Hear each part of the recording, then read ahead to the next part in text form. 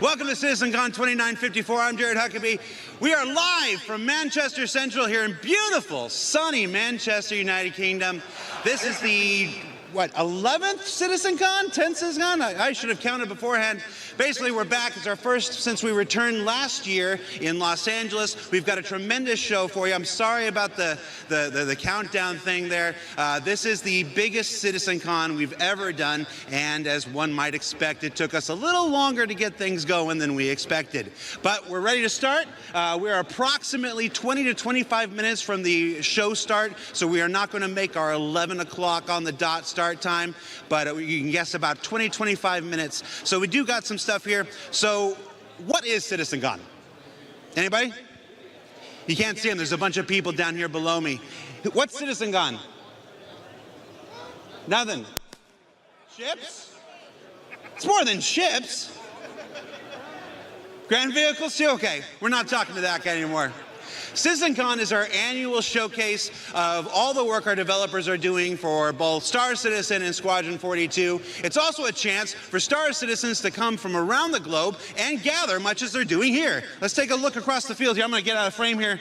Let's take a look at the field. Look at that. This is our hangar bay of the UEES Barbary. Here, now every CitizenCon we theme our expo hall to one thing or another. In 2019 it was themed for Grimhex. In last year it was themed for Pyro. This year the UEE's in town celebrating Citizen Day, and we'll learn more about Citizen Day later in the thing. So what's on the agenda for this year? Well, CitizenCon, like it was last year, is now a two-day event. So we have a whole host of presentations today and then a whole host of presentations tomorrow. We're going to run them down now and let you know a little bit about what you can expect. So in about 15, 20, 25 minutes, I can't be specific with you at this point, Chris Roberts is going to take the stage and kick off CitizenCon proper. We're just the pre-show here where we like to have fun. After Chris Roberts takes the stage, we are starting with Brave New Worlds. Now that is our Core Technology and Star Engine Group's presentation. You might remember that they kicked off last year's presentation with that amazing Star Engine trailer that was like 25 minutes long or something. We don't have a 25-minute long trailer today, but we do have a chock-full 90-minute approximately presentation of their new Genesis system, which is a subsystem within Star Engine that will let us build planets at the size, scale, and scope that we've always dreamed of. So you can check that out at the start of the day. After that, we've got a social universe. Now this is the sleeper presentation of the entire thing. Now, we were a little cagey in the description on the website about what this is. You know, it's everybody getting together and playing with your friends and stuff like this, but I'll just say it's the sequel to a presentation we did approximately 10 years ago at CitizenCon. And if you want to look back at what we did back then, you can probably guess what it's about. Folks that are in large groups of people will want to pay attention to this one.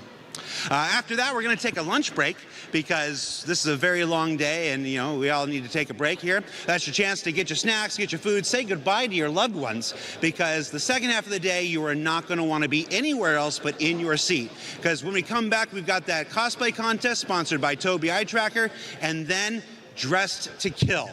Now, Dressed to Kill is also a sequel to a presentation we did in 2019 about armor specializations and basically bringing high function to high fashion in the universe. And then, as we said in our summary on the website, the return of an old friend from CitizenCon past. Yes, Virginia, it's true. What you've guessed on Reddit, it's here. And then finally, Beyond Pyro, where I promised on SCL just a few short weeks ago that there's no 4.0 content at CitizenCon. Well, guess what? There's no 4.0 content at CitizenCon. We're all beyond 4.0 this year.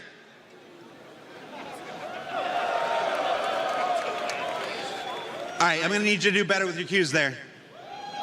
Yeah, we're going to look beyond Pyro to what comes next. And then we're going to take a short 15-minute break after that, let everybody recharge, and then there's something on the schedule that is currently redacted. I'm not allowed to tell you what that is, but I'm going to tell you guys watching at home the same thing I told everybody out front when they were waiting to get in. Do not let any force on this earth stop you from being in your seat when whatever that is happens at the end of the day. And then on day 2, we come back tomorrow with a look at crafting your home. That's a look at base building, which we first introduced at last year's CitizenCon, and the new crafting system. The crafting system that aims to dynamically change the face of all life in Star Citizen. There's a reason it's kicking off day 2. You're not going to want to miss that. Then Captains of Ministry, that's replacing our general Ship Talk 2054. Is that what year it is? 940? Yeah. George is saying yes. Replaces our generic Ship Talk segment with a presentation dedicated to the ships and vehicles that will make crafting and base building possible, with the return, with a revisit of an old friend that hasn't made its appearance in the Persistent universe yet, but it's getting a big blow up before it does. So you're gonna want to check that out. And then, well, if I can be honest, we got a tight zoom. You got a tight zoom? Yeah. Let me talk to you here, though. The Star's my destination. Star Citizen Alpha 1.0. If you're an old school sci-fi head like me, you'll recognize that title. This is perhaps, and you know me, I'm not the one to hype. I'm not generally prone to hyperbole. I'm always like cautious. I'm like, well, you know, it might be this, might be that. I'm going to tell you right now, the most important presentation we've ever done at CitizenCon. Mark it, be there for it tomorrow. Now, that's enough for me. We're going to throw it down to Dan, down on the floor of the hangar here, and we're actually going to explore a little of what's here in the UEES Barbary. Dan, are you there? Thank you, Jared. Welcome back to CitizenCon 2954. My name is Dan Haubrick. I'm the community producer here at Cloud Imperium Games, welcoming you all back to Manchester, home of the previous CitizenCon 2949. Although unlike then, things look a little bit different than they did before. That's right, as Jared said, gone is the grit and grime of Grimhex, and now we have the spick and span floors of a UEES Bengal-class ship. That's right, we are aboard the UEES Barbary, just locked in orbit above Manchester. That's right, this entire CitizenCon is themed and brought to you by the UEE Navy. Why, you may ask? Well, you'll just have to keep watching to find out. Now, if you're looking at the screen going, who's that handsome man I'm looking at? You probably have a different tab open. So I'll give you guys a quick second to get to Twitch or YouTube and get to the right tab. Make sure you're watching the stream and make sure you're watching our content. I know, it's a disappointment to me too, but I'm told that eventually you get over my face and voice and everything about me. But in case you don't, this year I'm joined by Manchester's very own Sam Haley as my co-host here on the show floor at CitizenCon. Sam Haley is one of our QA supervisors here at the Manchester studio. She also has some impressive street cred. She was the pilot of the Carrick in the 2949 CitizenCon demo, and I literally found this out yesterday. She's also the voice of the ASOP terminal. So we'll make sure that you guys get to meet Sam later today as we're going through. Now, I know Jared just went over this a moment ago, but if you're like me and you can't listen to a man in his, I don't know, mid-80s ramble on about how the sky used to be blue and dial-up used to be a thing, let me explain what we're doing here. I'm here on the show floor at CitizenCon here to show you guys the awesome stuff we have for those of you who are at home and aren't able to attend. So we want to make sure that you guys feel as though you're not missing out. So come follow me and we're going to check out some cool stuff here on the show floor right now. To my immediate left, we have the Voyager Bar. If you guys are here at CitizenCon and are looking for some refreshments, look no further than the Voyager Bar. As you can see, we have some impressive refreshments based on our in-game drink manufacturers. We have some awesome flags, we have some awesome pennants. I don't know how well they're going to pick up, but we also have some amazing 3D torpedo burrito dancing Garmin Humble stuff in the background.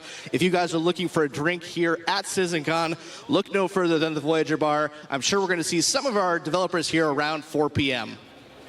Probably closer to 3 p.m. They're going to be here any second. It's been a long couple of weeks, so we'll give them some privacy and we're going to move right on. Also to my left, we have our Monster Tech Sim Pit. If you guys are looking to experience Star Citizen in a way that you've never experienced before while you're here at CitizenCon, then the Monster Tech Sim Pit is a great place to be. Using our VKB sponsored joysticks, these are awesome places to check out Arena Commander and Star Citizen in real D4D. Now over here, come follow me. We're just going, excuse me guys. Come follow me. Now over here we have our community booth section. We're going to be visiting the community booth section a bunch during CitizenCon, so I'm not going to get into too much detail now. But as you can see, all of our community booths are themed after in-game cargo container manufacturers. We have Anvil, we have Argo, we got RSI, we got Kovalex, we got MISC. All of these containers are filled with orgs and booths that signed up to be part of our community booths. There's some awesome stuff. Like I said, we're going to be going there a little later today, so I'm not going to get into too much detail right now. But there's some awesome stuff there, filled with groups that make the verse a more immersive, impressive, inclusive place to be. Excited to check them out later. Come follow me. As you can see right here, we have our general lounge here at CitizenCon. If you guys are looking for a place to escape the humdrum and bits and bustle of the auditorium, the general lounge is a good place to hang your cap, sit down, and relax. It's also a good place for you guys to make new friends. You guys are here for a shared love of Star Citizen. So if you guys want to make new friends, feel free to grab a seat. Ask people what their favorite ships are, their favorite ship manufacturer, their favorite game feature that may or may not have an issue council report. And you guys will make friends for life here at CitizenCon, here at the General Lounge. And I know there's something that we haven't talked about. It's a pretty big thing. It's a pretty big deal. I know we've just been glossing over it. I think we finally should talk about it. I'm talking about, of course, the Addison Lounge. That's right, the Addison Lounge. If you are looking to sit down in comfort and style, the Addison Lounge is the place to go. We have our United Empire of Earth timeline. We have our UEE branding all over the place. It's a good place for, again, for you to hang your cap, sit down, relax, and enjoy the show. And I think that's it. I mean, Sam, I don't know where my co-host Sam is. Sam, hi, Sam. I don't think there's anything else that I'm missing on show 4, right? I don't think there's any major stuff I glossed over, nothing big or exciting that I didn't talk about, right?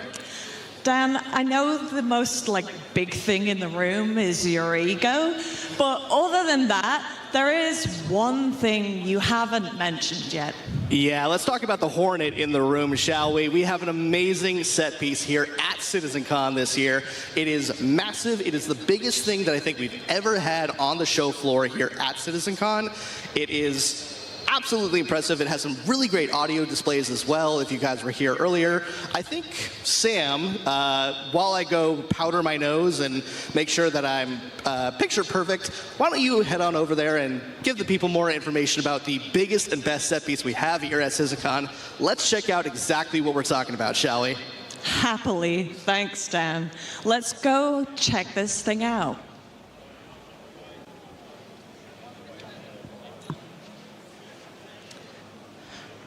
So, as you guys can see, we have a near life-size replica of the Hornet F7A Mark II. This thing was made for us by Mango Stone, and they spent 14 weeks putting this together, from 6 weeks of concept, 8 weeks of build time. This thing was their biggest ever build, but they have built stuff for us before in the Manchester studio. Now, as you guys know, this is a medium fighter, so it packs a punch, but it is pretty quick. If you guys have flown the F-7Cs before, it's very similar. However, this thing, if you guys haven't seen the guns and the Gatlings on this thing, it's pretty powerful.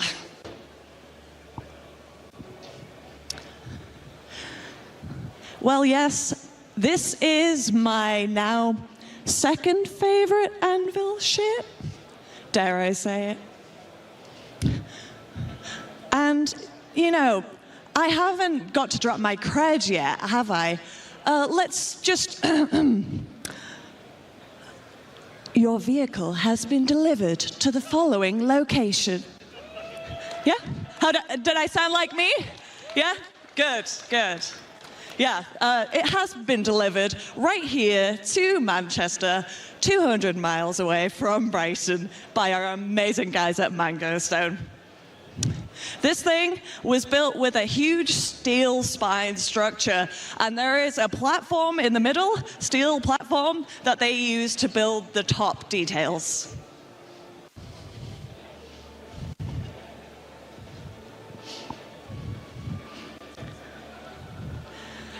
Yep, if you guys don't get the chance to see this in person, just look at everybody's social media for the next 5 years. I'm pretty sure this is going to be people's profile pictures, cover photos, whatever it might be. So yeah, if you're at the event and you don't get a picture with this thing, I think you're missing out. So yes. Are we ready to head over? Brill, I think we're nearly ready for the first presentation. But before that, I'm going to hand you over to Jared. Jared, over to you. Hi, Sam. Thanks, Sam. Look, there's Sam. Hi. And there's me. And there's Sam. There's me. Now, what Sam was far too humble to tell you is that she, as in her role in QA, has more flight hours on the Hornet than almost any person at CIG, which is why we gave her the wonderful introduction to the Hornet. So, and you might remember Sam from CitizenCon 2019. She flew the Carrack through the very first jump point to the very first visit at Pyro. So let's give Sam a round of applause, please.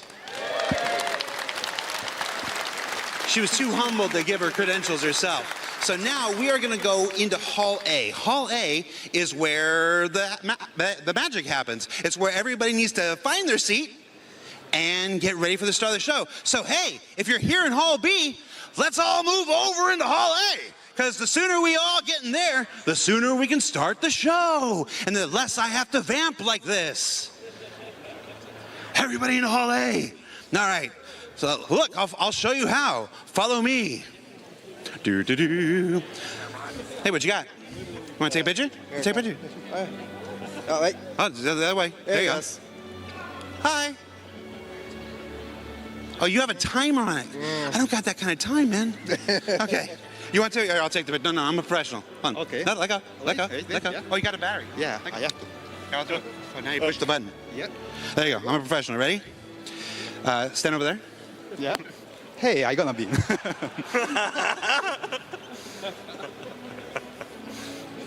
no, we're good. All right. No, we're gonna do 2 pictures. Ready? We're gonna do down low, like we're in a rap album. But we can see our bellies then. Well, okay, I'll do this. Good call. And then up high, like we're teenage girls. And then one that's really awkward. Ready? Okay. Yeah, how's that look? How's that look? All right. Thank you. No problem, guys. All right, let's get into Hall A. Everybody into Hall A. Everybody moving Hall A. Slice of pizza? What is that, just cheese? Yeah. All right, thanks. Everybody in the hall. No, that's hot! I know. Woo. All right. Hall A, give it up for pizza! Woo. One of my favorite things about Star Citizen, we've got Big Benny's Noodles, we've got Torpedo Burrito, we've got Pips, and we've got pizza. Just pizza. Wow. There's a lot of you in here. This is the largest audience we've ever had for CitizenCon. 4,200 people, plus a bunch of employees, plus a bunch of crew members. Over 5,000 people in this room.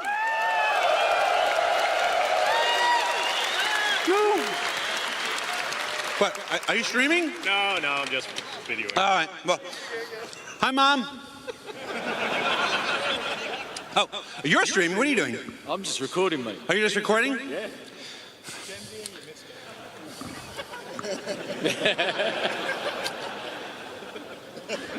All right, there we go. Oh, what are you doing? You doing the same thing? All right, here, let me see. Thanks. All right, so CitizenCon, who are you? Martijn. Martin? Yes. Where are you from, Martin? Netherlands. Netherlands. I love the Netherlands. I don't remember most of it, though. Do you? Yes. All right. Must be different for visitors. Different priorities. I don't know if I'm supposed to say that on stream. Whose phone was this? There you go. There you go. All right. Let's go. How much time do we got? Hold on, I got to put my headset on. How much time do I need to do this for? Where's Chris Roberts? Chris Roberts is here. Does he have his mic on?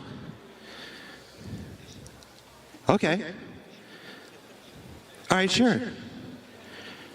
I mean, if that's what he wants.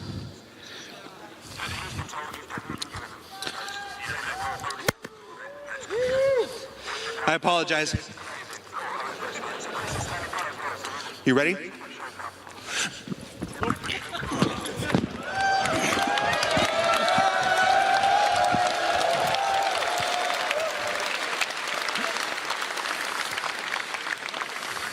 I think I legitimately pulled a hammy.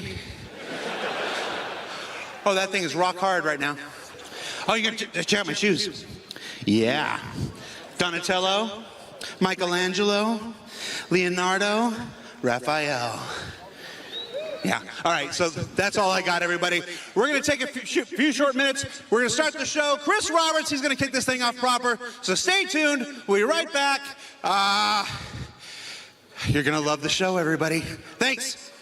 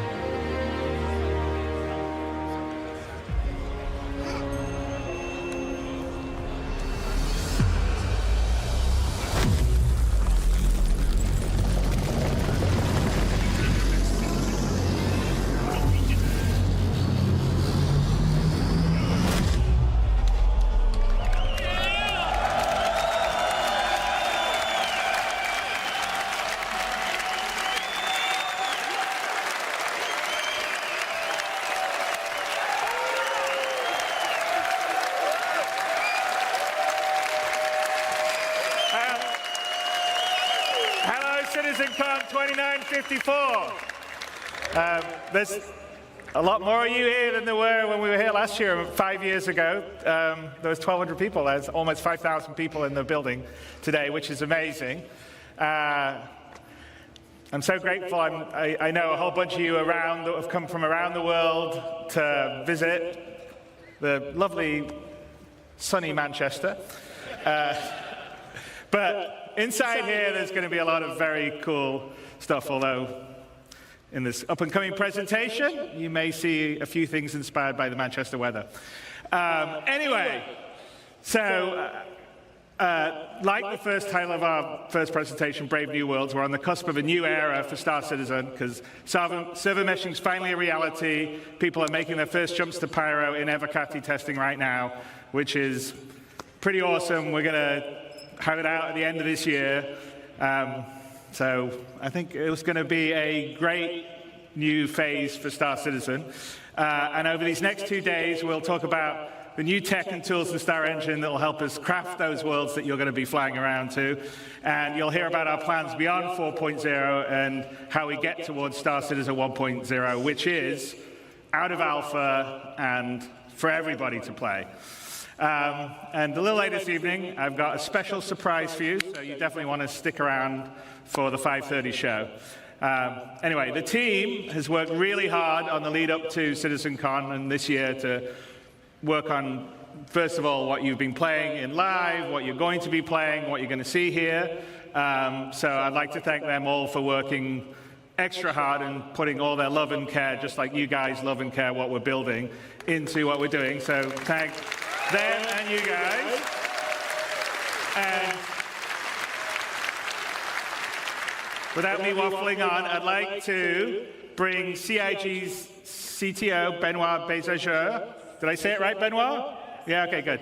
I'm always bad with French surnames. To the stage to start our journey into the future. So let's have a great show.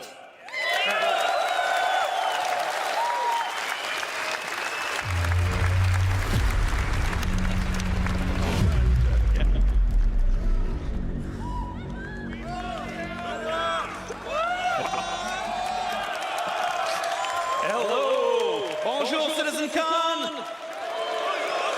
Wait. Guten Tag, CitizenCon! Hola, CitizenCon! Ni hao, CitizenCon! And hello, Manchester. I'm not going to need this anymore. Cool. I am Benoit Beauséjour, or as some of you know me, I am Balt on Spectrum. Today, we will talk about Brave New Worlds. This is Pyro 2, Monox. It's a barren planet, not really habitable. Now, since the advance of our planet tech, we've always allowed players to circumnavigate planets and move from orbit to ground seamlessly, explore complex areas in intricate detail. Now, with server meshing, we're going to need a lot more locations for missions and destinations for more life. But there's a major question that has always followed this project since the beginning of Alpha 3.0. How are we going to make a large number of planets and systems? How are we going to meet the fidelity benchmark we've established? In this technology update, we bring life to lifelessness, even to Monox. We take the physical representation of the terrain, the geology, the atmosphere, the climate, and the environment to create accurate biomes that spring naturally from the collision of all these environments. Coherent, denser biomes that follow the laws of nature that we encode into data.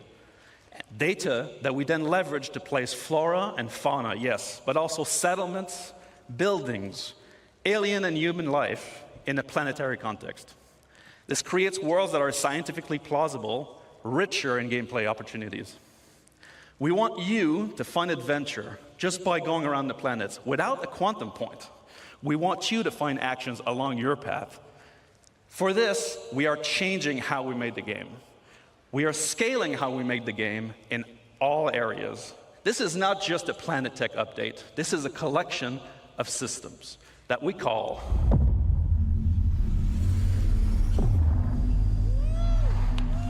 Genesis. Now, to help me explain all this nice work and this nice technology, let us kick us off.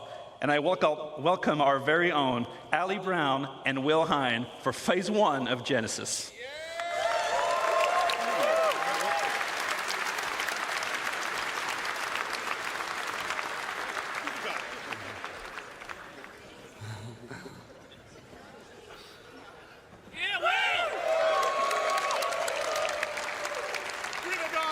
Hello, Star Citizen. Yes, hello, CitizenCon. Yeah. So let's start with some introductions. This guy over here is Will Hine, aka Water Guy or River Guy. And this lovely gentleman is Ali Brown, pusher of pixels extraordinaire. And we're here to tell you about Phase 1 of Genesis, which we're entitling The Laws of Nature. And this revolves around the fundamental approach we use to build our planet and is the literal foundation for everything else we're going to talk about in this talk today. Now, it centers on data-driven, physically based rules that we aim to realistically emulate nature and its incredible diversity. Before we dive in a bit deeper, let's just recap on some of the things we already have on our planet. So here you can see our lovely atmosphere and our cloud rendering, which can provide some spectacular views. We have our on-the-fly terrain generation, which is no loading screens in our game, which we're very proud of. And then we have our scattering system that can populate these planets with many different diverse biomes. And we've been setting quality benchmarks for each of these biomes as we come across them one by one. But what we have isn't perfect. This scene on Microtech, it looks great, but it's not getting the same density that you'd expect from a real pine forest. That's one of the things we want to solve. The other, if I take you to the other side of Microtech, you'd be excused if you thought we'd just turned around and looked at a different part of the forest. Why is that?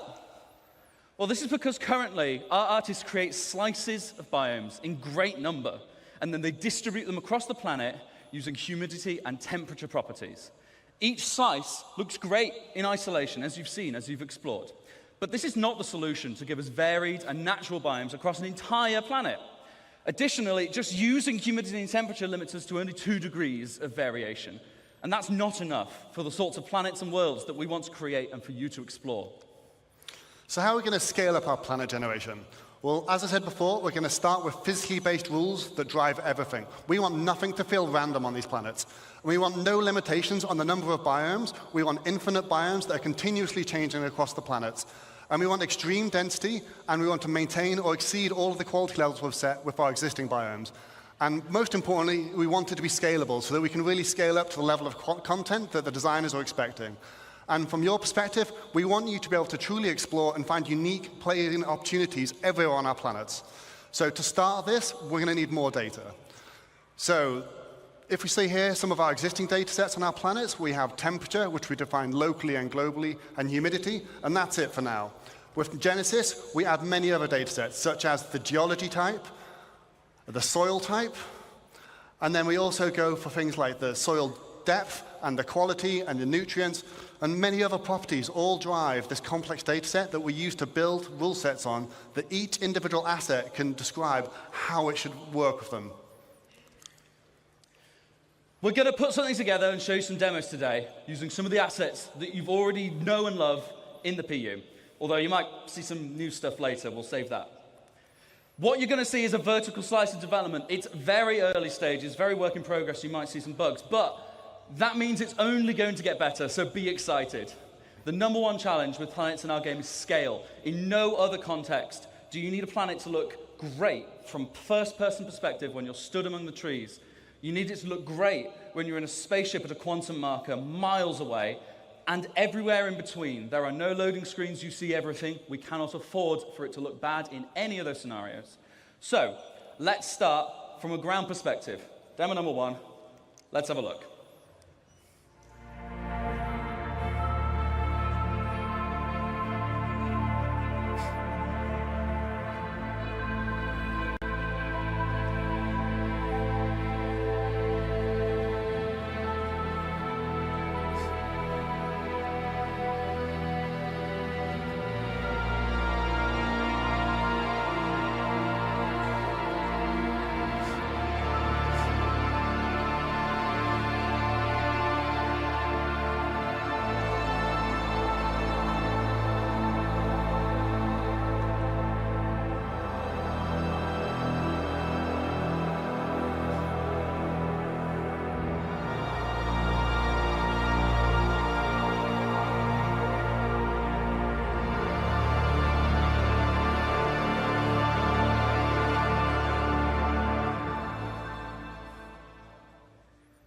So, how do we make that?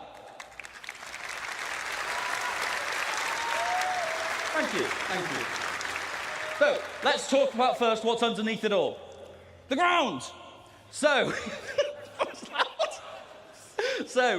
in our previous terrain shader, we just switched between different ground textures depending on climate and didn't really consider the unique properties of each type.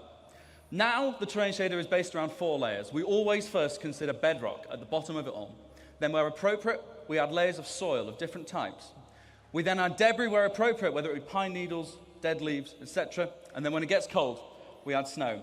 Each of these layers has unique shading properties and unique transitions between them. Because we do this all in one shader, we're able to achieve that as well as being performant. We can also use things like water saturation to darken and tint the soil and other properties to make it look more realistic. But that's not what filled most of the screen in that demo. That's the vegetation. Like what Ali said, we want to emulate the laws of nature. So in Genesis, we have rule sets for every asset that tells it how to respond to our rich data, whether it be soil type, water availability, temperature, geology, or whatever.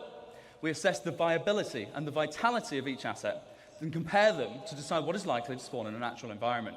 This automatically creates the cohesive environments that you saw in that clip. Not handcrafted anymore. No one has told those ferns and those pines to be like that. They each want to be like that. And that's what we're doing, multiple assets coming together to create a unique microbiome. What about trees then? Same thing. They have a larger requirement for space. They have a larger requirement for nutrients. That's how you see the distribution, and it's how it all works. Let's meet the flora that came together to make that forest, and have a look at some of their properties. Now, just to note, they are all going to look quite similar because we've already seen them in the same place, so they must be similar. So, building blocks, like grass and common grass, medium amounts of sunlight. We had ferns, see it's a much lower requirement for sunlight. We had salix bushes forming our undergrowth. And we had pines, of course, and multiple variations of pines. Diversity is driven by competition. Everything has ideal conditions, which affects its competitiveness. We also have additional control over this in the form of dominance, which allows us to make one asset more competitive and more dominant than another, which is just what we see in nature. Everything is constantly fighting for resources and, of course, light. Because we spawn these assets in a hierarchy, it's easy to propagate shade data down over the distribution of the assets so that we can control ones that prefer or reject shade. Often, like these ferns, they can spawn in light, but they are outcompeted in those scenarios most of the time. So you will see a rogue fern, or a place where there's no seeds for a specific asset, you might start to get this coming in.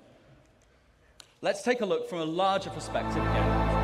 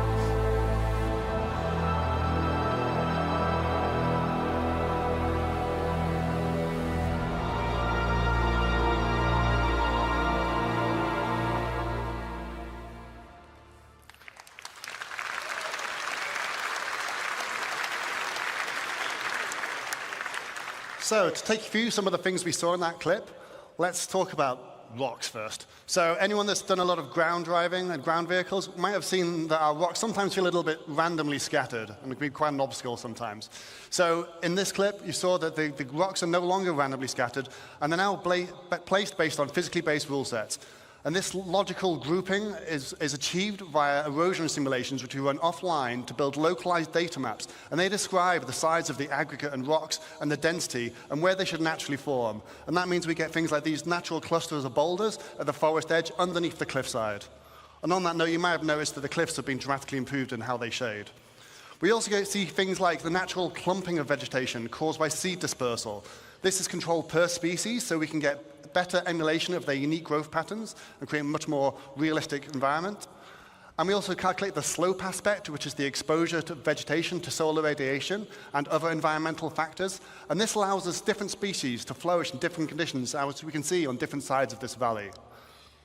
Then over larger scale, we calculate the age and vitality of each tree individually to drive exactly how high they should be, but also the color of their leaves. Now, this isn't the only thing that will drive the color of the leaves. We're going to introduce the concept of seasons to the game. And this will mean our planets will evolve through the year, and we'll be able to shed leaves from trees and have the grass wither in winter.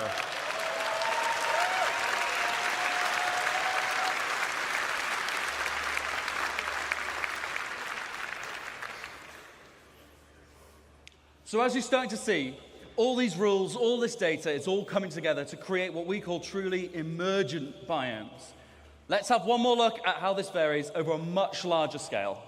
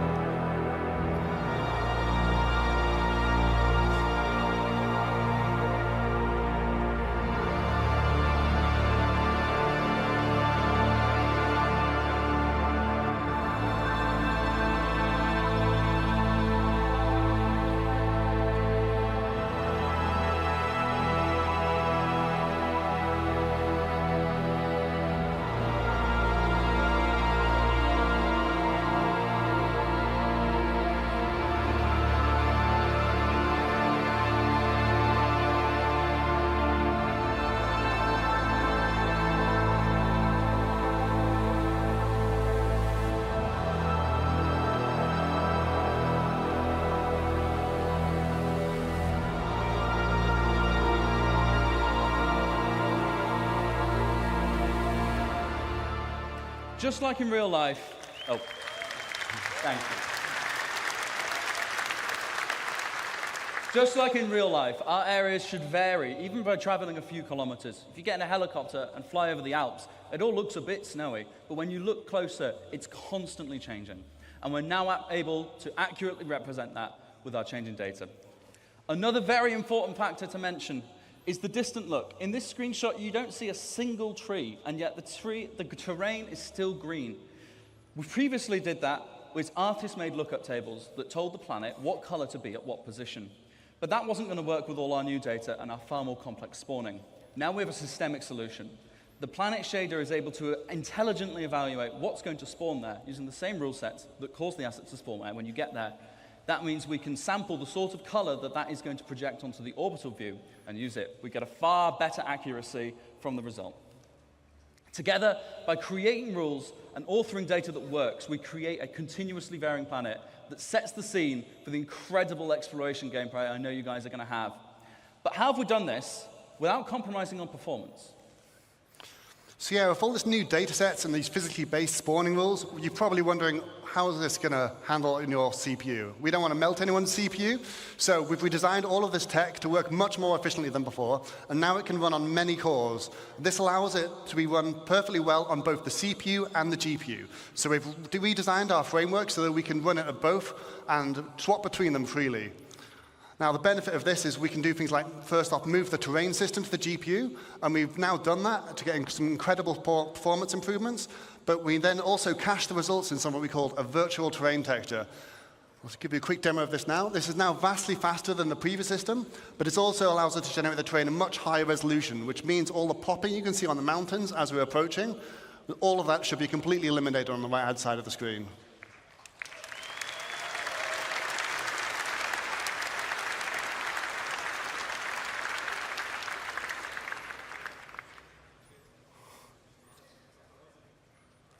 With the extra headroom we've gained by making our terrain system more efficient, we've been able to introduce some improvements, including high-resolution ground textures, proper blending between surface types, and of course, better tiling. If you're familiar with any of our planets, we've taken off all the assets so you can see the issue, and now how it looks, you don't see those lines going at all.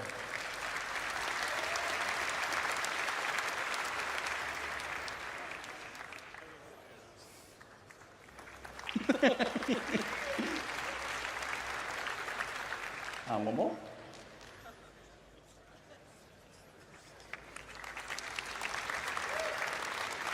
With the terrain data cached on the GPU, like Ali said, we can perform the scattering there too, which is significantly faster. All those algorithms that we've used to generate those first bits can run there without being more expensive on your CPU. And it also means the results are directly there on the GPU. We can render straight from them. That allows us to have dramatically more density in our new system. We can render objects directly without having to go via the CPU every frame. We also cull at different levels of granularity, with bigger groups in the distance and individual assets up close. Just as a demonstration, this is the sort of density you can expect on Microtech today. And in a second, we'll flip over to what you can expect from the new upcoming tech.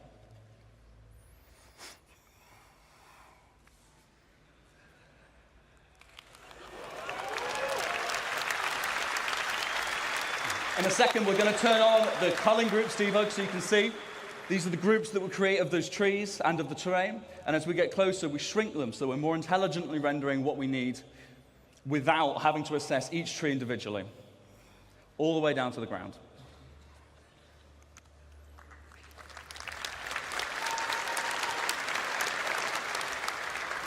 So to recap some of the things you've seen here in phase one, we had data-driven rules based on physically based data, generating emergent biomes that continuously vary across our planets to get infinite possibilities. And we've achieved this with much greater density than before and much faster rendering. And we also achieved seamless transitions from ground to space with zero popping. So now that we've got all this tech, it's time to talk about how art might make use of this. So for that, I'll hand you to the next phase towards Sebastian Schroeder. Thank you, guys. Thank you. No physical. Thank you.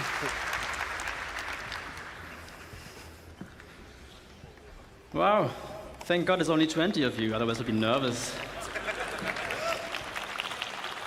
Right, thanks for having me. I'm here on behalf of the Planet Content team, and we're very excited to finally show you some of the things we've been working on. As you've just seen from Will and Ali, the system keeps growing in both complexity and capability, so our libraries have to grow alongside it. Wait, should I click? No. No, I should click. Yeah, click. Oh, there we go. So, our goal of the content is to provide the content that the system needs to populate every corner of every planet with realistic environments. And this content is what this phase of Genesis is all about, emergent biomes. For our first example of today, it's almost a shame Will left because it's about moisture, but let's look at very high moisture and medium to high temperature.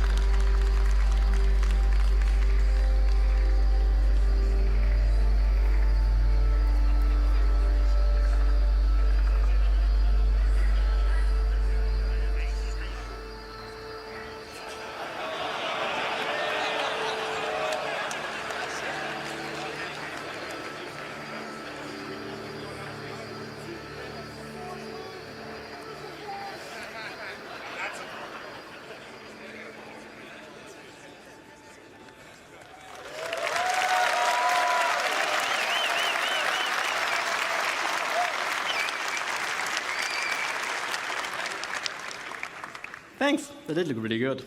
So, for swamps, we obviously made vegetation that feels at home in or near water. But before we dive in, allow me to give you a quick primer on our approach to authoring plants. Most species can survive in a fairly wide range of climate conditions, but will only thrive if the conditions are ideal. To support this concept, we author our vegetation assets to describe the full growth cycle of a species. If the conditions aren't ideal, they may not grow to full maturity or look their best, but the species can still exist. So let's have a closer look. For the water's edge, we made plants like this Alternatera and the iris. We also need the aquatic ones to float on the water surface, like the water lily or the pickerel weed. This willow and the one after, a Chinese tallow tree, while comfortable near water, we can also use to replace some of the more aged assets used to seeing elsewhere in the game. The last one, it's taking a bit longer now, but the last one, I'm gonna wait. The last one you may not see used much in other biomes, but it's a very iconic one for the swamp, the bald cypress.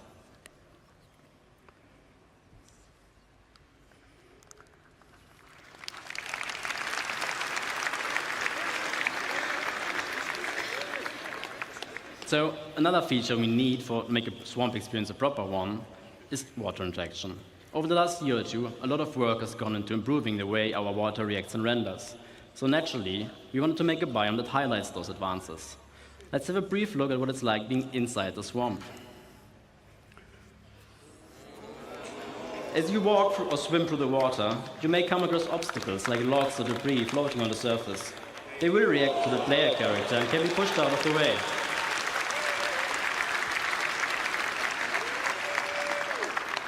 We were also pleasantly surprised when we first saw how the water simulation systemically affects assets floating on the water surface, making for some really immersive moments.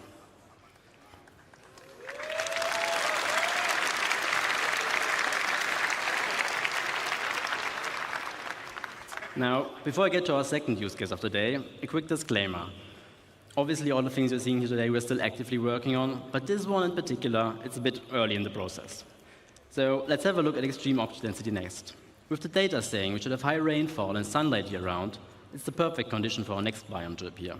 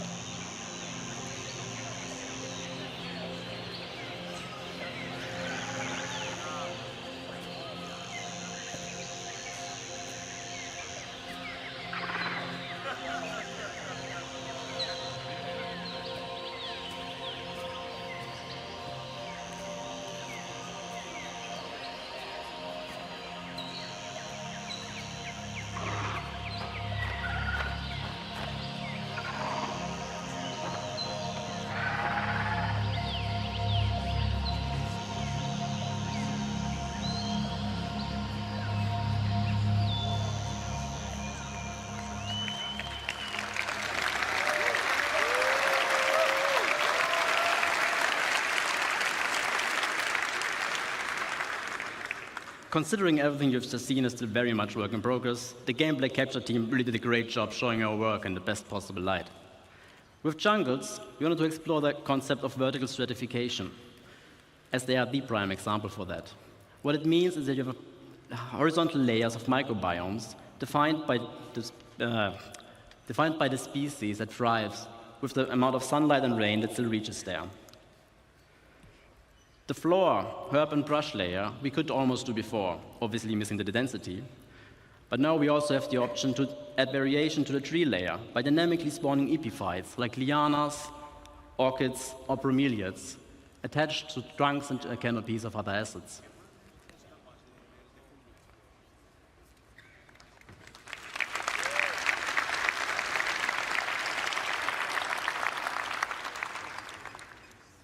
With this and improved density is what will finally allow us to make convincing jungles. And the best part is, we don't even need a lot of different species to create what we refer to as a canvas of a biome. The idea being that we can vary what kind of forest you're in by adding or replacing the plants that visually stand out the most. Now, to get us started on our stratification, we made epiphytes like the Epiprenum and the bromeliad, including a potted version for your hab. Then obviously you need jungles for lianas for a jungle. And we also made the grias, which add character to the herb and tree layer. For tall trees, we decided on a fairly generic rubber tree, as its different growth stages serve as a nice foundation for all height levels. And that's pretty much it, what we need to make a pretty good base for jungle.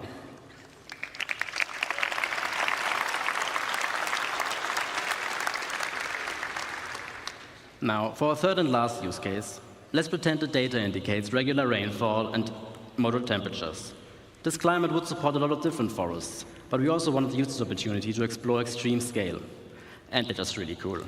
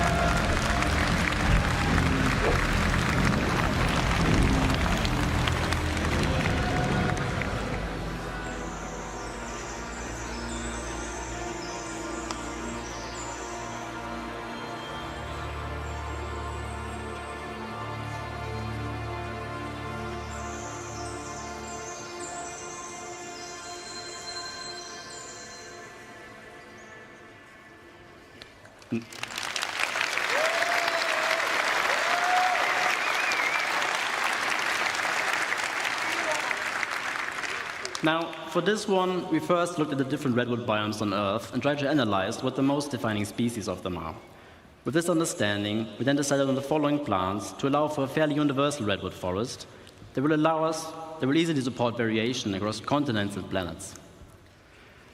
A fairly common family of species for the ground levels of all redwoods are ferns, in our case the sword fern.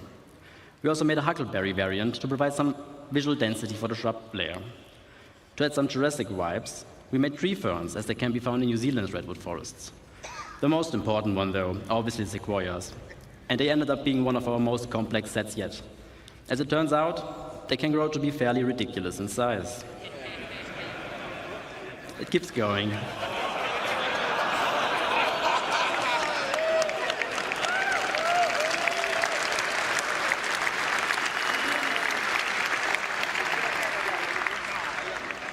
Now, one thing our game's foliage is sorely missing is the ability to properly react to what's happening around it.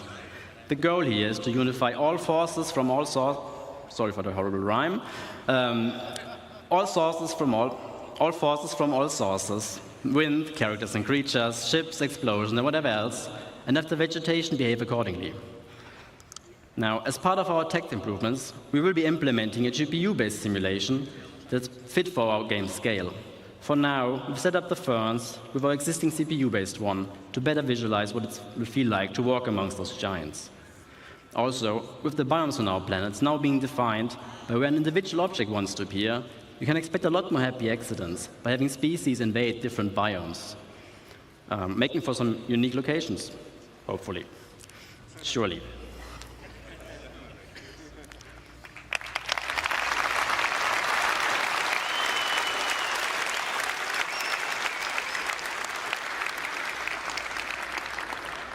Now, before I get to disappear off stage, I just want to say a big thank you to everybody involved, especially my team in Frankfurt for doing such amazing work and being all around great people. And also to all of you guys. I really hope you have a fantastic CitizenCon. This concludes this phase of Genesis, so please welcome Ian to the stage so I can tell you all about the next one.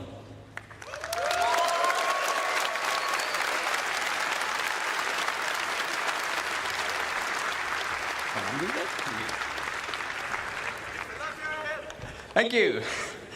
Hello, CitizenCon. All right. Those new planets and biomes were pretty, right? But it's time for phase-free civilization to give you some stuff to do. So, let's talk about location density. We've emulated nature as well as we can to make sure our planets are physically based and realistic, and our biomes are emergent. But it's time to start populating the verse, because where there's people, there are their lives and the structures they build. So it makes sense that whenever you go and explore these planets, that you find their lives. And what's even more important is that when we make these structures, that they use and they follow the same rules as our biomes, such as the jungles and the swamps. But before we continue, let's first take stock as to where we are now. At the moment in the verse, we have these custom, beautifully made locations, such as Ghost Hollow, we've got our distribution centers, or even just some outposts. And these have all been handcrafted by our designers and artists to hit that benchmark. And they've been working directly on the planet. However, going forward, this doesn't really scale with how we want to go forward with the game. Server meshing is about to arrive, and we're going to have a way higher player count. So those 73 bunkers across Stanton just won't cut it. But in general, it's also pretty barren. There's not much for you to explore and find stuff out there. So there's no exploration gameplay. You haven't really put your character to use for the way that you should. So this means we need to go bigger, which means we need to change our workflow. And with any workflow means we need to first establish a new benchmark. So, with our new benchmark, we are ensuring quality and improve on our previous work and make it even better. And any location that you'll find needs to have its own unique personality and no repetition. We don't want you to find the same location twice. This also means that this is your exploration and your findings. So when you go out there and explore with your Carrack or with your Corsair, is that whatever you find, you can share with your orgs or with your friends. As for that density, if you fly down to the planet, we want you to find something, let's say, every 100 clicks. But also improve the mission experience. So when you stay more on the planet, you're more immersed and you go from location to location. Just keep going. So going forward, we are modularizing all our existing locations and assets. And we're basically making a library of buildings and layouts that we'll be using to no longer work directly on the planet. The neat thing, all these modules and assets can be iterated upon and tested right in the editor for all the designers and artists to ensure fun gameplay and interactive sandbox activity, and also make sure all the mission stuff is there. Basically, we're building a toolkit. So let's look at some of the things that we need to keep in mind as we are making that toolkit. First and foremost, we've got our art style and branding. We've got things like Frontier for our settlements. We've got high-tech for the emergency shelters, but also utilitarian, like our bunkers and distribution centers. The richer the data, the richer these locations will be. Secondly, they all have a function. We've got mining for our mining outposts, farming for the farmsteads, or just places where people live.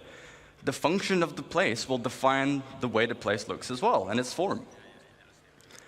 And last but not least, the people as well, the faction and their loadouts. We've got lawful people, like the new Citizens for Prosperity in Pyro, unlawful, such as Xenofred, and sometimes not even no one. And the place needs to look a bit, derelict. In different places, you'll find different people. So, now that we've made our toolkit and we've defined all this new stuff, let's start building thousands of locations. Yes, I said thousands.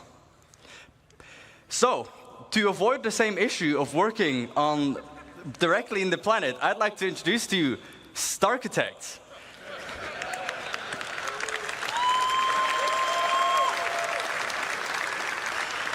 What Starchitect allows us to do is directly on a planetary scale scatter all these new libraries and modules and assets and no longer work directly on the planet.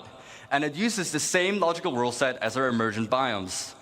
And it also gives us full control over the data that we set on these locations. So expect locations in places where they make sense. Let's kind of look at all this new Genesis data and all these new libraries and chuck it into Starchitect and see what it gives us. As you can see, we're now able to make full-size locations, and they will look completely different based on where you'd find them. The layouts are controlled by the rules, and it will reflect its place in the verse. We've got farms, mining outposts, but even our older locations, such as the bunkers that you find on Stanton.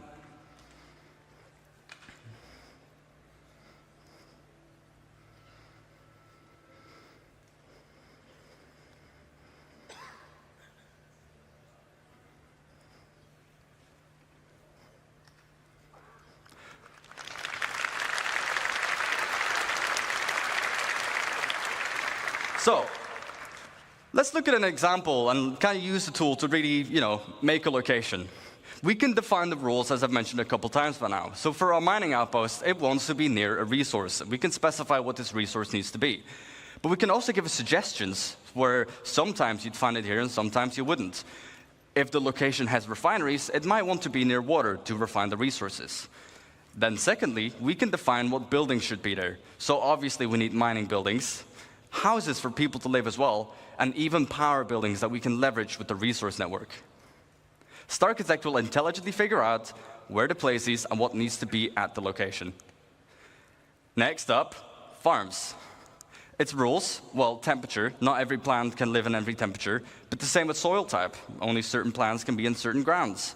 And then we can query the seed map to determine what plants you would find there. What are the harvestables? As for the targets, again, farm buildings, obviously, power buildings, houses, but even animals, such as our beloved quasi-grazers. And last but not least, derelict ships. We've got these all over the place currently. Rules, well, they'd be close to anti-air because they would be shot down, but even in harsh flight conditions, such as mountains or low visibility, you'd probably most commonly find them. Targets, well, crash ship parts, of course. Sometimes you'd find the full remains of a javelin, and the other time you might just find the nose of a starfarer laying around. So, let's talk about coherency. Sure, we can scatter all these locations everywhere on the planet, and you'll find them in places they make sense, but we can do better. You don't just want to find an outpost completely on its own, right?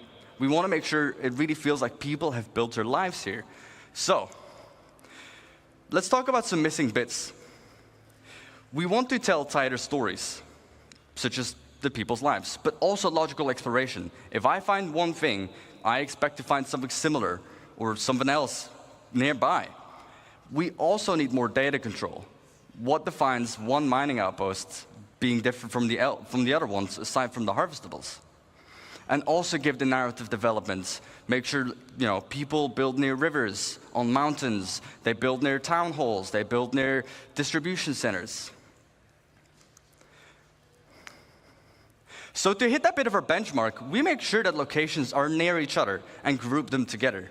The effect it gives is a fully developed landscape with vistas and points of interest all over. And we group them together in what we like to call a cluster, like this one, that has 13 locations. Let's talk about clusters. Clustering means generating locations near other locations. So, for example, if you find a distribution center, just like in the verse currently, I would find forward operating bases next to them. But if you go even further out, you'd find mining outposts to funnel those resources to the FOBs. Go out even further, you'd find caves around them, because that's where they might find some of the gems. And then we can even specify the data on a cluster level. All of the factions that live at this whole cluster, any mining outpost, that would be the same people, but also what commodities they sell, to find on what resource you'd find. So let's look at an example of the clusters. We have our mining cluster.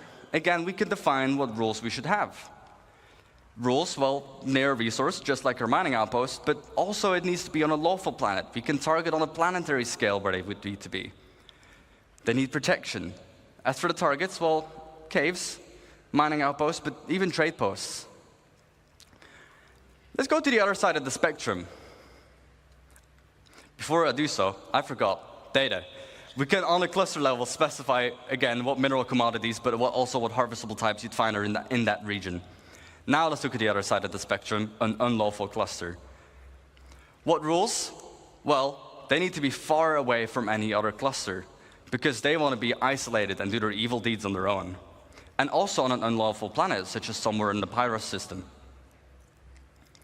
For the targets, outlaw outposts, crash ships, because they would shoot them down, and also ruins from just places they just completely overrun. The data on this one, you'd find specific loadouts, and they'll be using weapons that you wouldn't find in any other legal system. And these weapons will be sold at the shops in these regions. So, now that we have a cluster, let's go even bigger. Just like our locations, we can put clusters near other clusters, and we group them together, ranging between 10 to 15 locations each. And we group this into what we call a sector. Like this one, that has about 120 locations. However, on a planetary scale, we can define how many sectors we should have, with each their own data and persona. And every single one of these locations is now ready for the mission system to hook up and give you gameplay, and for you to find a bunch of places on your own. And just on this side of the planet, can you guess the number? We've got about 3,042 locations.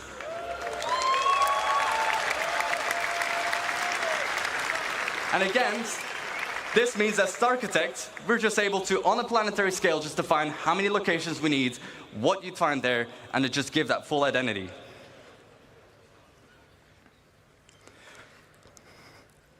Thank you for listening. And I won't just see you in the verse, but I'll see you in a denser verse.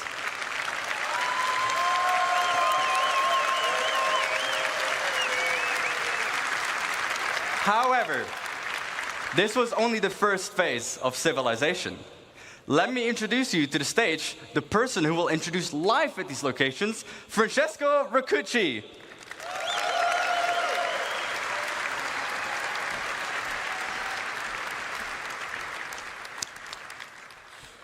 So, hi everybody. Benvenuti a CitizenCon. So, where are we today? So, my name is Francesco Raccucci, and I'm the director in CIG. Welcome to the next step of phase 3. We will look into how life adapts to the laws of nature and how all the NPCs can interact pretty much with these incredibly vast and dense worlds that we just saw. So up to this point, we have seen how we are building the worlds. We start from the physical data set, and this is to make sure that what you see is not just beautiful and realistic, but also physically accurate. So the distribution of the elements that we have seen and the location and the POIs are influenced by geology, mission, narrative, and the lore. Those locations cannot be lifeless.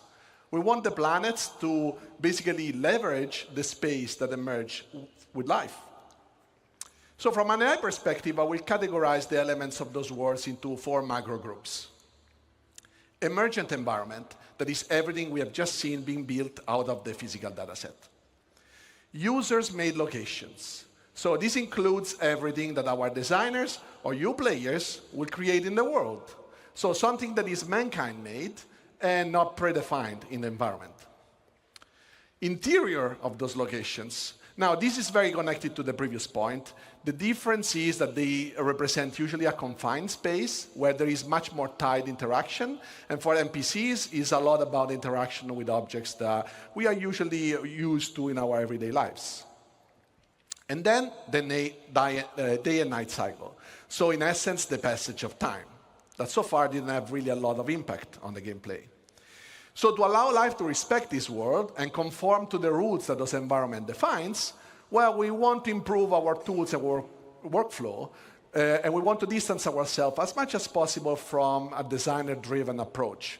This is because, first, it's labor-intensive. It can be prone to bugs, but also because the scale of the words that we've just seen are very hard to be designer-driven in the markup. So we want to improve this workflow, and we will see how manual markup is also not usually the best option, because with these words that are heavily impacted by users and changes and customization, it's very hard to know in advance where interesting things are. So today I want to show you a couple of examples of what the IT team has been focusing on to make these systems supported and scale correctly to support these vastly dense dynamic worlds. So we'll look at perception in light and dark environments and dynamic cover generation. So attacking an outpost now must have a level of depth that goes beyond what we had. So layouts of the environment can change, vehicles may or may not be present, and PC can be anywhere. And if it's a bright day, well, we will be more visible, but our enemies will also be more visible. And if you choose to attack at nighttime, well, we'll attack in shadows. During darkness, it's going to be a bit harder to see our enemies, but we will also be harder to be spotted. And it will give us more opportunities to be stealthy and sneaky. How do we do that? So as you see, there is also a lot of different light conditions in this outpost.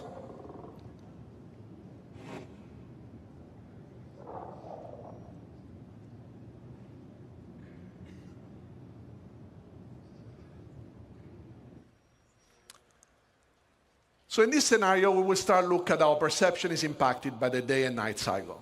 On the planetary surface, as we've seen in the outpost, natural and artificial lights are the two elements that will impact vision. And knowing that, you can use this to leverage your gameplay style to exploit basically all the environment. So what is perception? On the NPC level is the combination of data that we collect out of the senses. And vision is one of the senses and just tries to, in a way, simulates the human side ability. So designers can already tweak the perception in different ways. And one way is defining how quickly NPCs can understand what they're seeing. And the light condition have a direct impact on how quickly an NPC will fully understand, for example, if there is an hostile in front of them. And obviously, there is condition of light that designers can control, and some others, like the day-night cycle, that they can't. So in this video, we'll see two main elements: the graph on the top left and the two colorful cones. The graph on the left basically represents the current light level the NPC is in, and the current multiplier this light level generates to speed up or slow down the NPC perception and understanding. The two cones instead represents the primary and secondary FOV. The red color means that if you stand in that location, it will result in NPC reacting the slowest to you, and the green color instead represents the quickest response. So during the night, NPC will have a hard time to understand and foresee and see things, but if they have flashlights on their helmets, they can turn it on, and this will impact their primary FOV, making still the peripheral vision a bit more uncertain. And as you see here, first of all, the NPC is patrolling with his domesticated friendly copion.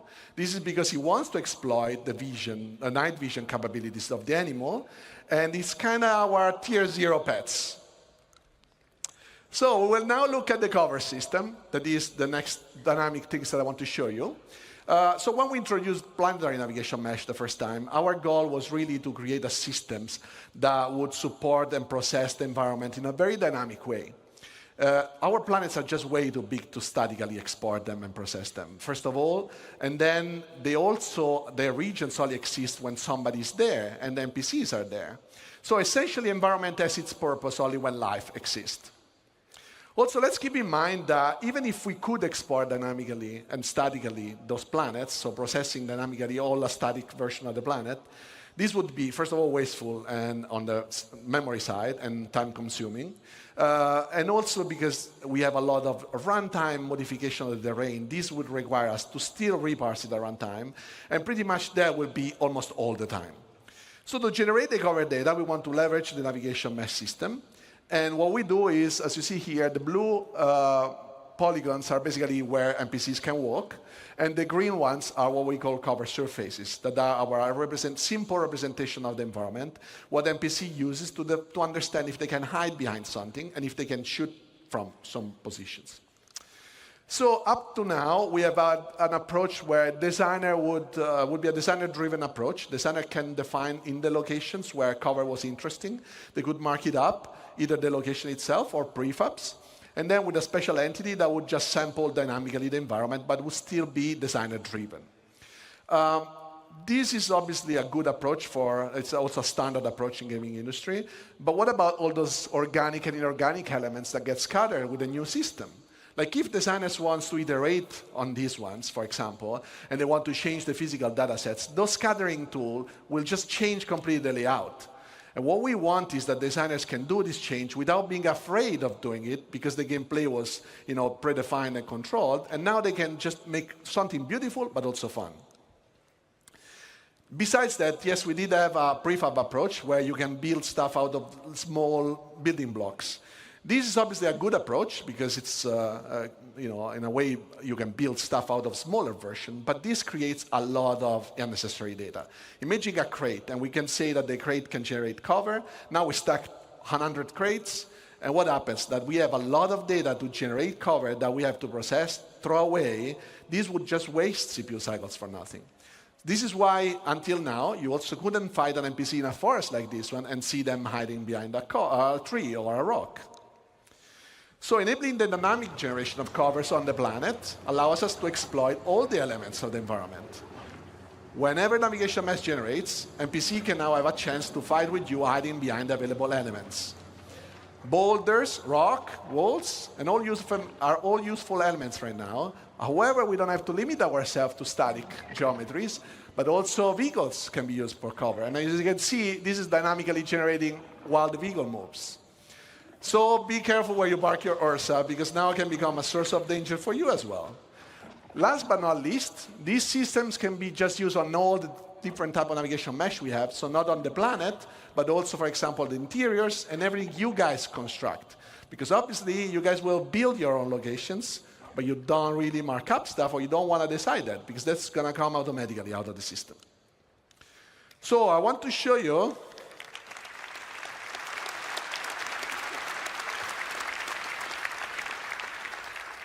So what I want to show you now is just like a little bit of insight of what goes behind the scene when we generate cover and navigation mesh.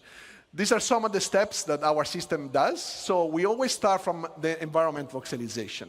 What that means is we process the geometry, the physical representation of the geometries, that is a little bit simpler than usually the render mesh, and we construct it in a voxelized approach.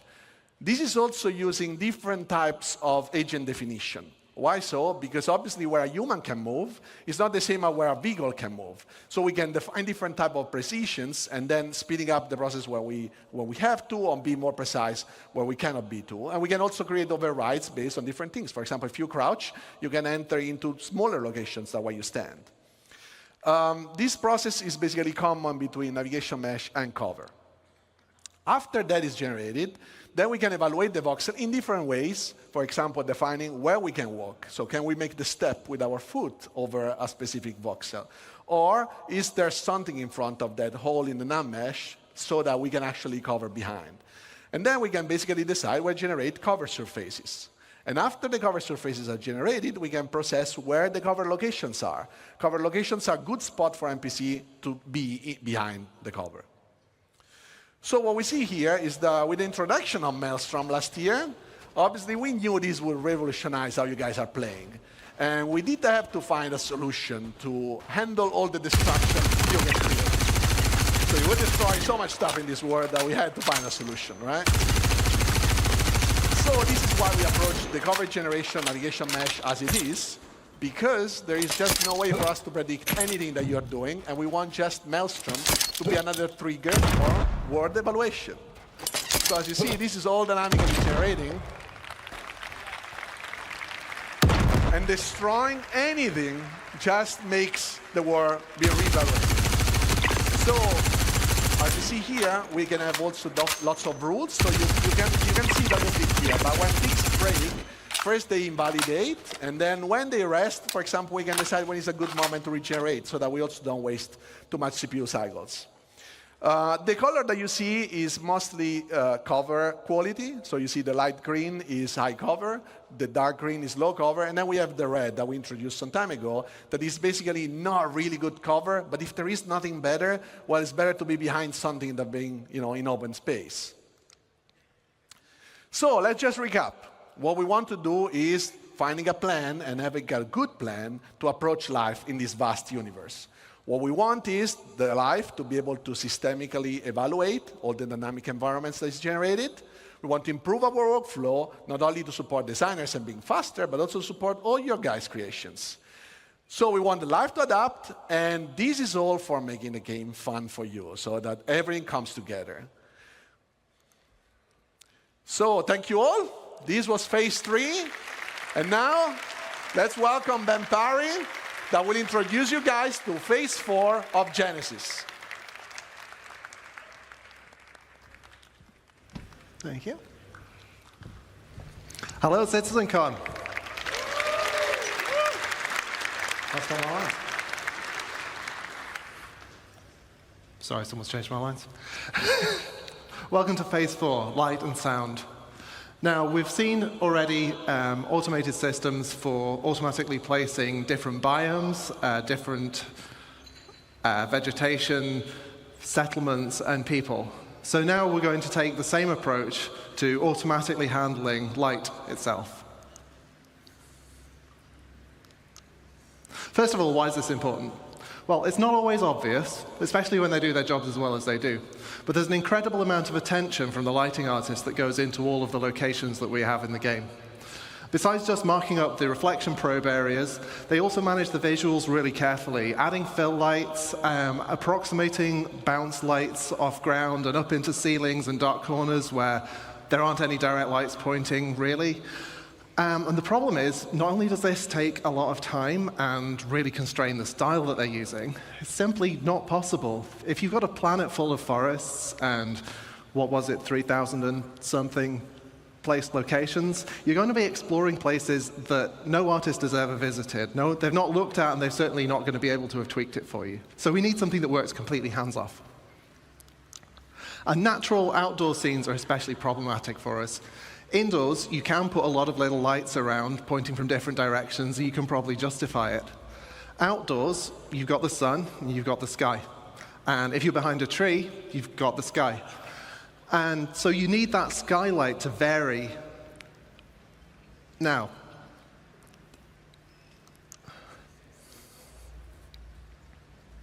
so this is the forest as you'd see it without the GI system. As you can see, all the shadows are receiving lighting from the same environment probe, so it's basically just a flat color across. We replace that with around 40,000 mini ray trace probes. Each of them has their own view of the sky, and so that gives you way more contrast and variation as you move in and out of the canopy.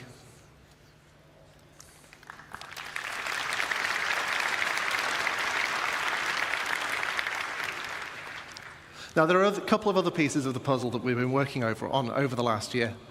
Now, the first is, well, all the stuff that you can't stick 40,000 mini probes onto. Anything that doesn't have an opaque surface, we can't really know where it is on the screen and track it from frame to frame.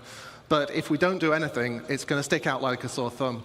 We've got fog, we've got particles, we've got other little things, I don't know what they are. And so we need something to do with those. So to address this, we've added a kind of stable grid of medium-y kind of probes that are generated around the player as you move around. So that gives us approximately matching lighting that we can apply to all of those things. Now, this is a little bit difficult to illustrate in normal scenes, so for once I've been making my own levels. As you can see, Pico's in trouble again, but because the lighting team hasn't helped, you can't see anything in most of the scene. If you add the transparency GI system, suddenly the whole scene comes alive. And this is something that we could never have done until we added this tech.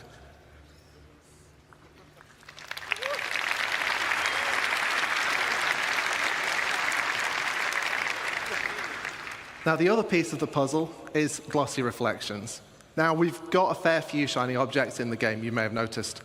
And we've got the same problem that if we fix the lighting on one thing and then the reflections don't match, it's going to look terrible. Also, ray tracing reflections is really cool, and we wanted to do it. And the challenge here, though, is that the ray traced reflections you're going to do, they're not just mirrors. Like, we've got a whole range of objects in the game, from like a scuffed hull panel all the way up to chrome polished pipes. And we want the same system to apply globally across that. So I'm going to do an uncomfortably short breakdown on what this tech looks like and how that comes together. So here's what we need to beat. Now, obviously, it reads as shiny, but there's this kind of fakeness to it. It kind of looks a bit like it's flying. So let's see what the ray tracing looks like. Yeah, it's really noisy and horrible. We need to clean it up. So what we do is we let pixels share their data in space, and then also in time to clear up the final image. And then we let the game's normal anti-aliasing just kind of clean up the last stuff and carry us over the finish line.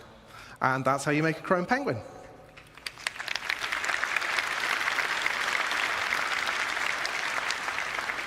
Now, I'm going to derail for a moment away from the topic of Genesis, because this isn't actually just about automating the lighting for new environments.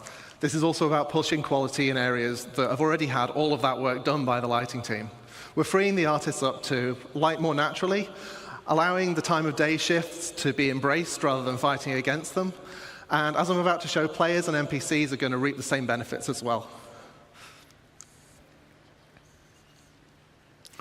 So here we start adding natural areas of light and shade and warm and cool colors.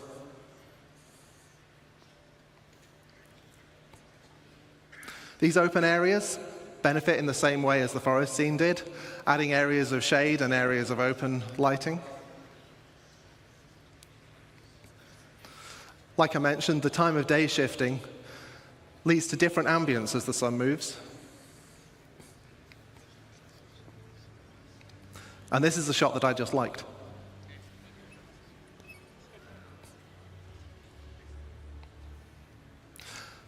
Finally, let's see how the new GI system can brighten up your character's day.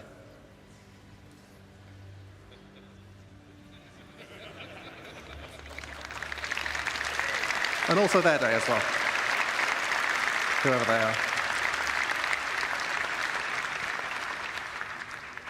Well, I promised you light and sound, but I don't actually know anything about sound. So here's the man who does, Graham Phillipson.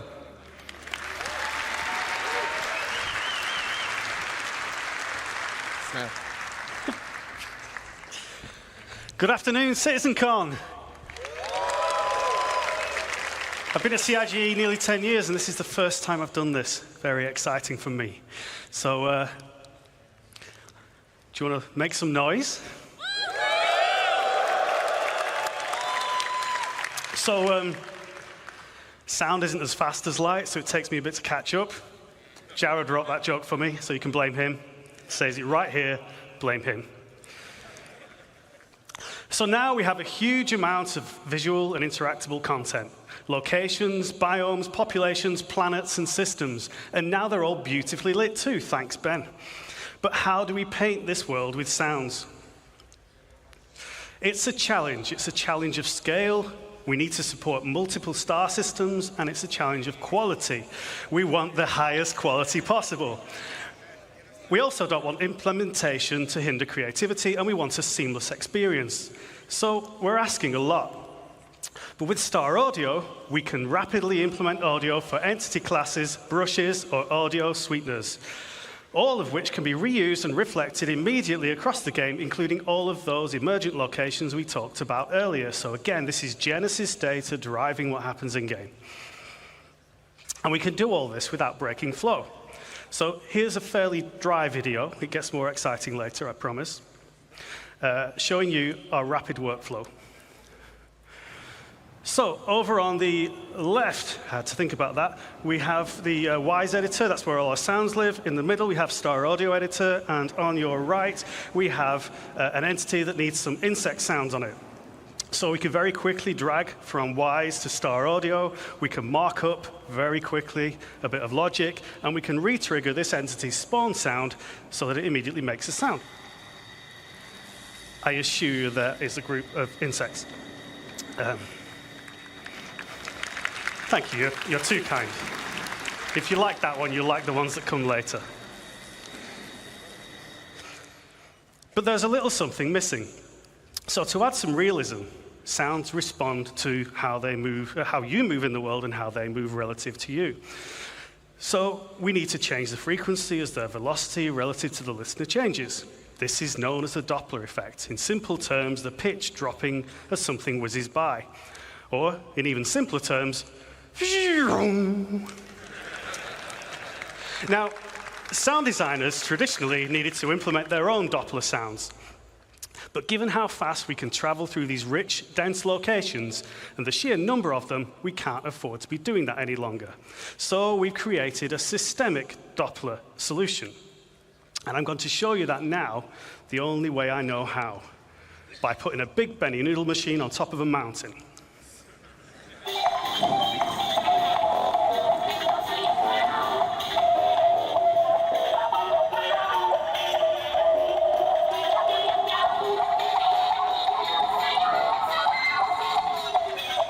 So you can hear the pitch and tempo changing as we move relative to the Benny noodle machine, and this is all fully systemic, no special treatment for this sound.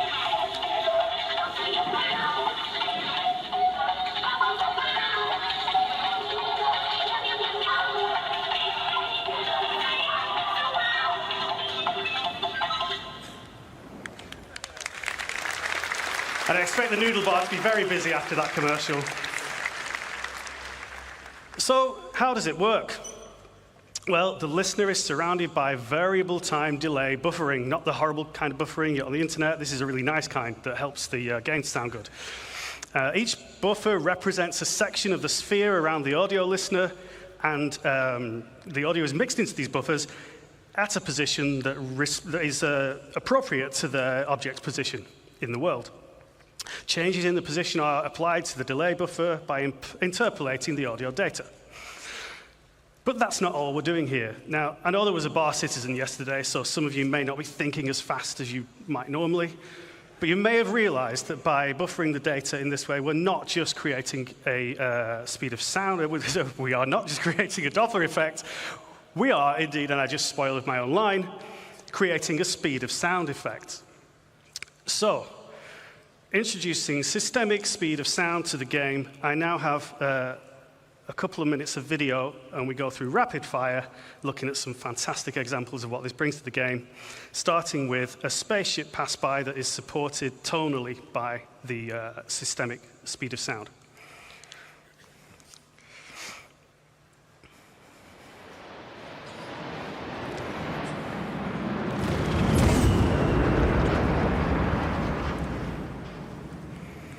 Okay, sounds cool. What about weapon fire? So let's bring in a sniper and, unfortunately for the sensitive of heart, a Pico. We're going to hear this first from the perspective of both with no speed of sound effect.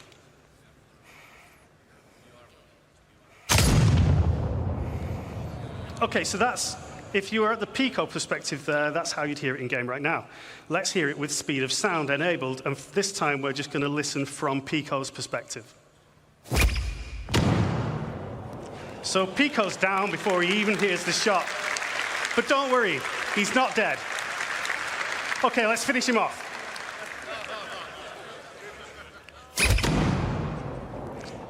Now he's dead. And as the voice of Pips, power up, I need to get some proper placement in. So there's one more example for you. Now finally, oh, not finally, we have ship weapons, so listen to the fire rate as the ship approaches the camera here, giving you a bit of a sense of threat.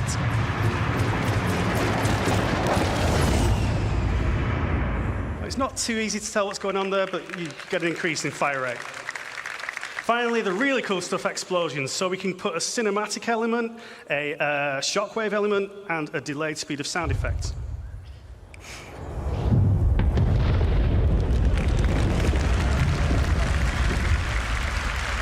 And that's way too cool to do just once, so we're going to do it twice more from further distance.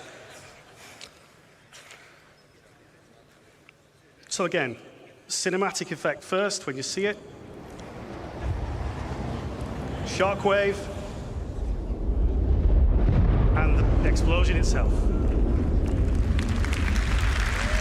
This is all completely driven by parameters in the game, so we can do this for real whenever you drop a Moab. One more.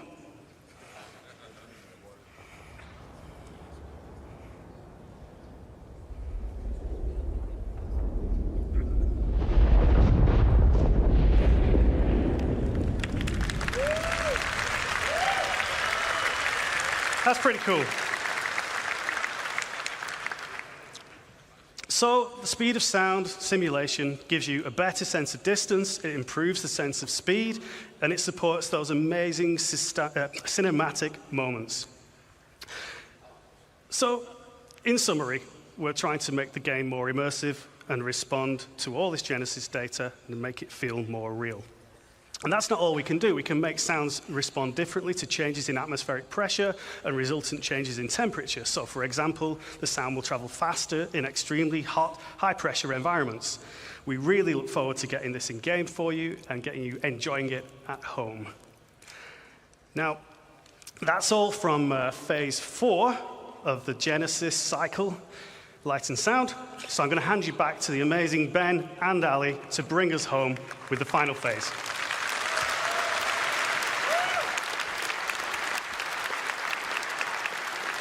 Thank you, sir. So, as Graham says, this is going to be the final phase of Genesis, and it's called Nature's Wrath. And this is where we're going to bring the very planet itself to life. So, first off, let's start talking clouds.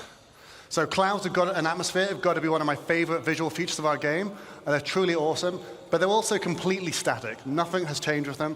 So what we want to bring with Genesis is the evolution of clouds over time. But this isn't just some simple scrolling animation. We use the same physical data sets that drove the biomes we talked about earlier and Starchitect, and these are also now driving a physical simulation of the clouds so they can form and dissipate in realistic conditions. So this means things like the oceans, the prevailing winds, mountain ranges, and the temperature will all impact the clouds. But to complement these more dynamic clouds, we've also improved our lighting model. So it now correctly accounts for how light scatters multiple times inside a cloud. And this is important, creates much deeper lighting, and it can contrast against the sun's rays, resulting in much more vivid cloudscapes like we see on the left here, something we're all too familiar with in Manchester. Now, it would be awesome to bring this into context and show it on an actual location.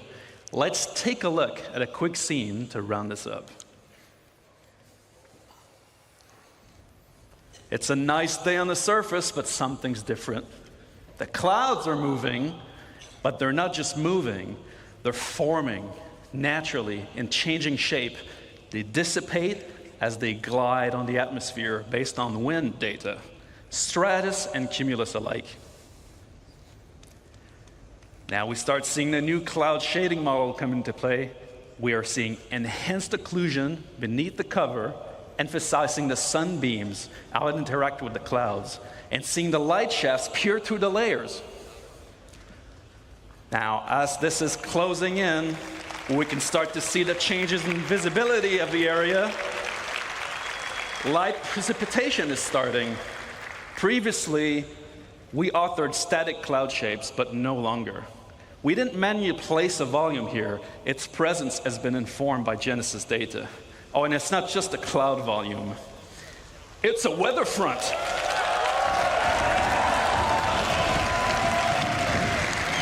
Now we're trying to see the wind picking up. Terrain and rocks are getting wet. Vegetation, grass in the overall environment are responding to the weather. The system is changing the world around us. We can see puddles being formed dynamically in the dirt, properly responding to light, reflections, and rain droplets. Making it's getting really ominous and loud in here. I can feel the danger. I think we should let this play out in the game.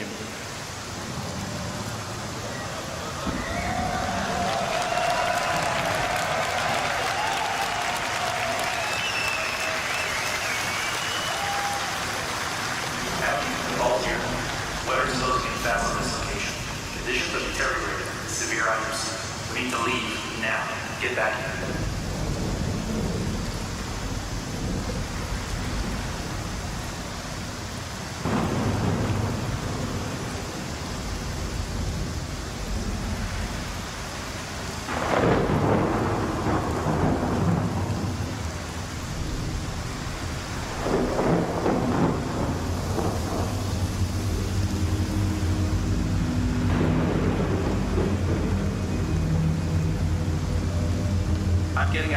now. Powering up and flying out. We'll need to switch to IFR. See you on the other side.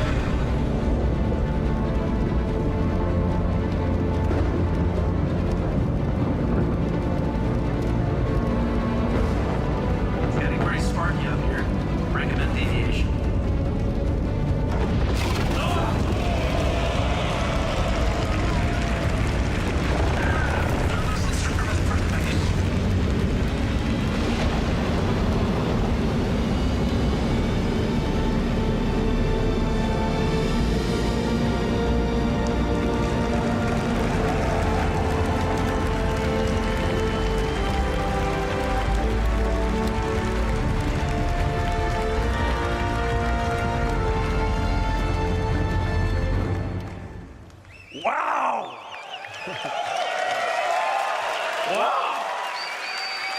Man, that's what we call the Falco maneuver, to get out of there. Ali, please break this down for us. What did we just see? Yeah, so that was a combination of lots of tech we just saw that all combined together to make a really great cohesive experience. So we started with the cloud simulation, which wasn't really a cloud simulation, it's a weather simulation. The rain will appear not at random, but it's based on physically plausible conditions, so you have real weather fronts evolving across your planet all the time. We have a host of visual effects, like the rain, and then you have the atmospheric scattering that you get under the columns of rain. We had the puddles and the splashes and all of this type of visual effects. We saw the wind developing over time, and that introduced turbulence to the flight model, making flight very challenging. And then, of course, we saw the lightning, which plays havoc with your instrumentation, but direct strikes will damage your ship, and of course, some storms will be dangerous enough to be fatal, as Ben's unlucky Aurora just found out. And these storms will sometimes be short-lived and localized, but others will be larger and potentially permanent on some planets. And this is going to restrict access via flight. I mean, players will be forced to resort to ground vehicles or even foot. And this is all going to be dynamic, meaning that you might find yourself trapped in some really unexpected situations. So we really can't wait to use all these mechanics to open up many new gameplay opportunities for All in the Verse soon.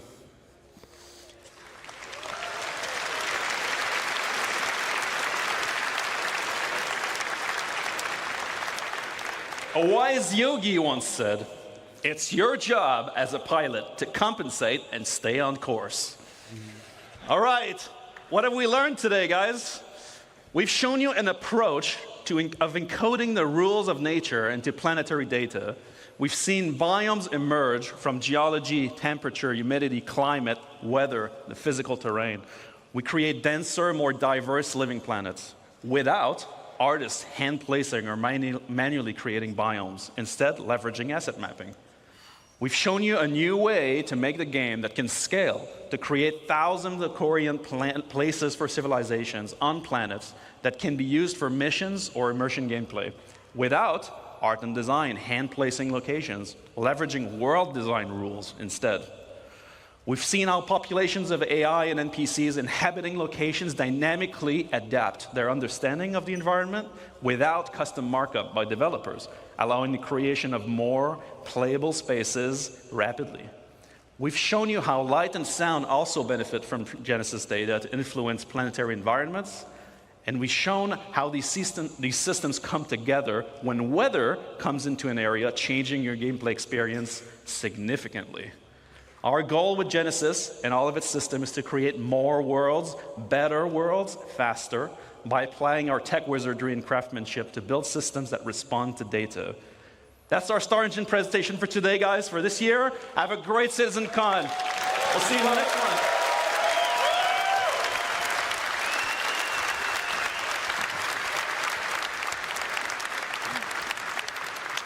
Hello viewers. I'm Kirsten. I'm a producer here at Cloud Imperium, and I work with the UI Tech and Planet Tech teams. Off the back of that amazing presentation is the lovely Will Hain on Planet Tech. How are you feeling, Will? Yeah, I'm feeling really good, thank you. It's been a good day so far.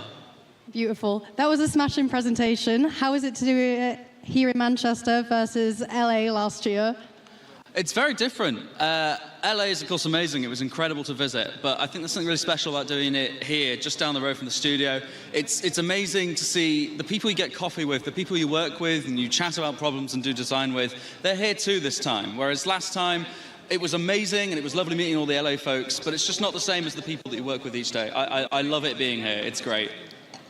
Oh, it must be amazing to celebrate all the work you've done with the community and the studio here in Manchester. Yeah, absolutely. It's no one person carries any of this. It's all teamwork, and having everyone here to kind of share in that and see everyone and meet the communities, it's just incredible. Well, with all that hard work that you just got to show off to everyone here today, what are the main 3 takeaways from today's presentation? So it's like Benoit just said, the whole Genesis set of technologies is all about creating more worlds faster and better. We've got a benchmark. Things look great. Pyro looks incredible. But we want to be able to deliver that more. We want to be able to exceed that benchmark and do it across everything we make going forward. And the whole Genesis panel, I won't pretend that I know everything about everyone's section because they're all experts. But all of it is coming together to create a much better game and much better content for it. Amazing. Okay. So what was your personal favorite moment from that presentation? Well, that's not fair. I love all those people. The dynamic weather demo, I'd not seen that cut. It's incredible. I love it. I have to shout out Seb's work. He makes the techie stuff that me and the Planet Tech team make. He makes it beautiful. And his team, of course, over in Frankfurt, they're all incredible. I love them all. But I can't pick a single favorite. I could shout out everyone because it all looks amazing. I don't want anyone to feel like I didn't. Very humble. So tell us a bit more about what players can expect off the bat with Genesis. What are the biggest changes coming for them? Well, you're going to see the planets become more and more physically based. As this technology matures and is finished out and is rolled out to the stuff that we're delivering to live, you're going to start to see all of these things come together. You're going to see that cohesion that we demoed today. And I'm hoping that we're going to show you some more of the steps along the way as well in the future, where we won't just be showing you Pines anymore. We're going to be showing all that incredible stuff that Seb's been busy authoring. Together, it's just going to look amazing. I'm so excited to get this into people's hands. Beautiful. A personal highlight for me was seeing the water interaction with the biomes. Is that something you're excited for players to interact with? Absolutely. The swamp demo with the water interaction, I kind of knew it was coming, and I'd seen like the clip in the background, but seeing it there and it just working is great. I love it, and I can't wait for once those biomes are out and you can go and explore. It's so much more reason to be in the water and see it all. I'm very excited, yeah. Thank you very much. immersion's obviously very important to our community, but I would just want to touch on the work you and the team have done. Is there anything you want to say to anyone in the studio, or any shout-outs you want to make to the people you work with? I don't know what to say about fans except come up and say hello if you are one.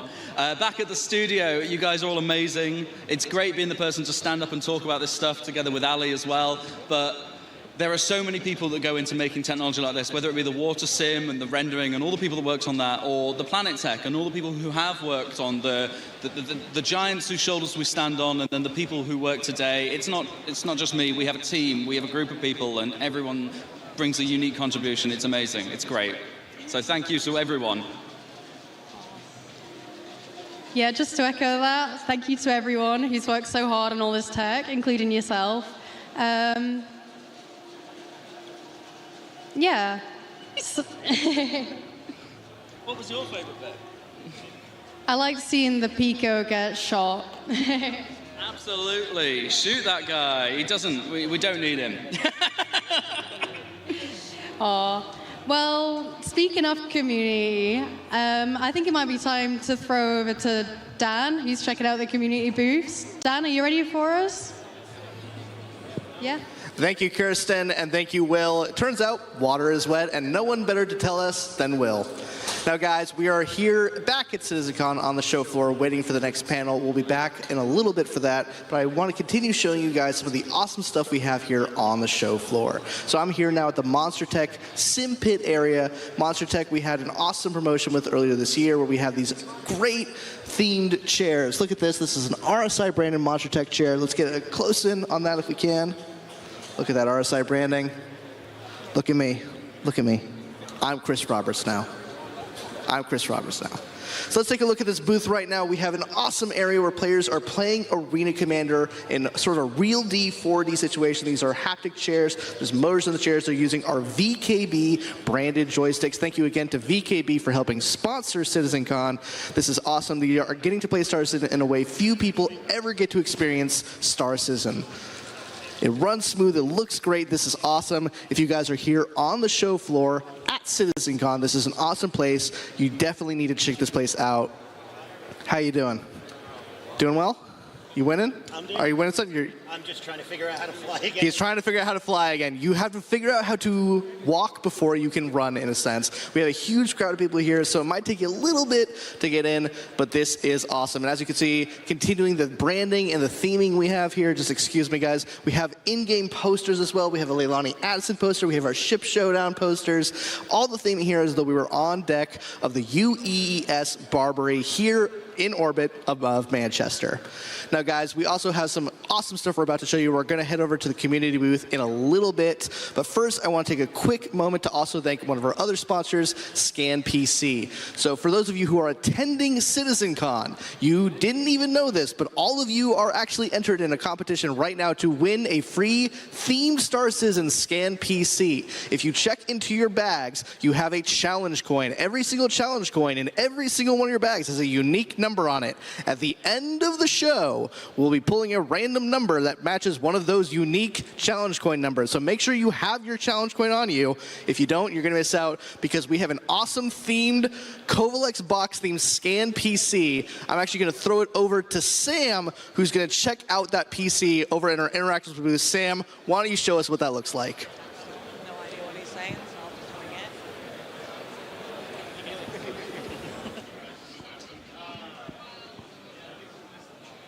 Hi guys, and welcome over to the community booths. So I'm right here at our props booth, and we do have one of those special PCs right here on the desk.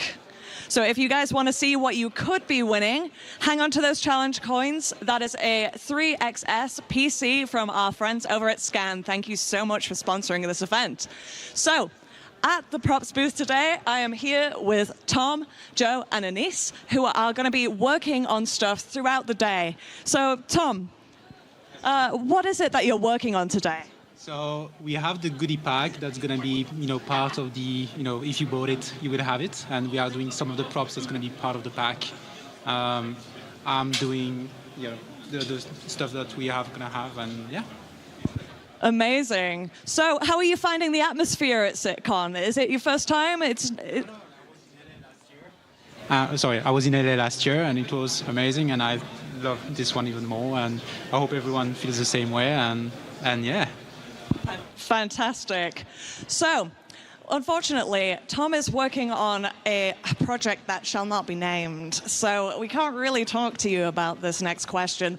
But let's move swiftly on over to our Star Citizen props artist, Mr. Joe. How are you getting on? Doing good, thank you. Brill. So could you tell us about one of the props that you're most proud of from Star Citizen? Most proud of, well, that's to come later. But at the moment, I think my most proud is the item banks, the infamous item banks. But lucky enough, the art's cool. But yeah, probably those ones. Amazing. Thanks so much. Well, we'll leave these guys to their very important work. If you want to catch them, you can catch them at any point throughout the event, both Saturday and Sunday. So go say hi and, give them some suggestions. They might make it into game. You never know. So on the right over here, as you can see, a very popular booth, we have JRDF, who are our amazing model makers, and they have done a lot of work for us in the studio as well. So if you get a chance, do try and visit their booth. They will be happy to show you guys all of their amazing work. And next, we'll take, imagine bumping into you here. Just happy to be here, as always. I think I'm going to take over for a little bit. There's a lot of stuff that I want to talk about because I'm a narcissist. Yeah, I'm going to go over, this way, I guess. Yeah, so we'll catch up with Sam in a bit. So this is the Dan show now. Come follow me. Now, guys, as community producer, one of my favorite bits is getting to interact with you guys, the community. And one of the best parts about being part of the Star Citizen community is being part of an org. And one of our first orgs we're going to look at today is Nova. Now, Nova is one of our awesome orgs that has a community booth here today. You can see they're giving a ton of stuff out. Let's take a quick look at some of their theming of the booth. They have some awesome video stuff playing. We've asked them to turn it down a little bit because it's a little noisy here. But as you can see, they have some awesome giveaways. They have some awesome stuff. They have some merch, which we'll be looking at the merch in a second. But let's make our way behind the booth. Is there a good way? That is a terrible idea if I try and do that. We're not even going to worry about it. If you can come on down and join me, though. How's it going, man? It's going all right. And you? Great. Thank you for letting me into the country. So tell me all about Nova. What's the history of Nova? Well, at the moment, Nova was established in 2948.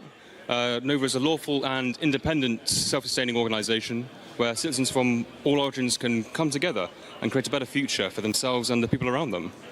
Nova has quickly grown to become one of the biggest and most active organizations in the game. Our goal is to provide an inclusive environment that allows all of its members to have fun and enjoy the verse, and also provide an awesome community of like-minded individuals. Our primary objective is to just have fun together, and we respect how others may want to enjoy their game and experience. That's awesome. So both new players and old players alike can sign up for Nova. Anyone who's interested in being part of you guys, what would you guys say is your main focus as an org? Are you guys just trying to get a rounded experience for Star Citizen, or is there a specific focus, like role play or career focus? What's the hook for Nova? Our main hook for Nova is the operations we run for our members. Our commanders, specialized in each of one of our 5 branches, put on operations every day of the week for our members to just enjoy and get out into the verse. Last year we had over 2,500 operations that we ran for our members, and hopefully they enjoyed that, and hopefully that continues to have them stay in the verse and enjoy it. So how many members do you guys currently have in Nova? On the last count we had just over 13,500, and we hope it keeps on to keep on climbing. So 13,500 people. That is awesome. What do you guys have here? Let's take a quick look again at their booth. There's some really cool stuff they have here. Right. On the booth, right. Here we have the postcards that were part of a screenshot competition we hosted with our members. The winners, obviously, got to have their screenshots posted at CitizenCon. On the back of each of these postcards, we have the QR codes leading to each individual branch's recruitment video.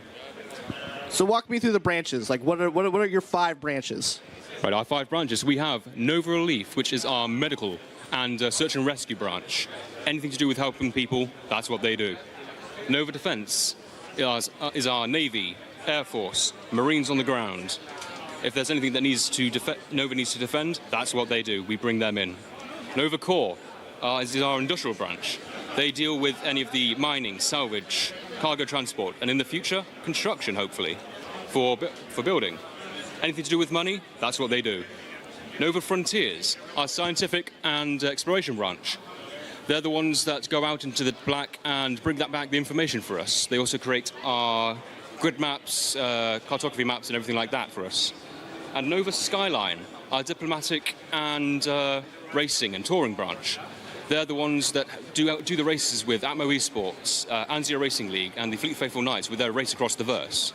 They also help build the booth for our community events. And it's a great looking booth. And that was all of them, right?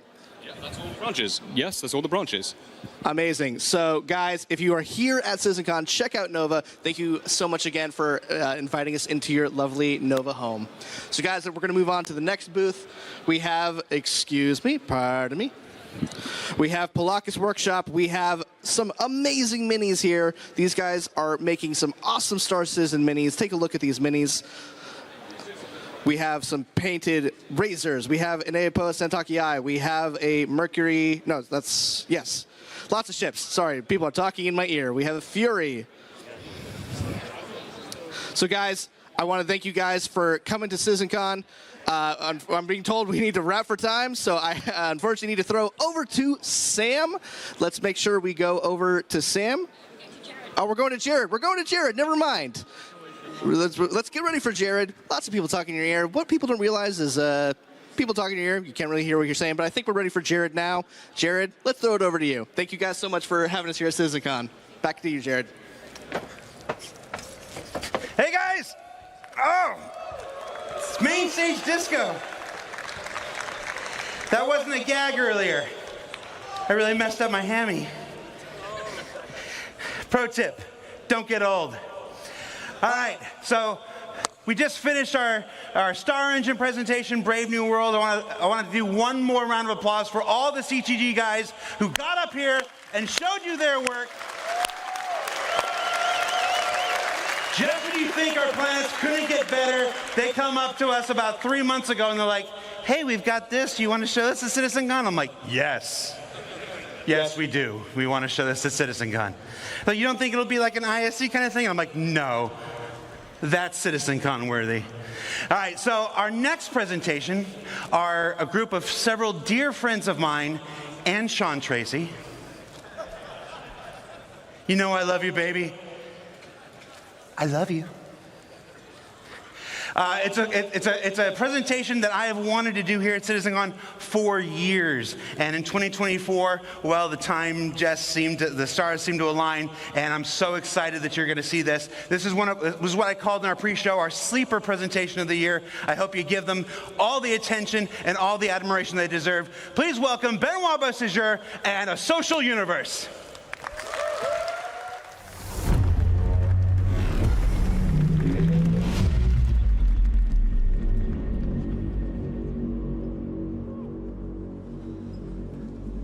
Okay. Hello. Can you hear me? 1, 2. All right. Cool. Okay, so in the Star Engine presentation, that was Benoit. In this one, I am Balt, my player persona. I will now channel my inner Jared in this one, and I will be your host for this panel. Woo! It's time to discuss A Social Universe. But before we start, I have a couple warnings. First one, let's take a look at this one. I took this in our last technical preview demonstration. And God, I was so happy to see all these people on the train. It just made me very, very emotional. And so I want to take a moment to thank every one of you that have participated with Tech Preview Server Meshing Test A, B, C, D, and E so far. You guys have been thousands to come and help us test this technology, and the team and I are really humbled and we feel energized by your energy. So on our behalf, thank you very much. Now, the above picture is really nice, other than this guy, but it does present a problem. A fundamental part of playing a massively multiplayer online game is how you connect with other players, to join in on adventures, or to receive support when you want to get out of a tricky situation, or you want to participate in endeavors that are bigger than yourself, or simply you want to run a business and make a profit. Well, as our game server shards grow, you will encounter more players, and for that, we need to scale Star Citizen's social tools to MMO size. Our ambition has always been to build a grand social system, including not only the game, but the world outside, like on Spectrum. Unfortunately, the focus has been elsewhere for a long time. We have neglected this side of the game in favor of others. For example, the Comlink app is by far the oldest application in Mobiglass. It's now time to correct this and make progress on this plan. Our goal, as a reminder, in Star Citizen is to cater to all types of players. Star Citizen in that respect is not a black or white. It's not an either-or kind of game. We are not an achievers versus casuals game. We are not a socializers versus solo players game. We are not a role players versus mechanics focused game, or dare I say, we are not a PvE versus PvP game. We are all of those things. We strive to build a social environment in the game that is easy to engage with, consistent and dependable, and trustworthy, where you can judge danger, safety, or shadiness. And we want this to be deeply rooted in gameplay mechanics, like reputation and progression. So today we're going to take a look at the updated Star Citizen social tools and how they tie into the game. But first, look at this guy, a warning. What we're going to show you is very early work, and we will not be making a revolution or breaking boundaries. We just want to bring our game up to MMO standards. Or like Jared likes to say, bringing our 30th century game into the 21st century. And so in order to do this, we've enlisted some help. First of all, throughout this presentation, all the screenshots are made from you, the community, directly pulled from our community hub. You're going to see some player names on screen. Most of them are all of our most die-hard Evocati members. And for this, we should really take a moment and thank our Evocati members for their renewed support. They're always there for us. They get the worst and worst of the builds, and they do good power through. This is an actual shot from the last Evocati. Forget the prisoner mentioned here from the work mines. And so, I'm not going to lie, this presentation is going to be a lot of Mobiglass. It's not super flashy, but focus on what the tools will allow you to do and their impact. But for this, I need some help myself, so I'm going to make a party, and I'm going to get some developers to help. So let me first invite our senior systems designer, Gabriel Hector.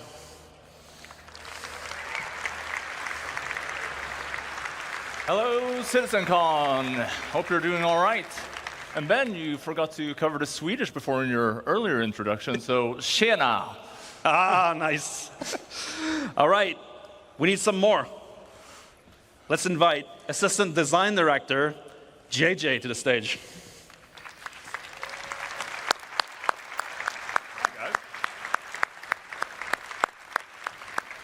My spot's quite far away. Yeah, no, you walk it up. Walk out. Okay, so Social Universe begins with your friends. That's your closest group. It's the first go-to when you want to play. Our current friend system is dated, and it includes things that are, well, not really friends.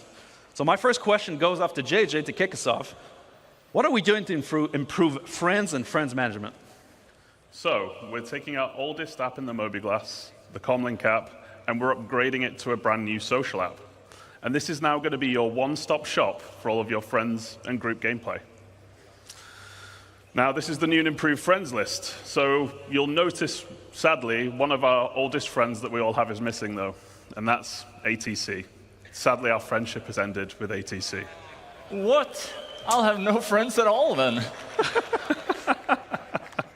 So this is now just a dedicated space for your real friends.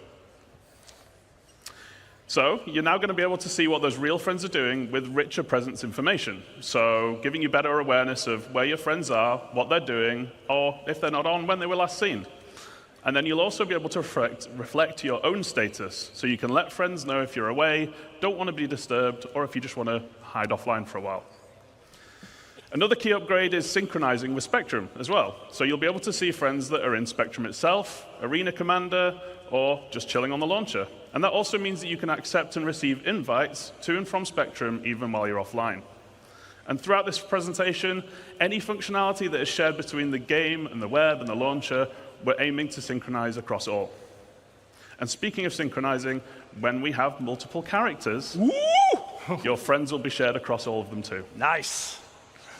So some people are real socialites. I know, I've seen them. They have a lot of friends. I'm talking multiple pages and pages of friends. What are we doing to help management of huge friends list? Nice humble brag, Ben. Well, in fact, we are giving you the ability to add notes to your friends list so you can remember, hey, this is that cosplayer that I met at CitizenCon 2954. Or maybe it's JJ's super weird username. This is JJ. Also, you can add people to a favorites list, meaning that the people that you interact with most in the game are always going to be shown at the top of your friends list for your convenience. Additionally, we're moving the voice chat into the social app. And, well, why? Who are you going to call?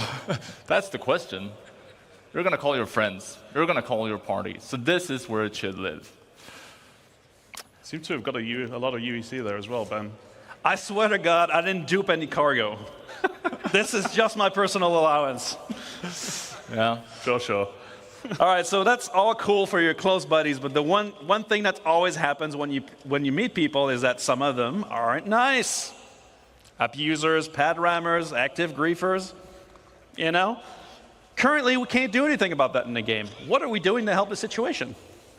So in addition to the friends list, we're also now going to have a block list. And we like to think of block people as reverse friends. They're just people that you really don't want to talk to anymore. So what we're trying to do is we're doing something called black holing them from communications. So you can't see them talk, and they can't see you talk anymore. And not only for communications, whenever you see some of these other systems we're about to talk about where you can group up, we're going to make it harder for you to see each other as well. Now, we also have a much requested hostiles list for people who have made a real enemy of you as well. The KOS list is finally making its way in. Oh, yeah. You'll also be able to add notes here as well, just so you can remember that person I blocked 2 years ago, you remember why, because you're going to forget. And then for those situations where someone really wants to go the extra mile to be a super mega ass, you can report them to us, and we'll deal with them for you. All right, so now I have my friends list up to date. I can find my friends easily based on rich presence in real time, and I'm ready to go on an adventure. But for that, I need a party. The party is at the core of the social experience when you're heading into a mission, meeting with other players, or whether they're a friend or not. Our party system is very bare bones at the moment. It does have some cool features, but what are we planning to improve parties? Yeah, so as you said, it does have some cool features like party launching, the party markers, quantum syncing. It's all good stuff, but let's take a closer look at the new features of the party list. So, with server meshing, we are right now at a unique opportunity for us. So we already support large parties, but we want to do this well. We have been seeing what you do in the tech previews, and people have been partying up in hundreds. 100+ people in one ship? Come on! And that's all right. We just want to make sure that we're adding better support for this, like search functionality, making it easy to find people in your party. Also, just like we did with the friends list, we're adding rich presence here as well. But for the party, you're going to want more real-time gameplay-related info, like if someone's downed or dead or maybe offline for some reason. A big thing, though, is the ship and seat breakdown. So you will see. Yeah, maybe that's worth applause. So, you will see all the vehicles that your party members are in, as well as the seat that they are in. This will give you great situational awareness and allows you to coordinate better than ever before. It's essentially a mini fleet manager. Okay. Oh.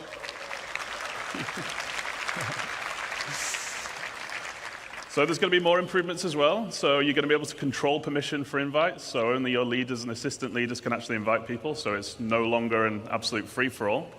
And we're adding an absolute MMO staple as well, which is the ready check. So as we add more and more challenging group gameplay, you're going to be able to coordinate a lot better. And while we're talking about group play, and maybe it's unwanted group play in this case, we're improving the quality of life for our streamers as well. So we'll no longer have a shared player list. We're going to be obscuring things like your on-screen name and location and so on, just so you're a bit harder to find while you are streaming. And that's the Full Friends and Party tab. Pretty cool. It's a party for the eyes. It's a party for the eyes. All right, so the new Friends and Party place is really the one-stop shop to manage all your real-time interactions with other players or access your comms channel. That's cool, but as we navigate the verse, it's always very difficult to find people. We have a single channel. People are blasting looking for groups. It's a bit awkward. You never know what you're going to find. With bigger shards, I know I'm the bigger shards guy now, but we're going to have a lot more players in there. There must be a better way. Well, Ben, we have given this some thought. So, the second tab in the social app, introducing the Party Finder. So, the Party Finder, it's a dynamic system that's going to make it easy for you to find interesting and engaging gameplay. It's basically player-powered matchmaking. So, if you are looking for more players, just go in here, advertise your party, give it an informative name like Ben has done here. Space Combat Fun Times. And you could even set things like a specific contract that you want to play, or roles that you're looking to fill. Maybe you need gunners, engineers, pilots. Meat shields. Maybe that. You could also limit the number of members. You might want to do some, again, specific content. So you want to do with a set number of members in the party, or you might want a tight-knit group. That's something that I would like very much. Maybe you just don't want to split the contract rewards, right? So once you have that information, then it's time to list your party. And then people are going to be applying to join your group, which is kind of like a reverse invite. You're applying to the party, you're joining yourself, you're getting involved. You're the reverse guy today. I'm stuck in one gear. So you can then request, the people that are requesting, you can then look at their information and you decide on whether or not you want to accept or reject them, just so you can tailor your group to the kind of gameplay that you're trying to do. Then, on the other side, finding a party should be easy too. So all of those super cool things that Gabriel just mentioned, so like setting your group name, roles needed, party size, and so on, you're going to be able to use those as filters to find the right group. And this is all purely because we want you to find the kind of group gameplay that you want to engage in. And it's for all types of players. FPS combat, racing, beacons, roleplay, eating burgers at Whammers, finding cool vistas. It should always be easy to find action, things to do, and people to play with. So I can create a party from a couple friends. I can party launch into the game on the same shard. Then I can share my party with the Party Finder. And other people will want to join up. Now we're talking. But I'm curious, as we're going to get bigger shards, let's say that already, how will we improve communication? It's very much of a mess right now. Our chat's very bare bones. And voice comms, we never really know if they work. Well, let's chat about chats. So, we're adding options for you to customize the chat window, giving you the power to make the chat your own. We're also adding chat tabs. We're bringing back tabs. We're bringing them back from other games. And this means that you can set up customizable views, filtered for any area of the game that you are interested in. And Ben, you had a UI team make a little mock-up of some of the other functionality we're adding, right? I sure did. I also got them to add the combat login That's sweet. How kind of you. So, first off, as we can see here, we're making slash commands actually useful. So no longer just chicken dancing and flexing. It's going to be able to help you send messages to party, to proximity chats with say and /DL commands, as well as sending DMs to other players. What the hell, Ben? You said you were going to take that Hey, you out. wanted a real example. Sure. So, another thing we're adding is that we're giving you the power to share information more easily via links. So, first off, here we have contract links, taking you to the contract manager for that specific contract. Cheesecake! Yes, cheesecake. Yeah, cheesecake is maybe better than Xenofret. Also, we are adding star map links. Let's have a look at what that looks like. This means that you can click the link and it will take you to the exact location in the star map, making it easy for you to group up. Another thing we're adding is item links, and, well, you'll see why you want to link items in our Crafting Your Home presentation tomorrow. Lastly, we're adding player links to make it easy for you to connect your friends with one another, right? So while we're talking about comms, Sean just messaged us about VoIP. Do you want to invite him to the party? I sure can, Gabe. We do need an expert to discuss VoIP and FOIP anyway. So you guys give us some air, remember hot mics, and let's invite Sean, Master of Faces Tracy, to join the party. All right.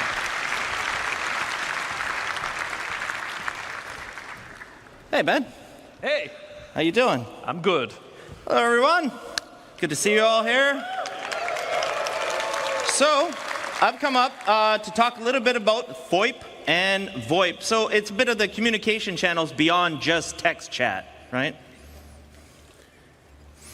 All right, so FOIP and VoIP are our systems in-game. VoIP, Voice over Internet Protocol, and VoIP, which I termed way back in 2019, Face over Internet Protocol. So VoIP gives us spatialized audio where you can hear and be heard within the universe. Whether you've got a helmet on, you've got a different filter. If you're far away, you can hear that they're far away. But we added Face to that way back in 2019. So it's cool because you can place video calls, you can speak and see each other speak in the game, and you can take fun selfies like this. So again, I mentioned, it's back in 2019, so it's been in for a little while, but it hasn't really been updated so much since then. So the cool part about it, and I really got to mention, it's not a replacement for motion capture equipment. It's not a depth camera. It uses pretty much anybody's 2D-based web camera to track your face. So it can do great things, but it's got its limitations as well. What's kind of cool about it is that FOIP and VoIP are actually coupled. They're encoded and decoded together on the network super efficiently so that it's always in sync, and anybody that's worked on facial animation with audio data knows that sync is super important. So it's been used in expected ways and unexpected ways by the community. Let's have a look. This is Wallace Klim. Klim? What is it? Seems someone's on our case. One of our Ninetales facilities was sacked last night. Total loss. The bunker was destroyed. And 3, 2, 1, go.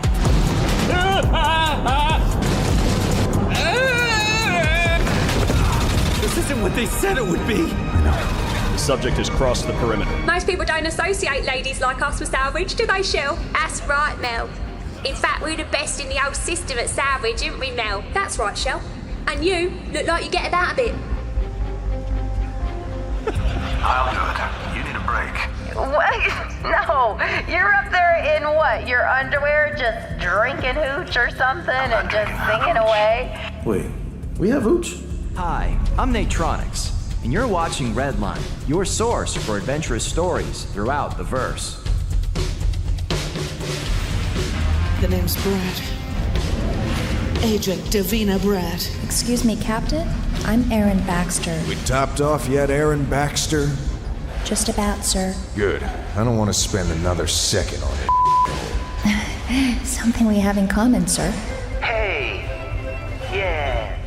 It was that day when I met Mr. President that my life changed for the better. Eat that apple.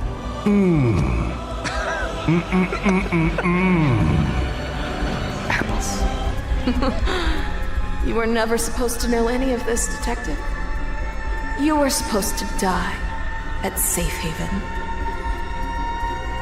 Rachel. Rachel's dead. Hey man, I'm back again. You have any hats? Oh dude, I read the cap. What are you looking at, sir? Go away.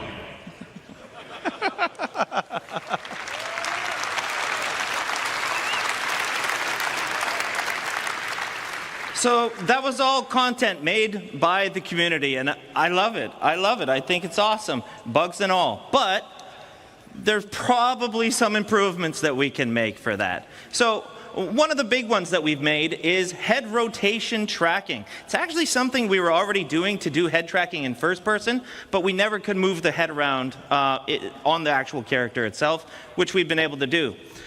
Some cool stuff like range of Jared? Yeah, Sean? Can we just, let's just do a fake video call. Can we do a fake video call? Oh, you know we can do a fake video call, Sean. All right, cool. So let's call one of my guys, Oliver Cook. He's been working on some new tracking updates.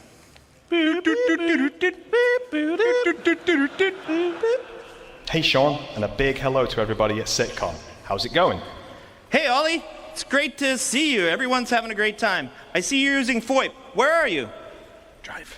That's correct. I'm sat here in the comfort of my own home, talking to you via the power of FOIP and my webcam. We've been working on FOIP recently, and we're starting to see some improvements to the quality of the tracking in-game. That sounds awesome. Can you tell everyone what you've done to improve it? Well, we started off by looking at what we originally had, and we realized that some mouth poses were really difficult to pull. So we focused on improving the range of motion of the mouth, which now looks like this.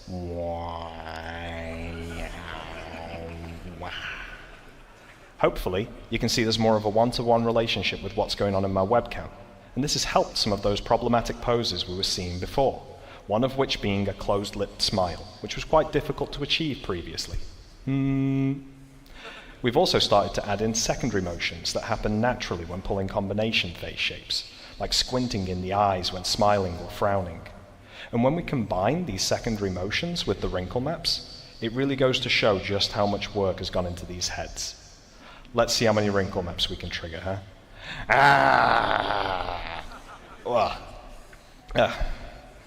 And finally, one other thing we noticed was the tracking quality could be quite noisy in environments where the lighting is less than ideal. So to combat this, we've introduced tracking stabilization, which helps to reduce the amount of noise we get from the webcam. We're seeing positive results in low light conditions, but we're also seeing a small quality boost in optimal lighting conditions. The result is a more expressive and stable face, which is great for using in-game or making videos in the verse. And we still have a little ways to go with FOIP, but the future is bright for this feature, and we can't wait to see what wonderful things you use it for in the verse. So I see you in the character creator. Let's change how you look. Yeah, let's do it. Let's change up my appearance here a little bit and see what we can make. The super cool thing about the character customizer is that it continues to track my face even when editing. And this is great if you want to see what FOIP will look like on your character before you commit to your appearance. Let's start off by changing my hairstyle, shall we? We have a bunch of cool hairstyles to pick from, and I used to have pretty long hair back in the day, so let's try and find something longer than I currently have. Okay, that's wild. Not quite what I'm looking for, but what else do we have? Dreadlocks. Super cool. Not what I'm after, though. Let's see here. There we go. Much better. The fun thing here is with the head tracking, it's much easier to rotate around and quickly see what I'm going to look like. Let's stick with that for now. That looks good to me. We can do the same for anything else in the customizer, but I'm going to go ahead and remove my beard here, because I want to show you that FOIP still works when changing the structure and characteristics of my actual face. We have a lot of heads in our customizer, And I'm just going to cycle through a few of them here to show you that whatever we choose, we're still tracking and we're good to go. We can even start to manipulate individual aspects of the face, with no detriment to the mapping onto the head. VoIP won't break when you combine these heads together. So if you just want to tweak a small aspect of your character, or take on the likeness of one of the heads included, you can do so, and test out exactly how the tracking is going to look based on your face movements in the webcam. You can now see I'm someone totally different, and we're having no troubles tracking. And if I don't like what I've picked, I can always just randomize here, which I think is a great way of not only showing the countless combinations of heads that we can make, but also that VoIP will continue to work with anything that we throw at it. I think I'm looking pretty good here, Sean. What do you think? Yeah, good. I think it's pretty unique to Star Citizen. Thanks a lot for showing it. Anytime. And I hope everybody has an awesome sitcom. See you later.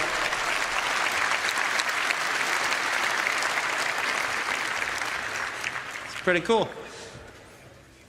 All right, that's great, Sean. But the reliability of our voice transmission has been a bit spotty, with many players reporting quality loss or even full audio loss. What are we doing to improve the overall infrastructure behind VoIP and FOIP? Well, first of all, we've heard you, we know, we've tried it, and it sometimes works and sometimes doesn't work.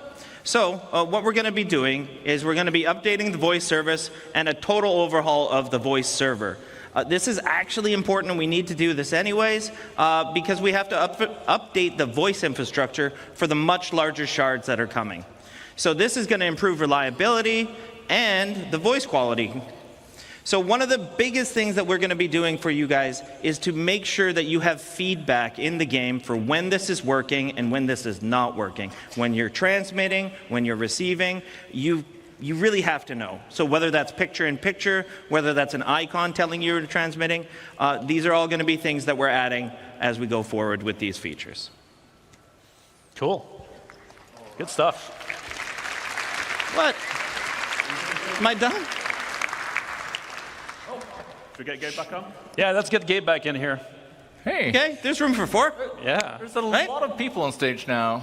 It's a bit crowded, right? Can we kick Sean? Yeah, we can. I think we should kick Sean.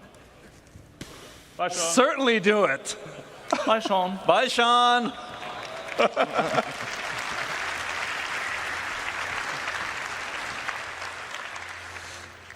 All right, now we've made some friends, we've joined parties, and we even kicked some people. That's super great. But what if you're new to the game? Ben, behind you. Oh!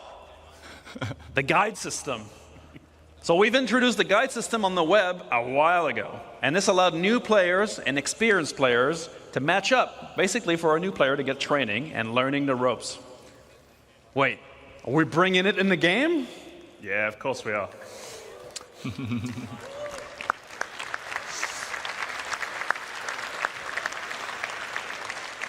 So, ultimately, we want to encourage you all to help one another. And it's very important for a game as large and as complex as Star Citizen is. And while we're improving how we teach you the game, it's irreplaceable to have another player by your side showing you the ropes. So, we want to keep the guide types from the website, because there's already a lot of good ones there. And they already cover a very wide variety of gameplay. And as we add more game systems, more guide types are going to get added too. And base building's a great example of that, which is a little teaser there for tomorrow. No, teaser. You're teased. Oh, yeah. But now, how do you become a guide? So now there's going to be a list of requirements that you've got to meet. And this list will require you doing content like contracts, beacons, or many other things as well. And ultimately, once you've checked that list, you can then opt in to become a guide. And really, we've done this because we wanted becoming a guide to really mean something, both to yourself, to other players, so they can rely on your experience. But why become a guide? Out of the goodness of your own hearts? No. You want to get paid. Some of you love to help, and a lot of you already are. But while I don't have time to get into specifics today, there are going to be rewards available for those of you that do put the effort in. Because we like to get paid. You do like to get paid. But ultimately, we want you to want to help. All right. So I've been doing a lot of guide stuff, and I've reached a guide level in a field that I like doing tons of content on, or I'm a new player and I need training in a key area. How does this all tie together? Let me answer my own question. It ties into beacons, trust, and rating systems, or as we say internally, beacons, but actually good.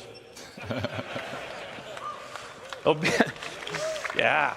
So beacons have been in the game for a while, but we are juicing them up. Yeah, so let's look at how we're juicing them up. So first off, tying into the guide stuff, we're adding a new type of beacon. So guide beacons. It means that if you are a guide, you'll be able to respond to them. If you need a guide, you broadcast them. And if you need a guide, you can be certain that whoever responds to them knows their stuff. So this is obviously good for new players needing to learn the game, but even seasoned players like yourselves, you're going to have a great use for this because there's always something new to learn in the verse. So you just post your question, you broadcast it out, the guides get alerted, they can accept it, contact you, and once you have the information you need, you take the beacon down, get out there, and use your newfound knowledge. So obviously, there's many different types of guide beacons here, but we're also adding more categories to service beacons. Now, all this beacon stuff sounds fine, but let's be honest. I have a friend, not me, but every time they use a beacon, they get ganked. How are we going to do? What are we going to do to make sure that whoever is answering my call for help is trustworthy? Are you sure that's your friend and not you? Yeah, okay.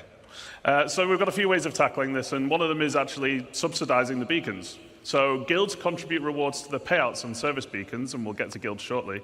But that could be money, reputation, or potentially other rewards as well. Because we like getting paid. And ultimately, that keeps the cost down for the people that need help, but rewards the people that are helping. And this actually finally makes it viable to do beacons for whatever profession you like to do. Medics, refuelers, and repairers, just to name a few. But if you misbehave and you fail the beacon, there's no payout for you. So that's one incentive. The other is that we're adding a proficiency rating. Responders can earn that rating by successfully completing service beacons. You go from bronze up to gold, which indicates your level of experience and success, and only the top few will be able to earn platinum status, which essentially puts you on a leaderboard and marks you as one of the best playing in your region. So when broadcasting, responders offer to help, and you'll see their rating. Then you'll get to pick who you want to help you out. Then let's say you're not very good, or you like to misbehave a lot. Failing a beacon will result in losing rating, and then repeat offenders will enter the red zone. The bald zone. And then only really desperate people are going to take you on. We're making the system much more robust to the point of automatically determining success or failure. So we're putting a lot of focus on making the system difficult to exploit as well, in the many different ways that it can be right now. So criminal types, like you, Benoit, will have to get much more creative.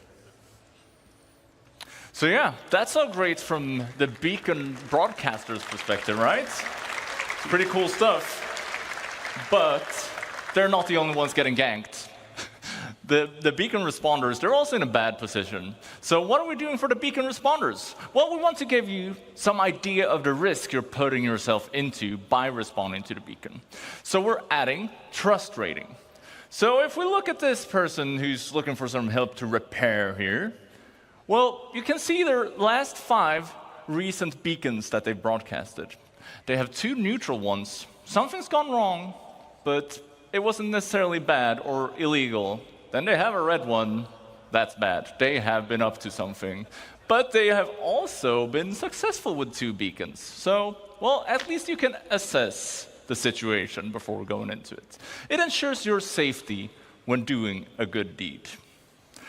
And yeah, I think that's it for beacons. So, well, we've got AJ? One more big thing I guess we need to talk about, right? Which we're really excited for.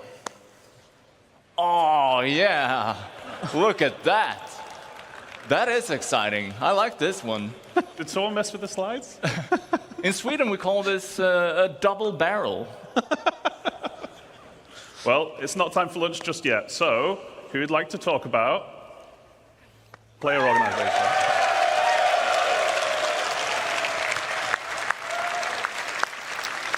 That's all right. It sounds like we've got a few people in orgs in the house today. But Benoit, you talked about this a while ago, right? It's been 84 years.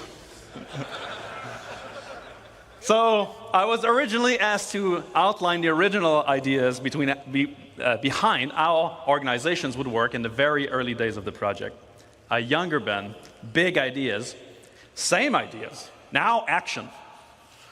You have no idea how happy I am that we're finally tackling this task and this design in the game to truly give you all the tools you need to make your empire in SC. There are more than 70,000 organizations registered on the RSI website. 69,999 of them of decent size, and then test. Ridiculous. Too big. But all of those have custom identities, logos, charter. The amount of creative and high-quality content you guys have always produced has always amazed us and inspired us. Those orgs range from a small group of friends with just the name to large companies spanning a large amount of players with the intent to share wealth, missions, and campaigns together. Now we want to make those orgs matter in the game. Should you choose to join or create an organization, we want this social aspect to be part of your progression. But don't let me spoil it. Let's get a real designer to cover this stuff. JJ, you are a self-proclaimed big MMO player yourself, so why don't you give us the details?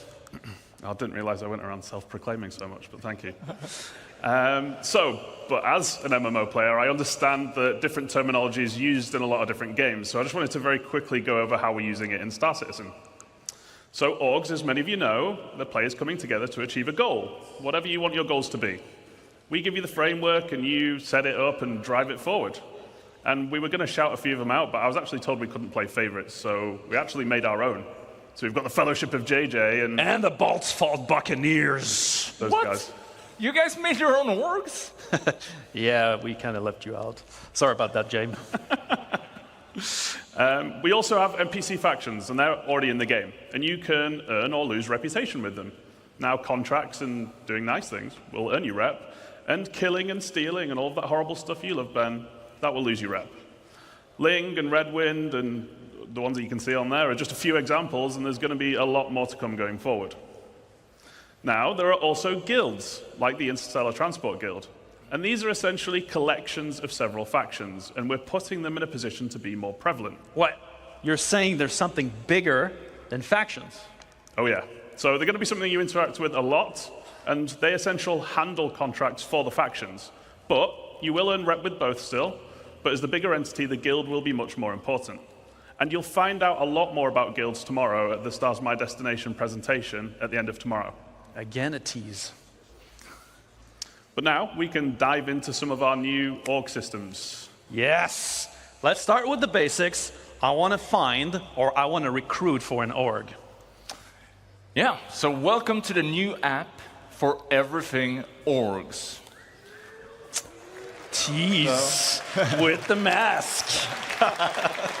So orgs can be big and complex, and as we said, some of them have thousands of members.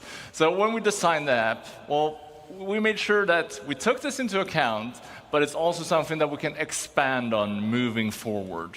So let's have a look at it. Now, I'd like to point out that the Fellowship of JJ, like every designer-based org, is really focused on things like progression gameplay and mission and crafting and leveling up. But my Balt's Fault Buccaneers, no, they're the real deal. Now, we don't do any of that stuff. Now, we're in it for profit, interdiction lines, shipboarding action. We get all that sweet cargo for free. For free? That sounds pretty illegal, Ben. I don't know what you're talking about. What's in those crates? Slam! Anyway, it sounds like you guys might be interested in joining some big orgs. Well, I prefer something smaller. So I think it's fair to say that we like playing in different ways and will want to join different orgs. The recruitment tab is the place to find them. So we're giving you the tools to promote your org to potential members in order to give a best first impression to them. I've just noticed that, Ben. You might want to have a word with Rich. It looks like... What? Like he doesn't want you. No way. I'll have to speak with him. Anyway, yes. So we're adding filters for when you're basically trying to find a home. And we want to cater to all types of players, because we're a massive game, right? And orgs are combining tons of different gameplay in tons of different ways. So you can search by name if there's an infamous org you've encountered out there in the verse or online. You can search by size. So if you're after a big and active org like me, or a small and more close-knit org like Gabriel. Then you can also search by the gameplay focuses you enjoy. So maybe you love trading and PvP, or maybe you like events like the Daymar Rally. Safe? Yeah. So I guess you'd end up searching for, say, social and racing, maybe? What if I love committing crime and roleplay, asking for a friend? What's that got to do with the presentation? Anyway, you can search for whatever you like, and if it's not there, why not just create it yourself? So, we allowed you to join multiple orgs back in 2014. I can still do that, right? Oh, yeah. So we're keeping it supported, and we're actually doing the Star Citizen thing, and we're going one bigger. One bigger. So we're giving you an additional one to join when we actually bring it into the game, too. And we wanted to keep it because we've all played games where it's far too limited. Like, one org per character just isn't enough for a game this size. Yeah, and here you get an idea of what the full screen will look like. It's going to be your one-stop shop for joining or finding players for your org. So let's have a look at the core functions and features to look forward to in the rest of the app. This is the Summary tab. On here, you can select one of your orgs that you're in on the left-hand side, and you'll see, well, a summary, a lot of at-a-glance information. So we'll introduce some of these one at a time. So first off, announcements and org information. Simple stuff. You use them how you want to. Also, we're adding an events log. So in here, you'll get a summary of important events within the org and changes to org statuses or settings. In short, these things, well, it's a big verse, and it's easy to miss cool things that happen in your org. And these features will help you stay on top of the day-to-day life of being an org member. Okay, we're also adding an events calendar. So by default...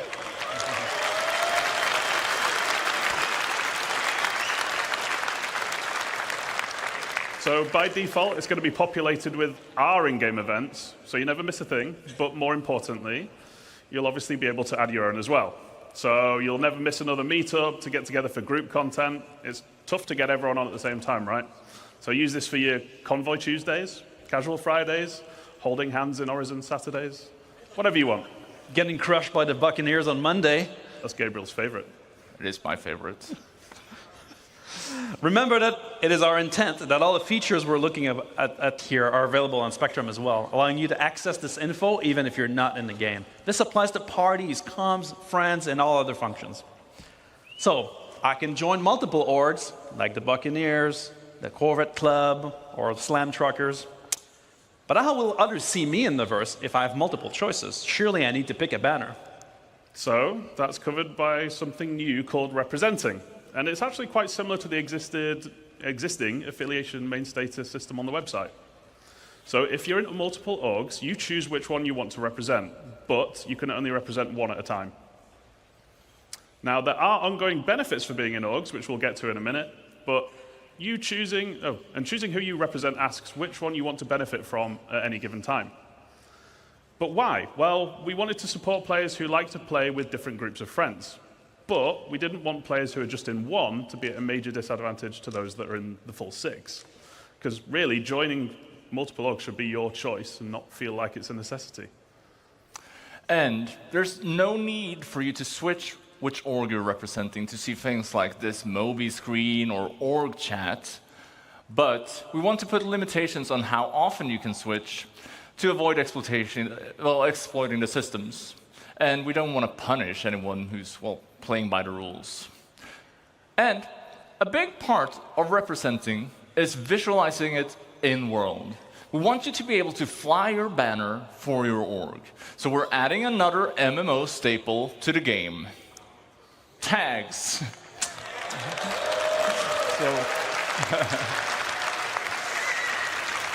So the org leader will be able to set a tag for the org, and this gets appended to the name while you're representing. So you can easily see who is in which org at a glance. So we'll have it in chats, in world, and if you're not interested in this stuff, well, you have the option to turn it off as well. How novel! We'll be able to identify people around us. Wow. JJ, I'm curious. You mentioned guilds before, and I'm guessing they fit into this somehow. Yes, so you may have spotted a few references on the UI to alignment earlier, but what is it? So, it's your opportunity to form a relationship between org and in-game guild. Now, just as you in personal rep with the guilds, you can with your org now as well. So your org leaders pick which one you want to align with, and while representing, org members doing specific action, like contracts with them, will increase the org's alignment with the guild.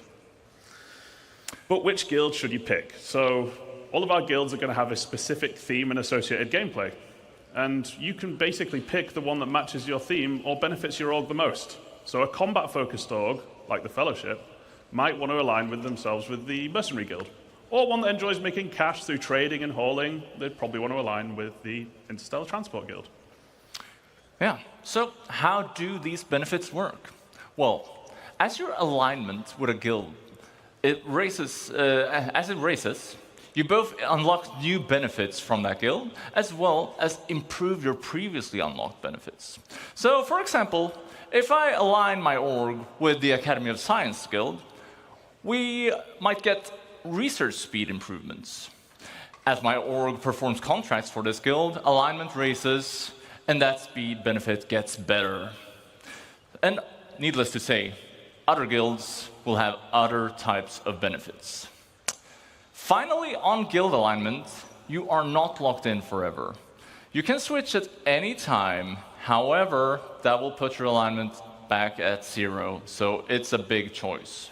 So every member gets full benefits. Well, not necessarily. We're also introducing loyalty. So it's similar to the org's alignment with a guild, but this represents your relationship to the org you're in. Anything you do that benefits the org while you are representing it will gain you loyalty with them. So for example, you could be doing missions for the org-aligned guild, or you could be depositing money and materials into org storage. Org storage? Another tease. Ooh.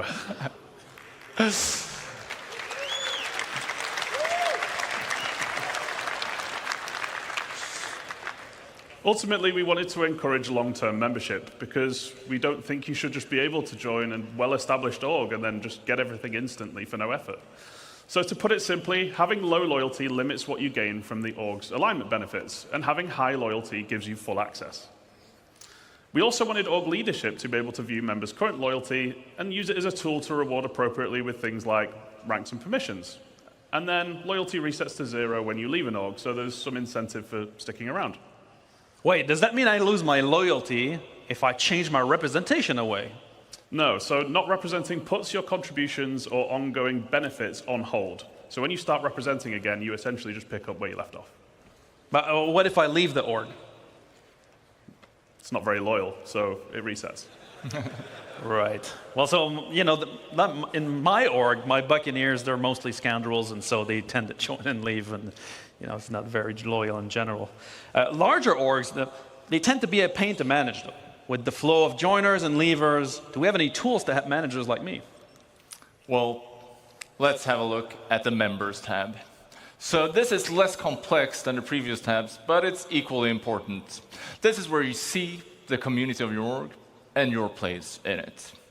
So in here, you'll be able to manage members, you can leave notes, and see the ranks of members.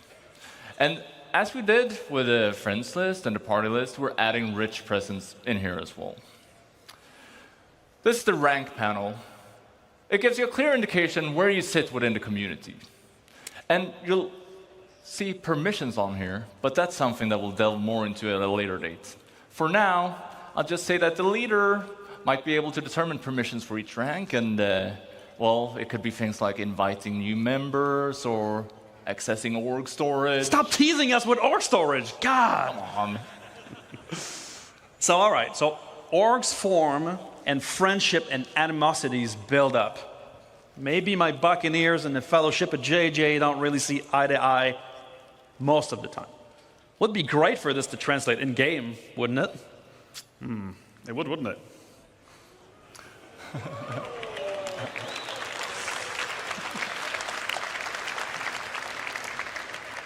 So yeah, it's a good job we got it covered, which is with our new alliances and rivalry system. So you're going to have the ability to create alliances and go to war. And there are many reasons to make friends. You might want to have trading partners, or you might want to group up for protection if you're playing somewhere like Pyro. And at the same time, there are probably going to be many reasons why you won't get along. Maybe an org keeps attacking or stealing from you.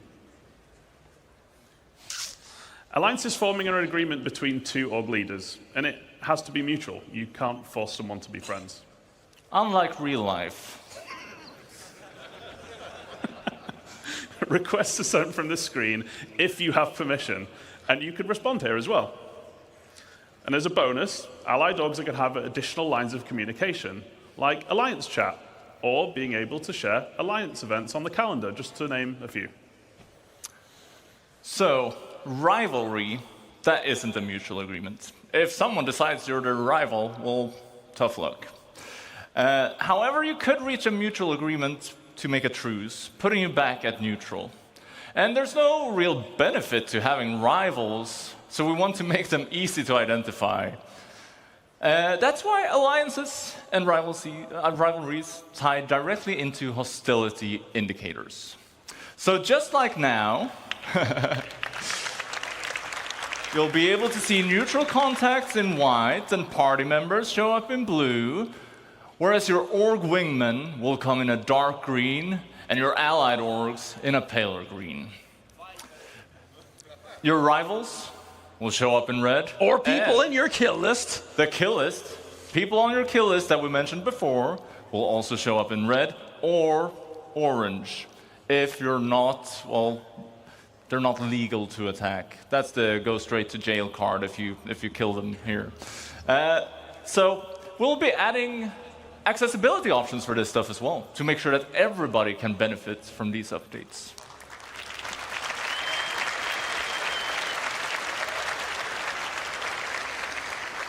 So that's everything for orgs today, but it's just the tip of the social iceberg. And we didn't have time to show you everything, but there's lots more to show in the future. And we're super excited because we finally get to deliver it. Yeah. Now, what have we learned? We're upgrading Star Citizen social tools to MMO size. With a new social app in the MobiGlass, proper tools to manage parties with rich presence, ready check, and ship information. Richer chat with the niceties normally present in every game. A new party finder, a system that allows you to find players to play with. Revamp beacons and guide system powered by rating and proficiency.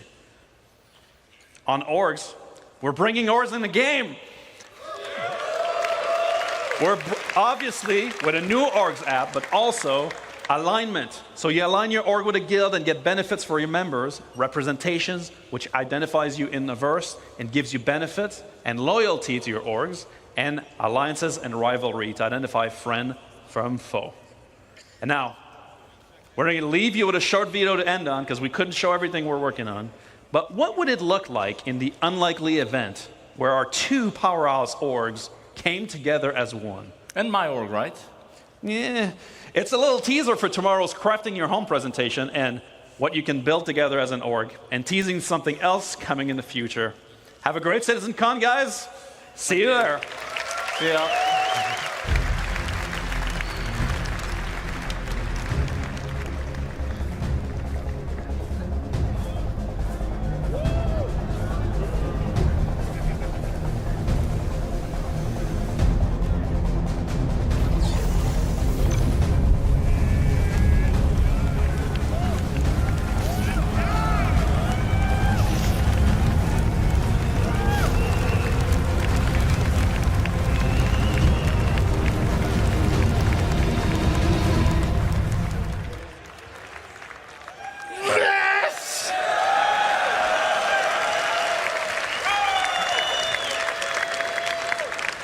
Sometimes it's just the simple things, isn't it?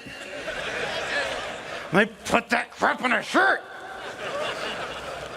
All right, so we're at our midway point of day one, guys. We're going to take about a 45-minute to 60-minute break, depending on some technical stuff that we're going to figure out backstage. This is your chance to go get some food, go to the bathroom, stretch your hammies, whatever you entertain yourself for the next 45 minutes. But come right back. We're coming back with the cosplay contest and then 2 presentations. I promise it's only up from here.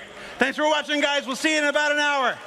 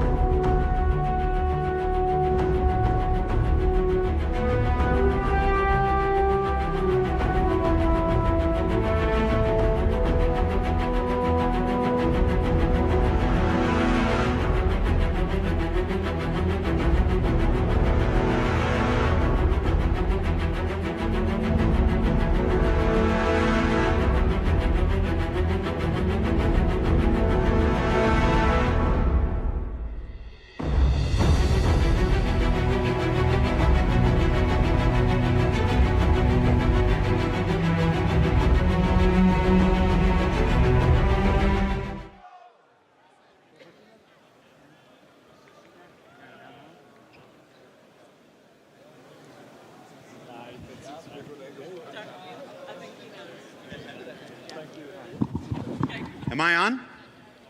I'm on TV. I speak French. Parlez-vous français? Je parle français. That's all I got. I'm gonna do fromage. All right. Thanks, man. Hi, everybody. Welcome back from lunch. Like I said, we added an extra 15 minutes to that to get us on schedule and stuff, because that 5:30 thing has to be like right at 5:30. I'm your host, Jared Huckabee. We are back in Hall B, which is what we colloquially refer to as the UEE Barbary. This is our Bengal hangar here. Let's go ahead and take a look around. Do the spin around. People see me enough. No. Show the thing. Show there we go. Look at all those people. Say hi, everybody. You're on YouTube. My understanding is that if you're on YouTube, it automatically makes you a better person. All right. So we're going to take another walk. In case you guys missed the beginning of the show, we're going to explore the hangar area of the UES Barbary. We're going to start over here. We made you wait before, but we're going to take a look at this big guy. Excuse me, everybody. Old man hobbling. Yes, were you going to... No, I'm on... Oh, wait, what do you want? What's going on? What's going on? All right, that's cool. Let's go do this. Where am I going to? All right, we are going to this thing. Now, this is the Hornet F7A made by our partners at Mango Stone. It is fantastic. Hey, let's do another tour of the hangar, of the Hornet here, and I'll talk a little bit about it. Show the people the magic. So Mango Stone is a company down in the south of England. They've been doing all kinds of stuff for us. When we revealed the Manchester office, everybody knows we moved into the new Manchester studio about two and a half years ago. Mango Stone helped decorate a whole big part of it. They've done a number of mannequins and armor sets for us and helmets, and including 3 major ship models. Nothing this size, but they helped decorate the office. And when it came time for CitizenCon, we were like, you know how CIG is. It's like, do you think we could do a Hornet? And we're like, yeah, we could probably do a Hornet. We could do a Hornet. And then we found out how big it is. Do you know the Hornet in-game, like the actual in-game measurements, are 75 feet by 75 feet as a perfect square? That thing is huge. This guy here is 50 feet by 50 feet and still the same size as an F-16. So yeah, the Hornet in game is very big. And Nate Dearsley, hold on, if you're watching, Nate, if you didn't make the Hornet so big, you wouldn't have had to make the Bengal so big. All right, let's keep looking. So this thing is pretty cool. Mango Stone is one of our trusted partners here. They've done all kinds of work for us.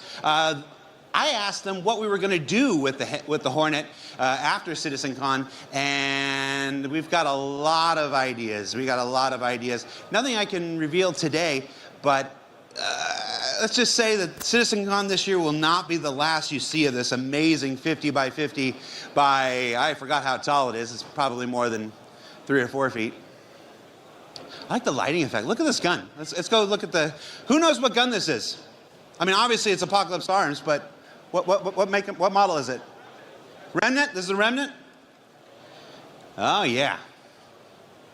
Now, one of the things Mango Stone is known for is making weapon props for major motion pictures. One of the movies that you might have seen their stuff from is The Force Awakens, where they made a lot of the Stormtrooper armor and all their weapons in kit for that movie.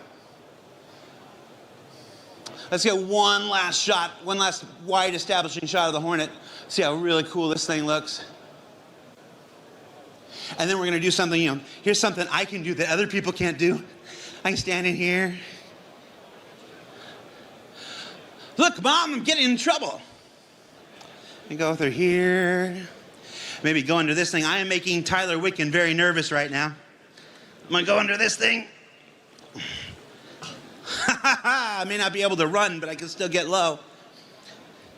Hey, where's my camera? Can you still see me?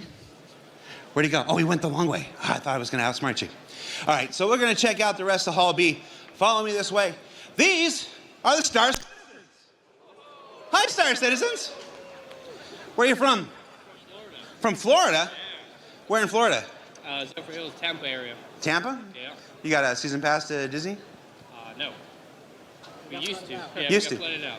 Ah, fair enough. Where are you from? Just outside of London. Just outside of London. Thanks for making the drive, man.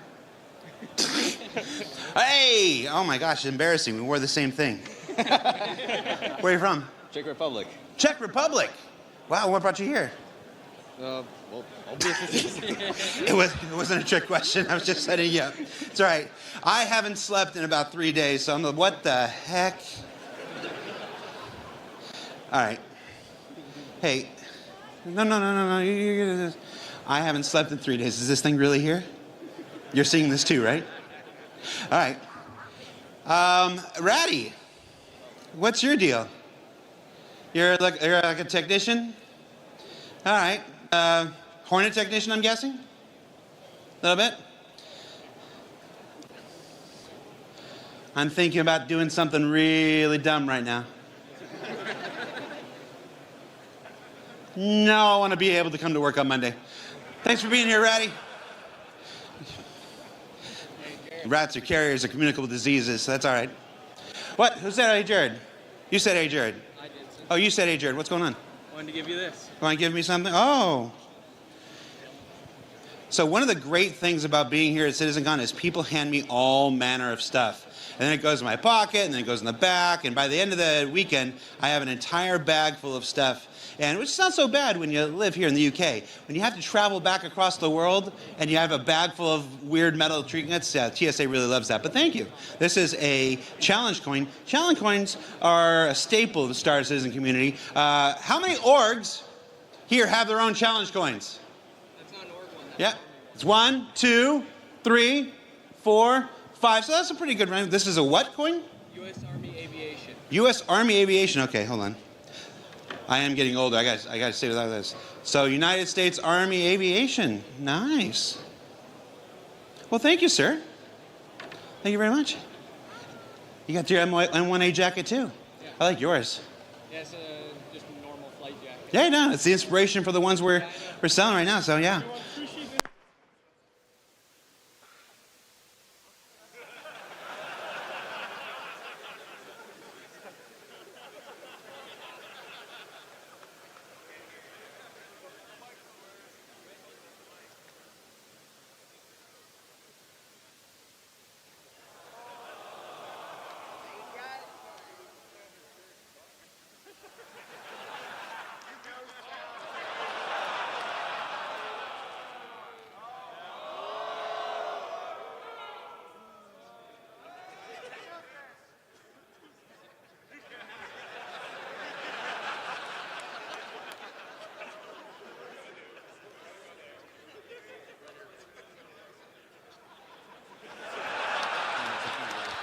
Hello? Are we on?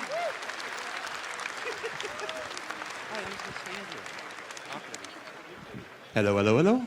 Am I back? All right, we're back. Hall A, cheer for me.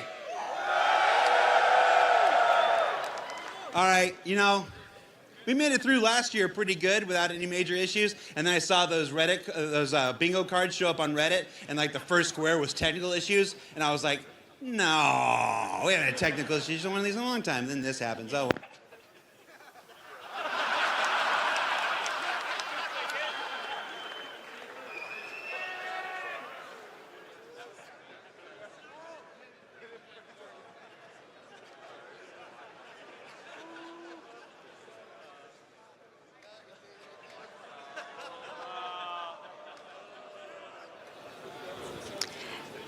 Hello everyone, welcome back to CitizenCon. Here we are in the Addison Lounge.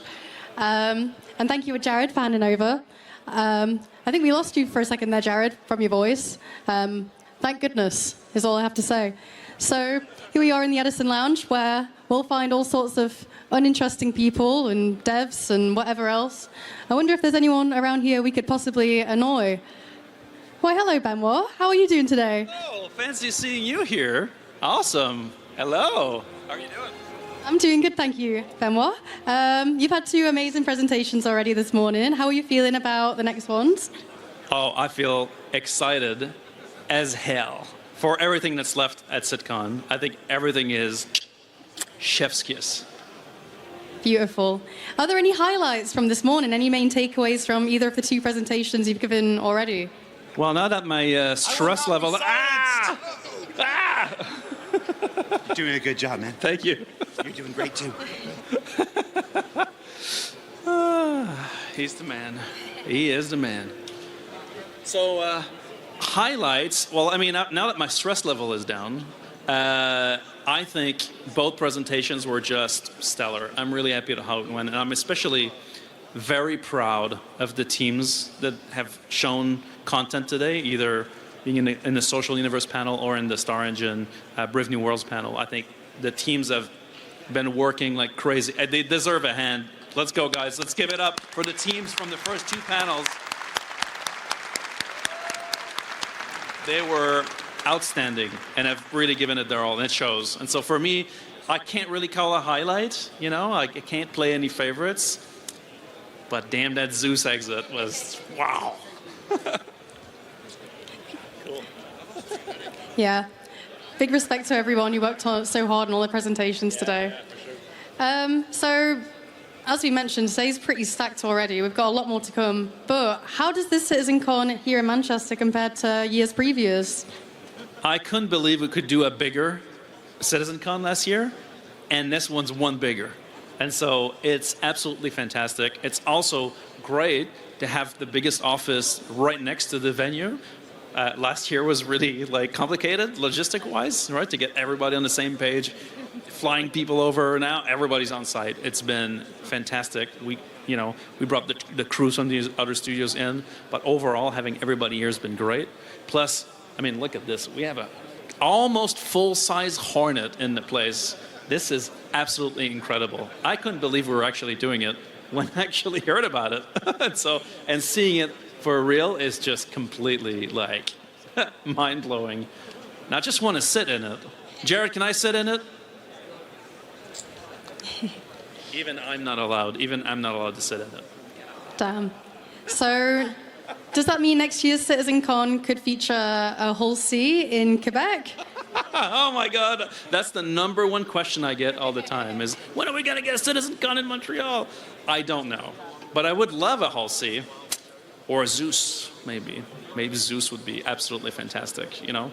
Because maybe that's a quick shout out I'd like to give is that the Zeus, I mean, tons of people are worked on it at CIG throughout, but this is really the first ship that is completely done from the Montreal team.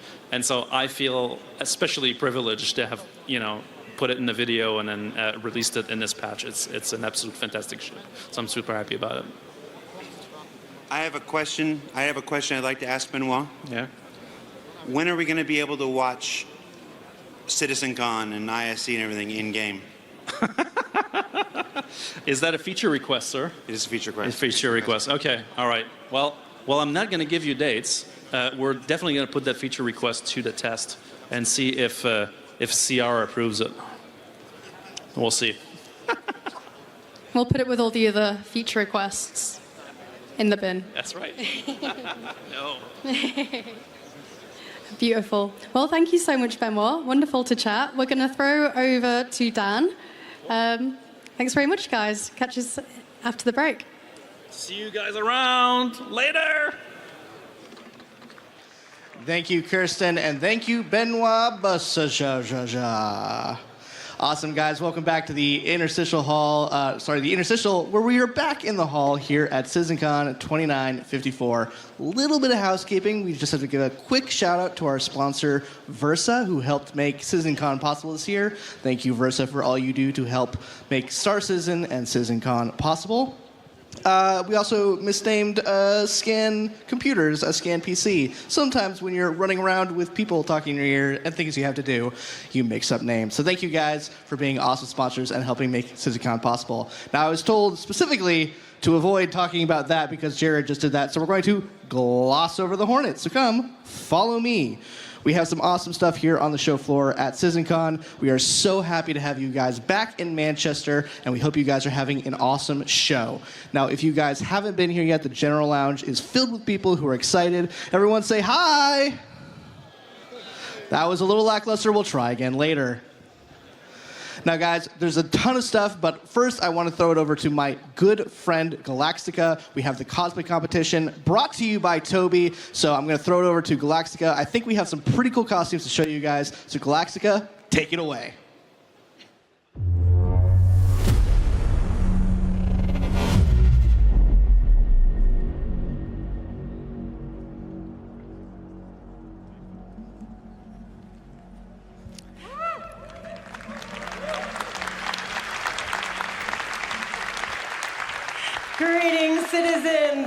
hope you all had a wonderful lunch break. How many of you guys had some torpedo burritos?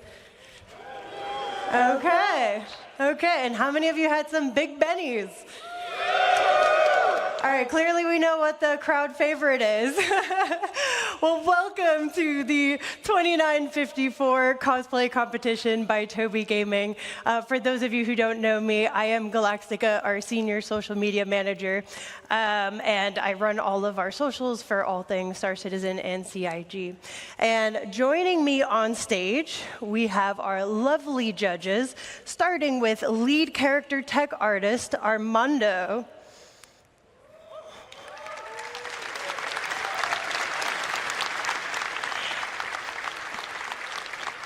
And up next, we have principal tech artist, Forrest.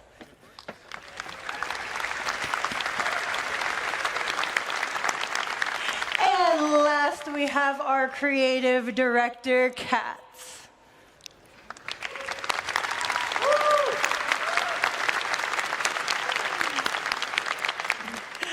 Our judges today will be judging contestants based on creativity, stage presence, quality of craftsmanship, and authenticity. This year, we're doing things a little bit different. Previously, we did a first, second, and third place. However, instead of doing that, this year, we're going to be rewarding people based on the following categories, starting with Best in Show, Most Creative, Best Performance, and for our fourth one, you guys get to decide because we're doing Audience Favorite. This year, for our prizes, let's talk about that for a minute. Who here has ever heard of a Tobii eye tracker? Quite a bit of you, okay. And how many of you guys have actually used one before? Okay, awesome. So if you're not familiar with the Tobii eye tracker, it is the only device that is capable of tracking both head and eye movements, allowing you to take your Star Citizen immersion to the next level through effortlessly following your targets, locking on with just a glance, bringing your character's facial animations to life, and more.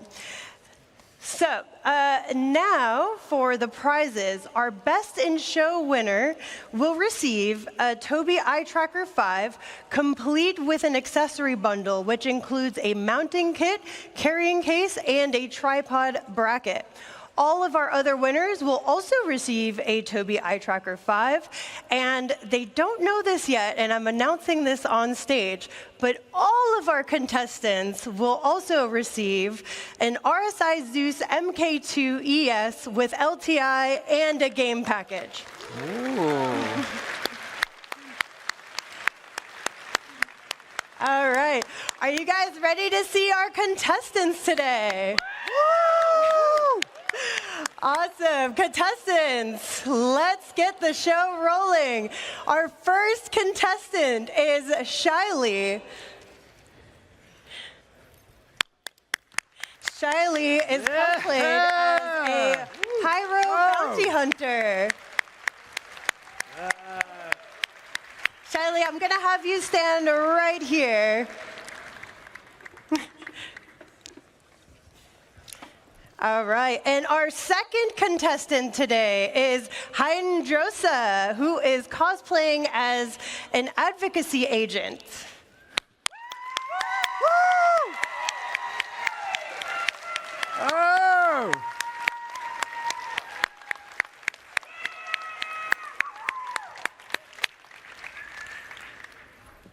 Hydrosa, I'm gonna have you come right over here. You were here last year, you know the drill. And our third contestant is Faber Finn, cosplaying as a mining worker. Woo! Yeah! I think I've seen this outfit on ISC at one point. All right, and for our fourth contestant, we have Cat Goddess dressed as Molly. If you saw our commercials from last year's IAE. You might recognize her.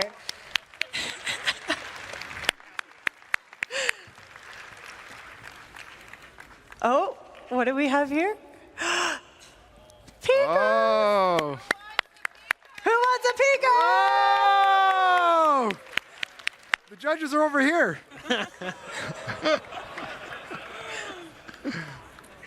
Thought we had a deal. Bribing the audience, I think. All right, and up next we have Amon Grask, who is a Xi'an diplomat. Oh, wow. It's a real life character. Yeah.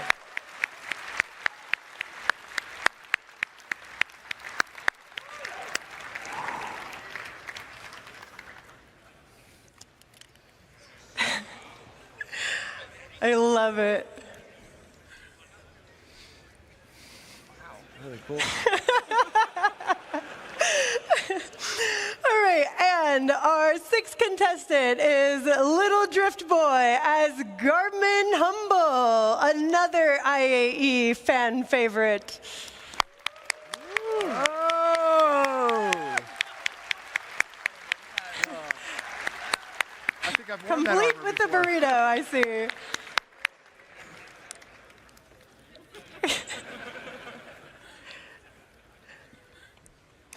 All right, and up next we have Dana as Pico the plushie. Oh! Woo!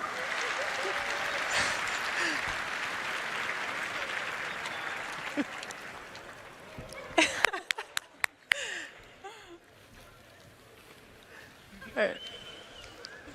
Just making sure you can see with that thing, okay? And we have another Pico up next, Carlito.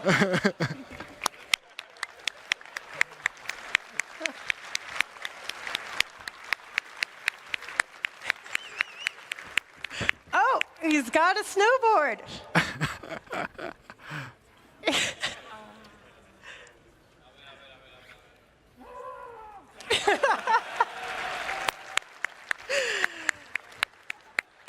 And last but not least, we have Kin Shadow as a duster. Whoa. Wow.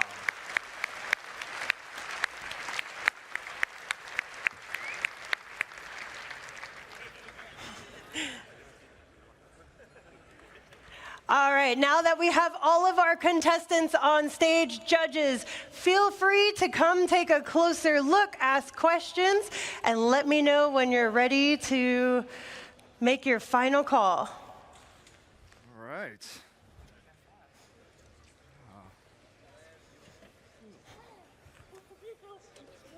Yeah, these. You fight crime. Nice. And eat Good burrito. detail. Did you fight the crime first, or did you eat the burrito first? Nice. Right. Nice. Kat is asking Garmin you cannot. Humble if he fought crime today. All right. So good. That's the best thing. Oh, good to see you. How you been? Exactly. Oh, good. Yeah, doing great. Doing great. All right, yeah. Still one of my favorites. Wow. Oh, yeah. This is great. Is it true? The mining outfit. Is it true you guys eat pellets? That's right. So how'd you do that? Couple LEDs? Oh, that is so cool. Little patch. Let's see, can you turn around for us? Yeah. Got the retro reflective shader on you? Yeah. That's amazing. All right. Very cool. Can you do the Garmin? How many followers do you have? How's Orson? Awesome. Good and you? Love it. Nice. Mm-hmm. Mm-hmm. Very nice. Look at this.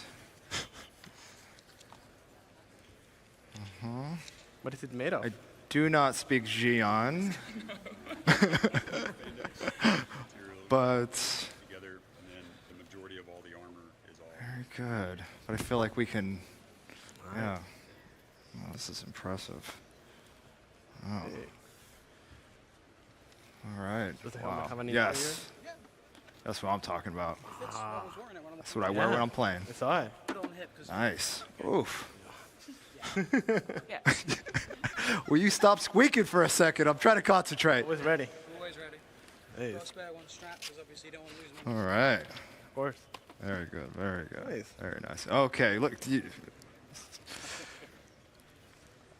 Wow. Where to even begin?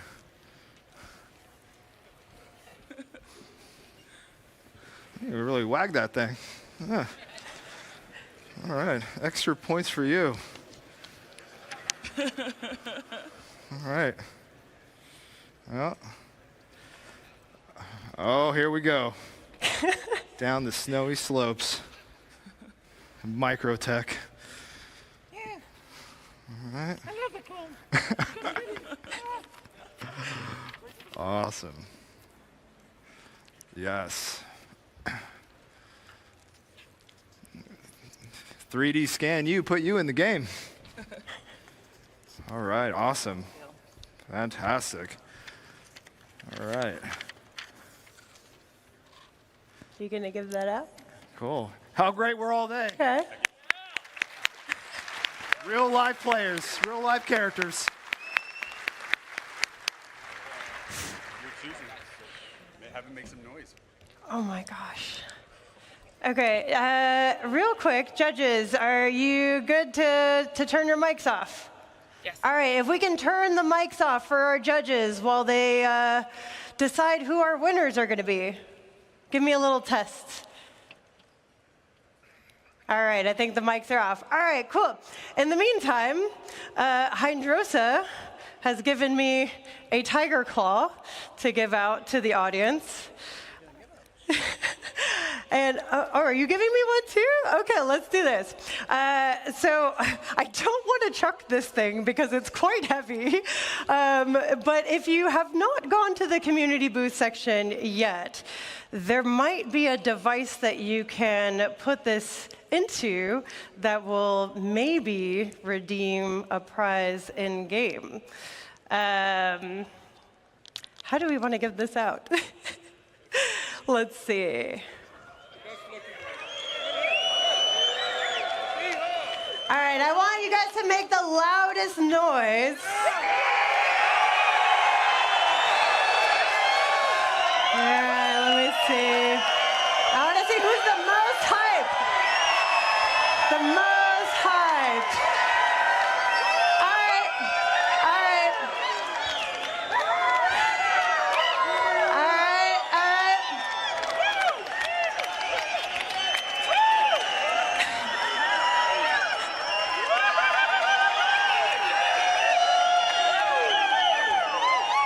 White shirt over there. Come to the front of the stage.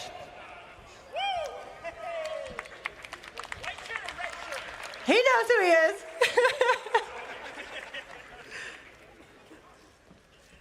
There you go. Thank you. And then we have a med pen. I think we have to give this to the ones with the med gowns, clearly. Oh, we got two. Let's go. Med gowns, come up here.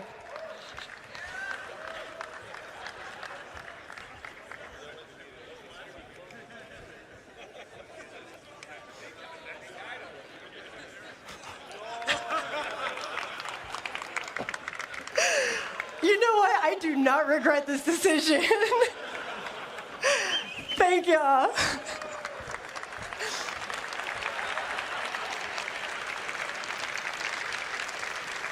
All right, judges, how are we looking? You need more time? You guys are good? All right, so starting with our best in show, Forrest, let us know, who is our best in show winner today? Well, everyone's a best in show winner, but there can only be one. Jesus. The Xi'an diplomat. Congratulations. All right, Armando, can you tell us who is our best performance winner? Yeah, it was pretty hard, but we're gonna go with Pico.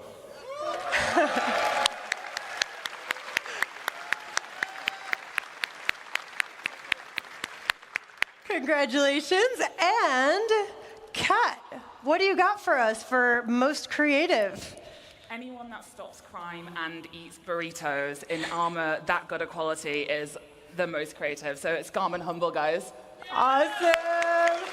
All right, so for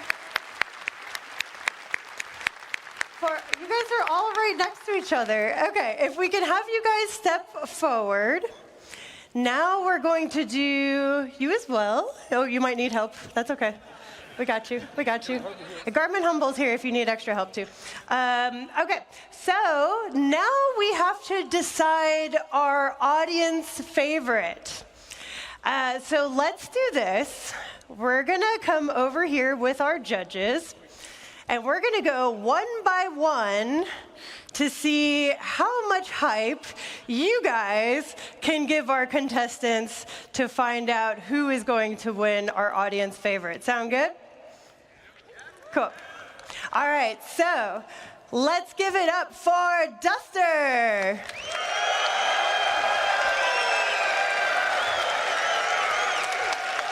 That's a lot of hype.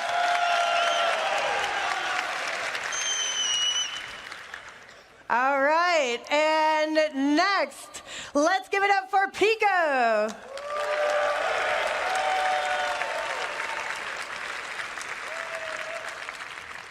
All right, and then we have Molly.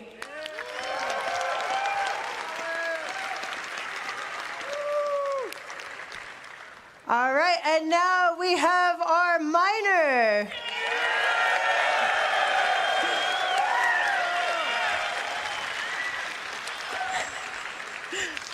And our advocacy agent.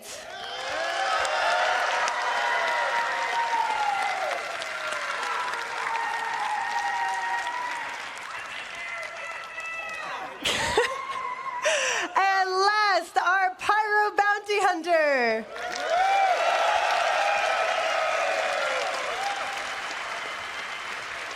All right, judges. Let me come back over here. This is a very long stage. Who are we thinking?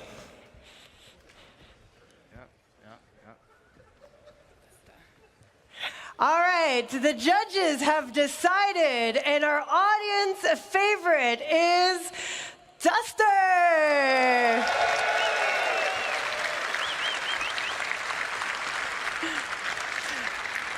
Awesome. And as I mentioned before, our prizes today are supplied by Toby, who's actually here with us.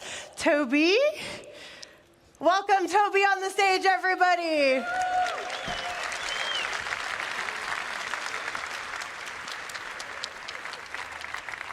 Can I borrow two of you guys to carry some of the prizes, and we'll take a picture? Come up here too.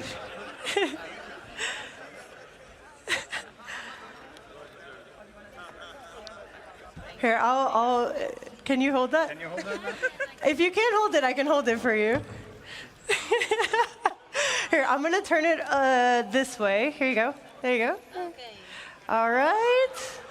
All right, and then we got one more. Here we go. All right, let's give it up to our winners.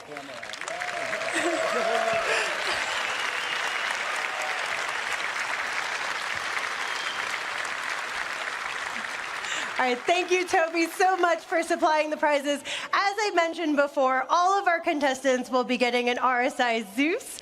And all of our contestants, if you don't mind coming together so we can all get a picture together.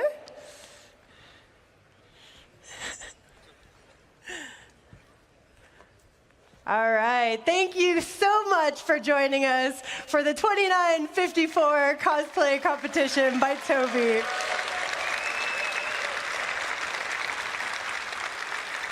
Please leave, sorry. You need to move, sorry.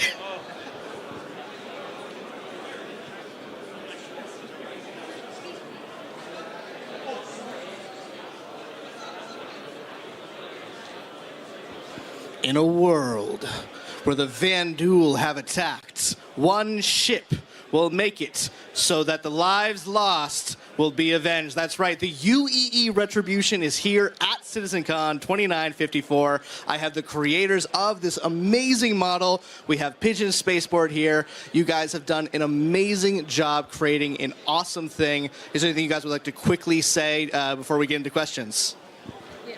Yes. Yes. Okay, great. Thank you guys so much. I quickly ran down here, so I forgot to grab my note cards. Let me do this off my phone. Quick question, how many total pieces is the UEE Retribution?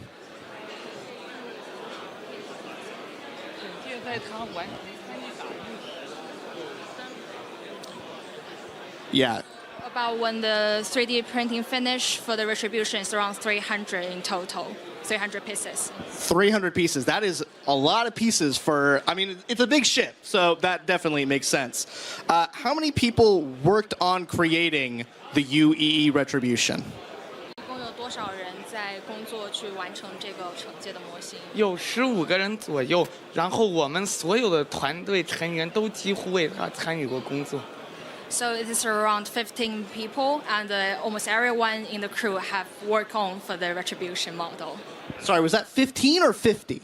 15. Still a lot of people. That's still a lot of people. And as you can see, there's a lot of detail in here, so that makes sense. Can you briefly explain the process between taking the concept of the Retribution and then making it into this massive physical model? What was that process like?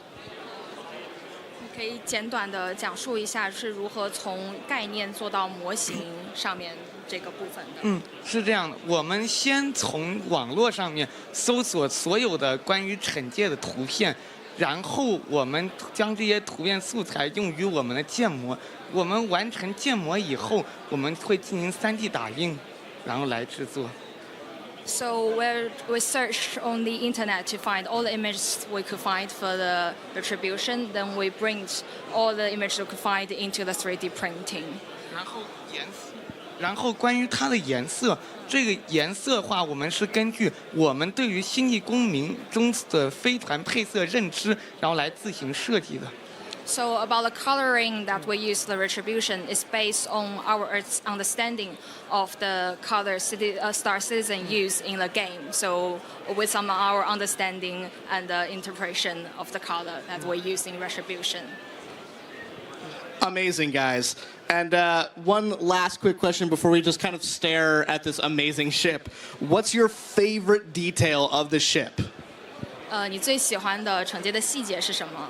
是尾部的喷口，因为尾部的喷口在汉房间中亮起来的时候，那种照亮整个墙震撼感是无可比拟的。So his favorite part of the Retribution is the main thrust lightening of the ship, because when you light it up, you will lighten up the whole room, the whole wall, and it's very amazing and beautiful. Well, thank you, guys. Let's take a look at that lighting. We'll get you guys into position for the next bit right now. So let's take a quick look at the Retribution. This thing is amazing. It is massive. It's probably over, I would say, 10 feet long. This thing is huge. It's been at previous bar Citizens that we've had in Asia. It's awesome to have it here at CitizenCon. We're really, really happy that this thing made it to Manchester. It is so much detail in such a small amount of space, but it's not that small. It's massive. So yeah, we're really, really happy to have it here. Now we're going to follow me. We're going to go to the next thing they brought. I don't know if anyone's really seen this before. I'm going to throw it over to Sam. Sam, why don't you throw us to this awesome bit right over here? Absolutely, Dan. So we have an amazing model of everyone's favorite Port Olisar right here, near and dear to my heart. Many a year have I spent easily and quickly getting to the ASOPs and buying things and getting rammed off of my pads by unruly and griefers. So, I have a couple more questions for you guys about this build, if that's okay. What's this model made out of? 奥丽莎的是用什么做成的？奥丽莎它主要的结构是由3D 打印所制作，但是在其中我们加入了一些金属梁，用于增强稳定。So mainly the Port Olisar is made by 3D printing, basically the resin, and we also add the metal structure to make it more solid. Wow, that's really cool. So, do you know roughly how much does it weigh? 你知道它大概有多重吗？大概在700公斤左右。So it's roughly around 700 kilogram. Wow, that must have been a challenge to get over here to this country. So, when you were building this, what would you say was the most difficult part of putting this build together? 在制作的过程中，哪个部分是最困难的？是停机坪区域，停机坪区域中的就是停机坪表面难度在于，在我们的比例下，它的厚度将只有4毫米厚，我们要确保它在如此薄的情况下还不产生变形。So it's a landing pad area. So on the surface of the landing pad, by the scale we are using to make for the Olisar, we have to make it not bending. With like just a few millimeter to make it still solid. 这个停机坪的下部也是个非常大的挑战，因为下部有非常多的结构交叉在一起，这对于我们建模的工作量来说是个非常大的工程。So also the bottom part of the landing pad, because there's so many structural intersections, they're so complex, so it was really hard for us to modeling. No, I can imagine. It is a really interesting kind of station, and I'm sure everybody was just as sad as I was to see it go. Do you hope to see Port Olisar return to the verse someday? 所以你会期待奥丽莎的回归吗？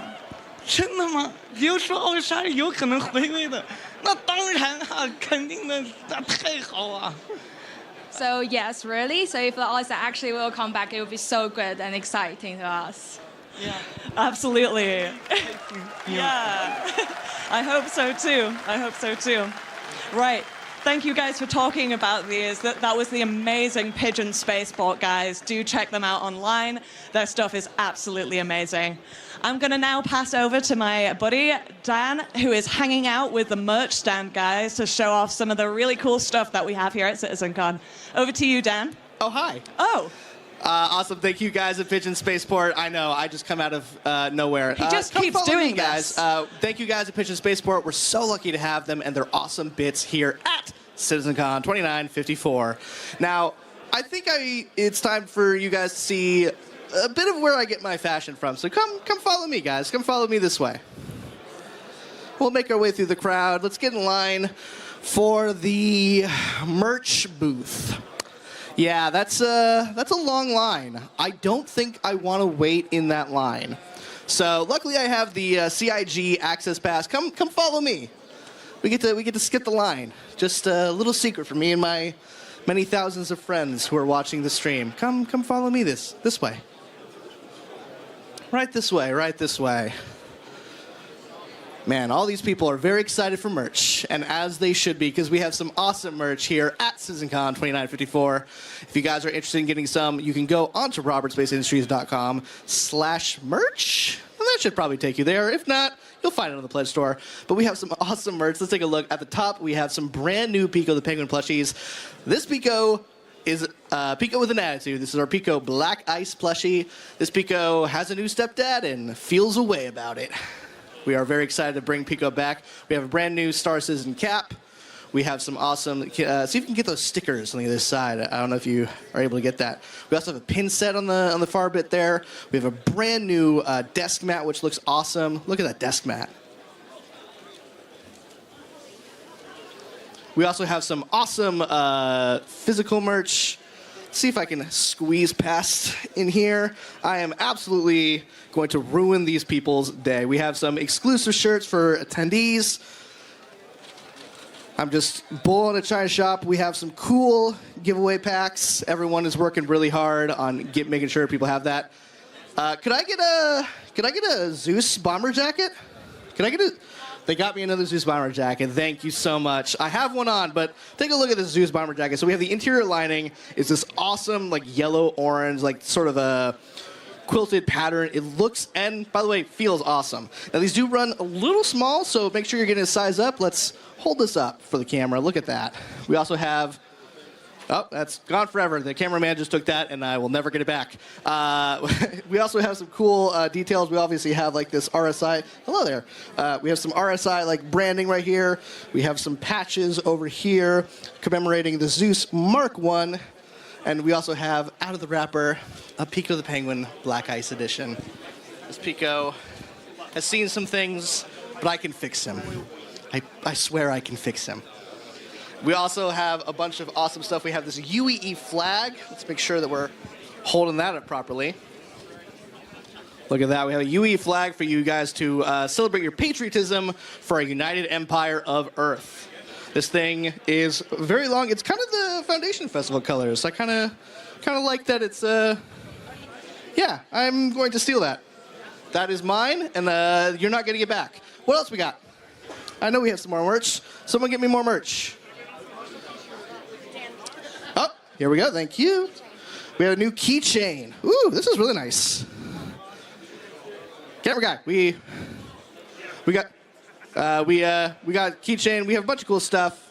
I am being told, however, that I think that's all the merch that we can show because we want you guys to be here at CitizenCon getting it. So I think that's just enough time we have here at CitizenCon. I'm going to throw it back over. We're going to continue the show. We'll see you guys back here later. Take care.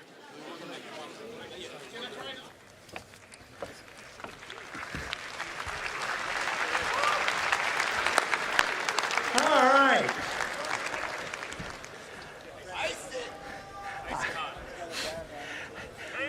They're saying ice it. I'm wearing jeans. It doesn't work through it. You know, people tried to get me to take my pants off backstage. I'm like, no, I do it. How's the habit? It hurts. All right, guys. I think that's long enough of a break. Let's get back to some presentations. How about it? All right. We have the first of two amazing presentations. This next one, Dress to Kill, is... well, what can I tell you?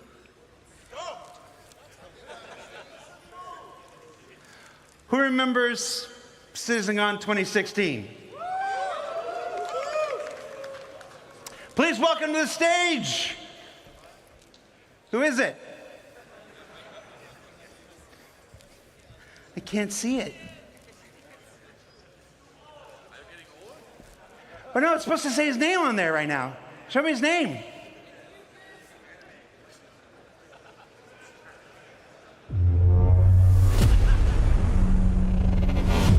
Nick Pierce!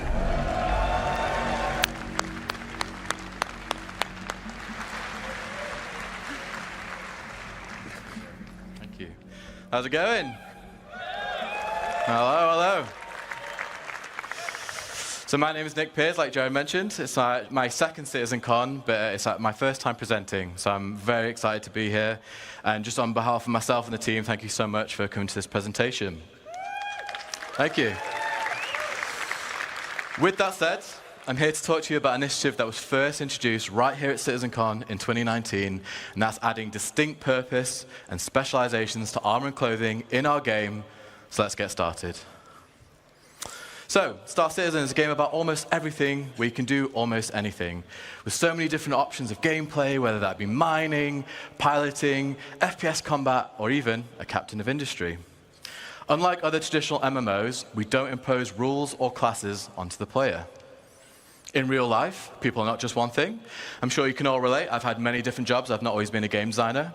In fact, it was only a week ago that I found out that Jared used to do tech support for prosthetic legs. It's true. You can ask him. That said, if you're like me, you like to excel at whatever you're doing. So that brings us on to the concept of specializations. This is about bringing more purpose, more considerations, and more decisions to armor and clothing you wear beyond just looking cool.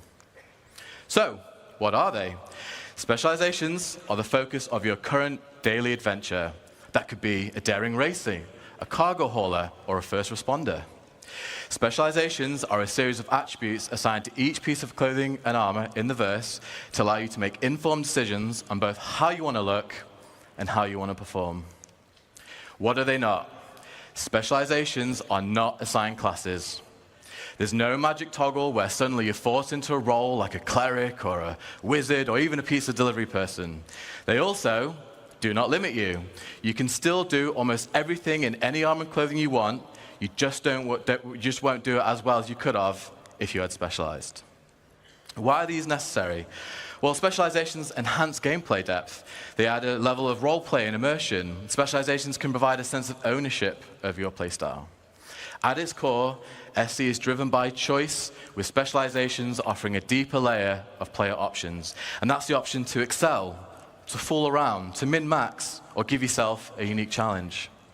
Specialization allows us as developers to make gameplay experiences that are deeper and more complex. So whether you're a salvager, a bounty hunter, or a medic, there will be specialized suits that will help outperform your peers. So at this point, you may be asking yourself, okay, well, how do I specialize? It starts by determining your playstyle.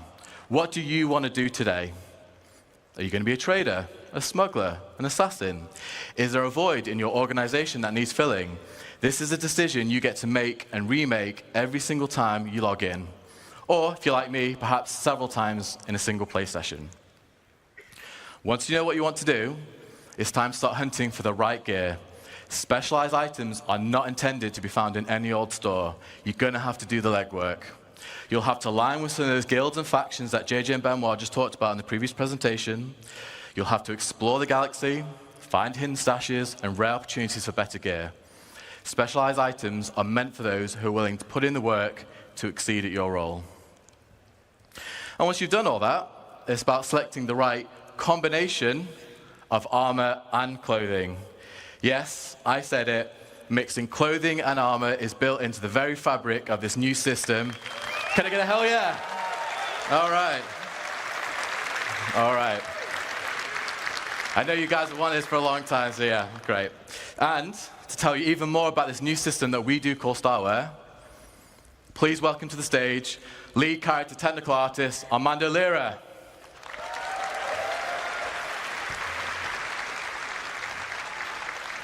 Oh shit, bro.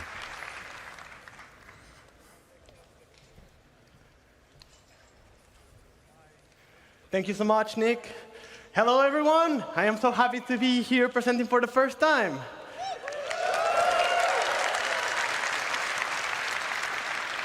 How cool are specializations? We are sure you'll enjoy finding the best combinations for your playstyle. And for that, we had to create a system that gave you all the freedom that you deserve. It's something that I am sure you've all been waiting for so long. Starware. So if you're... Are you tired of choosing between clothing or armor?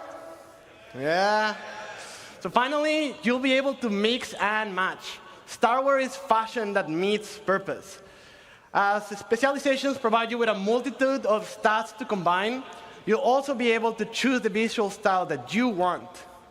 But beware, with added options also comes the responsibility of choosing the right combination for the right situation.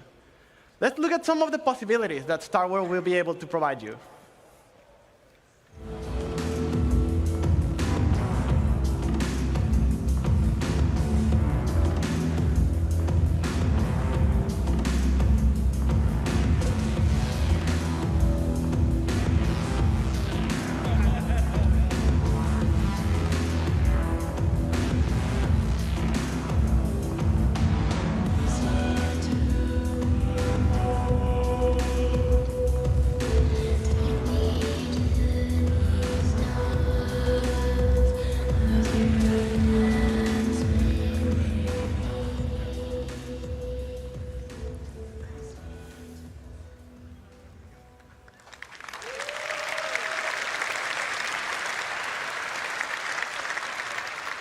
As you all saw, the possibilities are huge. Like, have you ever wanted to put on a jacket on top of an undersuit? Yes. Yeah. How about an armor on top of a sleeveless shirt? Or even without no shirt at all? Like backpacks on clothing? Yeah. So Starware allows more customization than ever. But be careful, certain gameplay implications will still be true. You won't be able to go into the vacuum of space without a space-worthy undersuit and helmet. And in certain planets, you'll need a breathable mask or helmet to survive.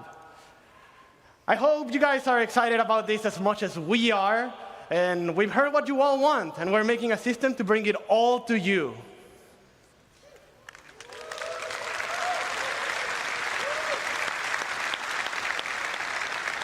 But that is enough about Starware for now. Let's go back with Nick and learn more about how Starware and specializations will improve your gameplay. Well done, bro. All right. Thank you, Armando. Some nice dancing as well, by the way. So as you can see, the Starware system is about adding function to fashion. We are still Star Citizen, one of the best looking video games out there, but we're always going to make sure that you look your best, but now with added purpose. So to recap, we're going to go through, we're adding intent and purpose to all our clothing and armor sets. As designers, we really want the visuals to match the stats that our great character art team have made. So for example, if a pair of pants look particularly armored, chances are they'll have modest damage mitigation to match. Many armors will be specialized for distinct use cases. Currently, we realize right now bigger is generally better when it comes to FPS armor, and we know that shouldn't always necessarily be the case. There will be some armors that won't have EVA thrusters built into the suit, so you lose EVA capability. Some armors won't even be space-worthy. Specializations means getting better at certain things at the cost of attributes than others. This is about compelling you, the player, to make tactical decisions for every situation you may find yourself in. So now let's look at some practical use cases for the Starware system. Whilst all our armors are becoming specialized, let's take a look at a select few, which I will add are some of my favorites. We are going to assemble a team to tackle one of Star Citizen's most anticipated adversaries that you'll get to meet later on. Let's meet our first specialization.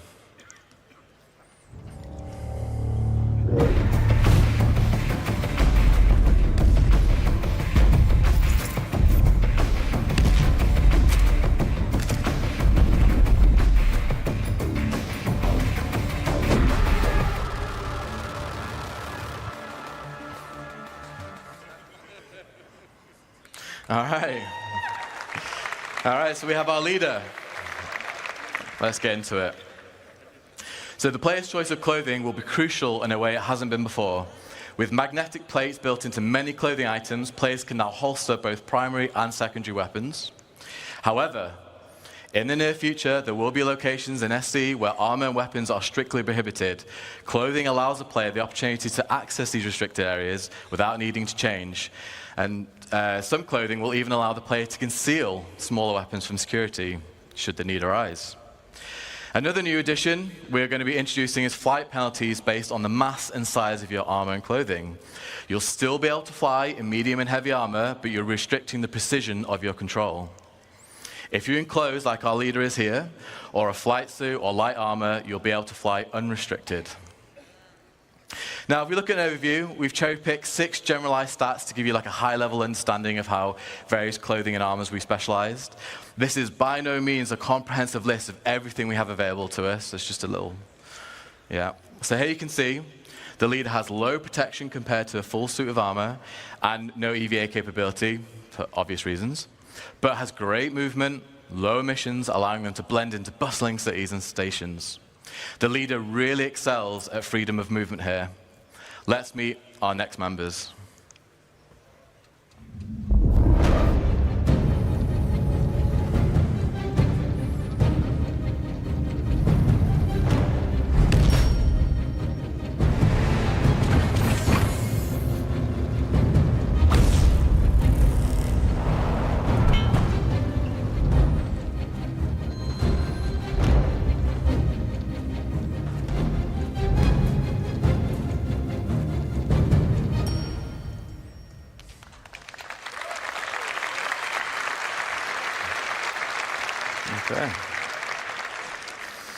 So here we have our pilot. If you remember, back in 3.23, we introduced our first specialized helmet visor, the combat visor. This introduced the dynamic crosshair and all the magazine information on your HUD. This is our pilot visor, which allows the wearer to link with their ship and cast MFDs directly into their visor. This provides the pilot with all the essential data like ship health and shields, so no longer will the pilot need to break concentration during an intense situation to look down at their MFDs. Again, like the leader in this situation, there'll be no penalties to flight, plus with added G-force resistance, the wearer will be able to get the most from out of their ship. So if we look at the pilot stats, they have fantastic mobility. Like I mentioned, great G-force resistance for when combat takes them to the limit of human endurance. And finally, this suit comes with the best EVA capability in its class for when remaining in your ship is no longer an option. Here's another variant in our flight suit class, the racing flight suit. This is what our driver will be wearing. This suit, unlike the pilot flight suit, has features which are more streamlined, which allows it to have truly unmatched G-force resistance for the hardest corners on the most challenging of racetracks. It also offers great oxygen capacity and thermal protection for those planets with hostile environments. So as you can see, this flight suit excels at G-force resistance, but it loses its protection and has much weaker EVA capability. Let's meet our next team members.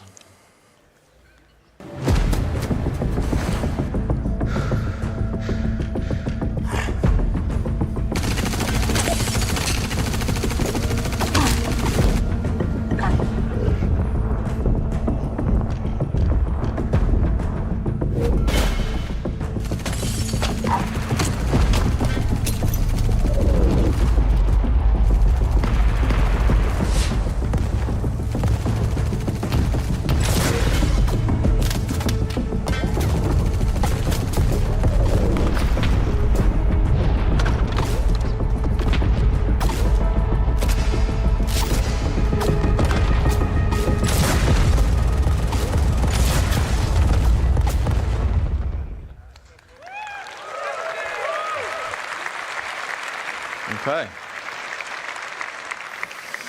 Here's our tank, who is wearing our heavy combat armor. Combat armor is similar to what you're used to, only we're specializing it even more for combat. So what does this mean? We want our wearers of heavy combat armor to feel like walking tanks. The armor should provide fantastic coverage to limit any weak points they may have, and actually have a greater damage mitigation than what players are currently used to. Due to its mass, the armor will also feature the strongest resistance to force reactions, so that's flinch, stagger, and knockdowns, which brings me on to a full suit feature. If the player is wearing a full set of heavy combat armor, they will not be able to be knocked down by small arms fire. Thank you. However, as you can see here, for all that protection, coverage, and stability, we have some major trade-offs. You're going to lose your mobility, stamina will run out much quicker, and your movement speed is severely reduced. The majority of combat armors will also lose built-in EVA thrusters, meaning you're going to have to add additional weight to be wearing an EVA pack. Next up, we have our tracker in the heavy hunter armor. This is another suit in our heavy armor class. However, this one is aimed at less at pure combat and more about hunting its prey.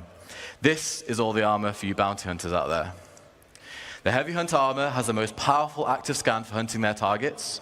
Its scanner outshines all others in locating infrared and electromagnetic emissions, perfect for locating those targets trying to lay low, whether that be human or creature alike. Whilst it's still classed as heavy armor, it does mix things up, so it'll have slightly faster movement and mobility, but it loses the protection. You'll also be able to store more devices like deployables and throwables. So to compare the stats, whilst not as tough as our combat armor, it does gain an increase in mobility, and while its scanner is the best of the best, the armor is also incredibly noisy and emits powerful emissions. So while you may find your target with ease, there's a good chance that they'll know you're coming for them. Next up, let's look at our last additions to the team.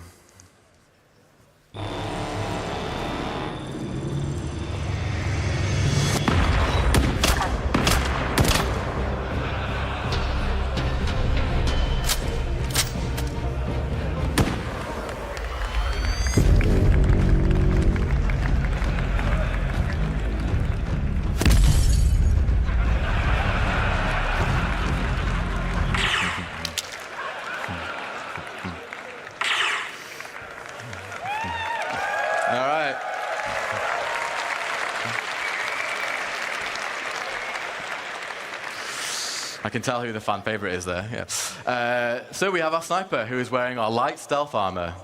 Here's another example of a full suit feature. If the wearer has all pieces equipped, so that's helmet, core, arms, and legs, due to its mass and the suit's material, their missions will run so low that they will be undetectable on radar. With it being light armor, it also has a great level of mobility and traversal speeds, meaning should the wearer be spotted, they can quickly escape or reposition with ease. And remember, with it being light armor, no flight restrictions. So with the best stealth and fantastic speed, it's a must for any players looking to assassinate, infiltrate, or in this case, be a sniper.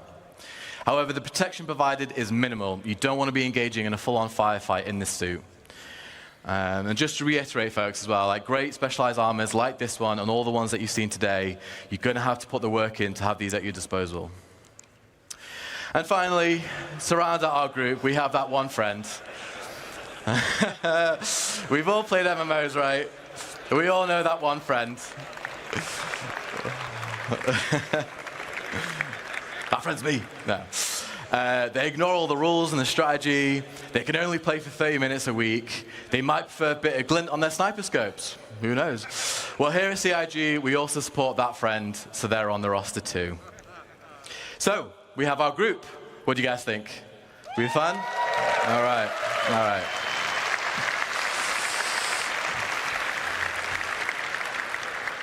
So let's see what they face ahead and if they're up for the challenge.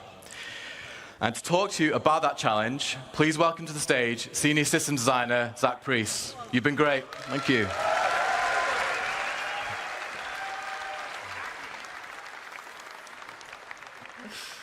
Oh, luckily this thing's only got 2 buttons. So, hello, I'm Zach Priest. I do a variety of things at CIG, but thank you, the people at the front. I do a variety of things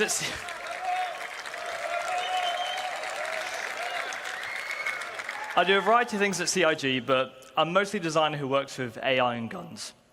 So most of you will be wondering, what could the next part of the presentation be about? Well, let's get stuck in. Star Citizen, at its heart, is about community. From our relationship with players to the big dynamic events that citizens work together to complete. We love group content and missions that allow players to work together to achieve a goal.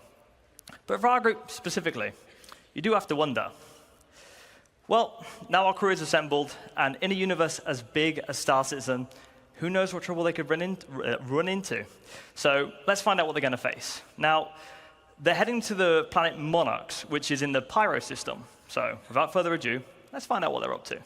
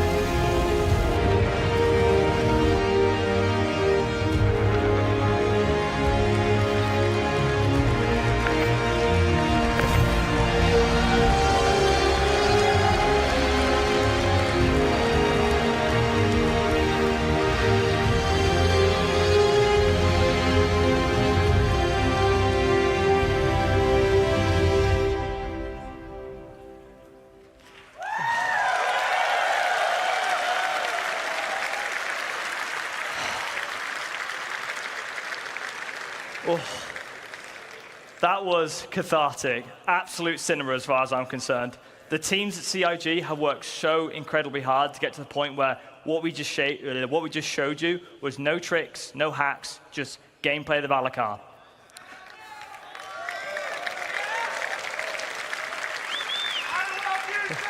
I love you too, Groncy. I want to give a huge thank you to all the people who put in a lot of work to get to the point where what we just showed you is gameplay. As you can imagine, all of that is work in progress. We have some good polishing to do on it, and we didn't want to hold it off. We just wanted to give you an honest view of where we are. That was from a build last week, so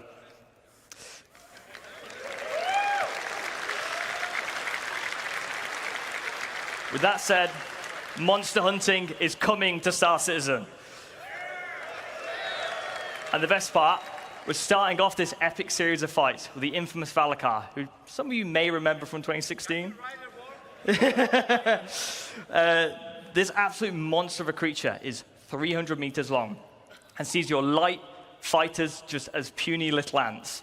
You're going to need to assemble your quickest and most nimble pilots to dodge the Valakar's ranged attacks, as well as your fastest drivers to bait out the Valakar from the surface, as it's the only way to bring this mighty creature out of the ground is by disturbing the surface with a ground vehicle. But how does the Valakar stack up to our crew? Well,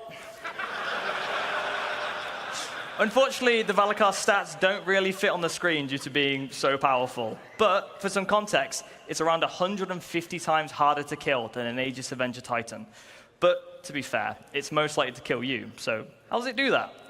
Well, the deadly Valakar has a variety of ways of killing possible threats. So for a high-level overview of the fight, it regurgitates rock-hard sand that has been compressed inside the Valakar and uses it as a projectile to target foes. But if something's a bit too close for comfort in the sky, it uses its ginormous body to swipe ships out the way. Anything on the ground that it sees as a threat will have to contend with its bite or its deadly slam.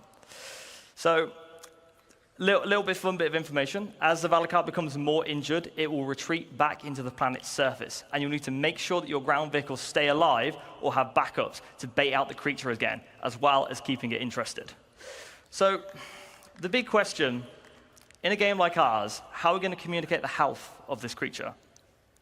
Well, things being physicalized is at the heart of Star Citizen. And we know how much of a large fight the Apex Valakar is, and we need to communicate that in a diegetic way. So you'll see here the Valakar's health from 100% to 1%. You'll see its skin getting more battered and bruised as the fight progresses, to give you an idea of where you are and how close you are. So the nice thing about this, it communicates the Valakar's health without needing any UI or health bars, and just purely keeps you immersed in the experience. So, number one question, why do you want to kill the Valakar? Well, because it's fun, but I know you sweaty gamers, so it's got loot, also known as harvestables. The Valakar has two very valuable harvestables. Firstly are its pearls. You'll need to mine growths on a variety of locations of Valakar to reveal these pearls. And once you've destroyed the growth skin, you'll see disgusting squidgy innards. But next is its big apex teeth. These are within its mouth, and you'll need a very strong tractor beam to be able to yank these things out. And these harvestables will not all come out at the same quality. So you'll be able to learn more about that and how harvestables are going to be used tomorrow in crafting your home. So a fun thing here is you'll see the character is standing within the Valakar's mouth as well. So when it dies, it keeps its collision, meaning that you can climb on it, land ships on it, and it's essentially your playground. But this really shows how big it is. But how big is it really? Well, fun bit of information.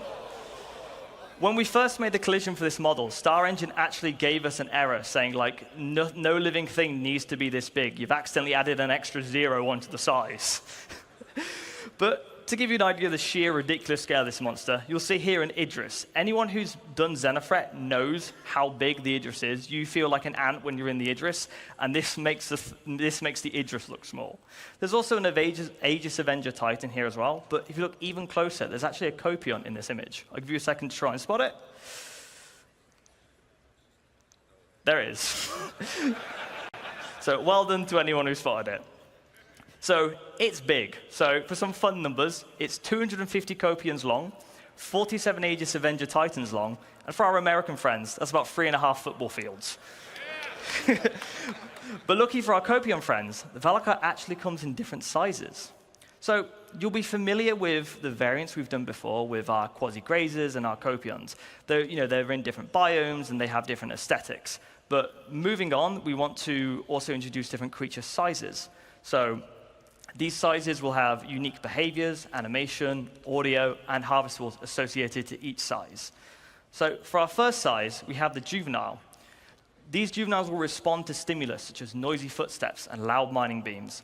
This will cause them to burst out the ground and attack anyone who's disturbing them. And you'll find these in caves near valuable harvestables and minerals. So for our next size, adults.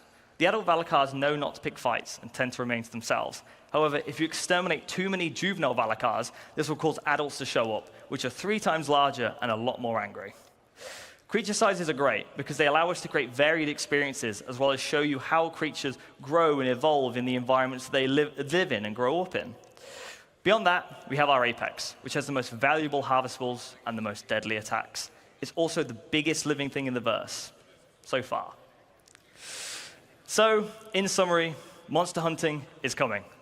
This is the first in a large series of Apex creatures that you need to gather your crew together to take down this mighty beast. You need a diverse lineup of ships, ground vehicles, loadouts, and skill sets to take out the Apex Valakar. Everyone at CIG is incredibly excited to get the Valakar into your hands, and we hope it shows that we're not only doubling down on creatures, we're also committed to bringing you gameplay experiences that only a game of our scale can provide. But that's all for the Valakar, for this Valakar. Let's take a look at some other fauna. Now, the Valakar is very exciting, but I also want to share with you the bigger picture for creatures. So let's start with some Valakar variants. Variants so far have typically just had alterations to their loot and appearance. However, we want to go further with what variants can be. For example, what if the Valakar evolved and grew in a swamp environment instead of a desert planet? Or if a Valakar never made it to the surface and only lived in drowned caves? These are the kind of questions that make sci-fi one of the best mediums. And I can hear the questions already. What does an adult cave Valakar look like? What does an apex quasi-grazer look like? Well, it's these questions that get everyone excited that works on creatures to give you a glimpse into the big picture. All of these variances and differences and new creatures make up what we call our fauna matrix. The fauna matrix is basically our creature encyclopedia. So these concepts should show you that we want to get more weird and wonderful with our creatures. We've started off with more traditional animal references like dogs and birds and cows. But now we're in a position to create the things that we love about sci-fi, which is the weird and the unknown. So looking at where we're going, all of our creatures have been defined for the road to 1.0. We've ensured we've got a rich, diverse, distinct roster of creatures to make each of our planets feel special. As well, as considering the unique elements of various planets, ensuring that they're populated with appropriate creatures. We've been designing creatures in mind so that planets' ecosystems influence their behaviors, designs, aesthetics, and harvestables. With that being said, I would like to give you a sneak peek at our fauna matrix. That's all from me. I'm very happy to be bringing the Valakar to all of our backers. It's really like nothing else you've played before. I'll leave you with this last video. Enjoy the rest of CitizenCon, everybody.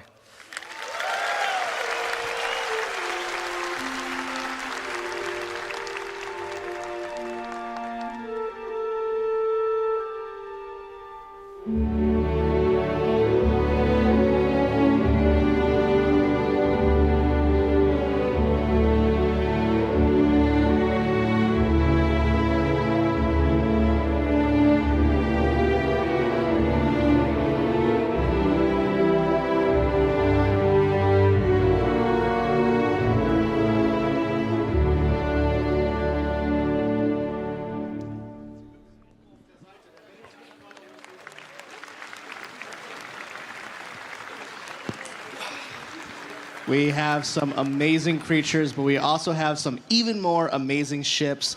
Let's give it up really quick again for that Dress to Kill panel. That was amazing. Everyone there did an awesome job.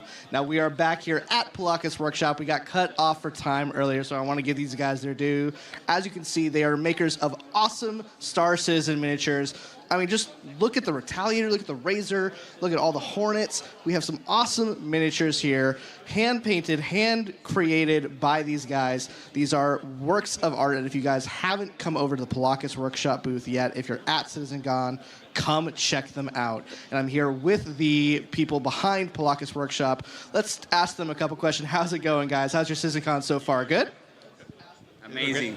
Amazing, awesome. So my first question is, how long have you been making models? How long have you been making miniatures? ¿De cuándo estás haciendo miniaturas? Llevo haciendo las miniaturas alrededor de 3 años. Around 3 years ago, we start to do the designs and the 3D printing. So 3 years ago, you started making models, and were you always making Star Citizen models? Or if not, what made you want to make Star Citizen models first? ¿Directamente con los modelos Star Citizen o estuviste primero haciendo otras cosas? Desde el principio, empezar el modelaje 3D por las naves de Star Citizen. He started in this hobby because Star Citizen, he loved the design of the ships, and then start to working on designing, on blending and printing. Do not let Ben Curtis or John Crew hear you say that. They will never get over their egos. Now, these guys are so great, but how long do they take to make? I mean, how long does it take to, just these works of art that I'm looking at, how long is that process?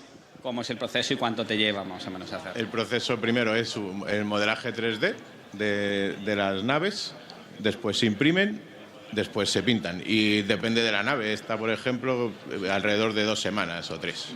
The first step is prepare the modeling for the printing. They need to do the design, but he is working to have a proper printing. Then after put on the print, assemble, and then working on the paint.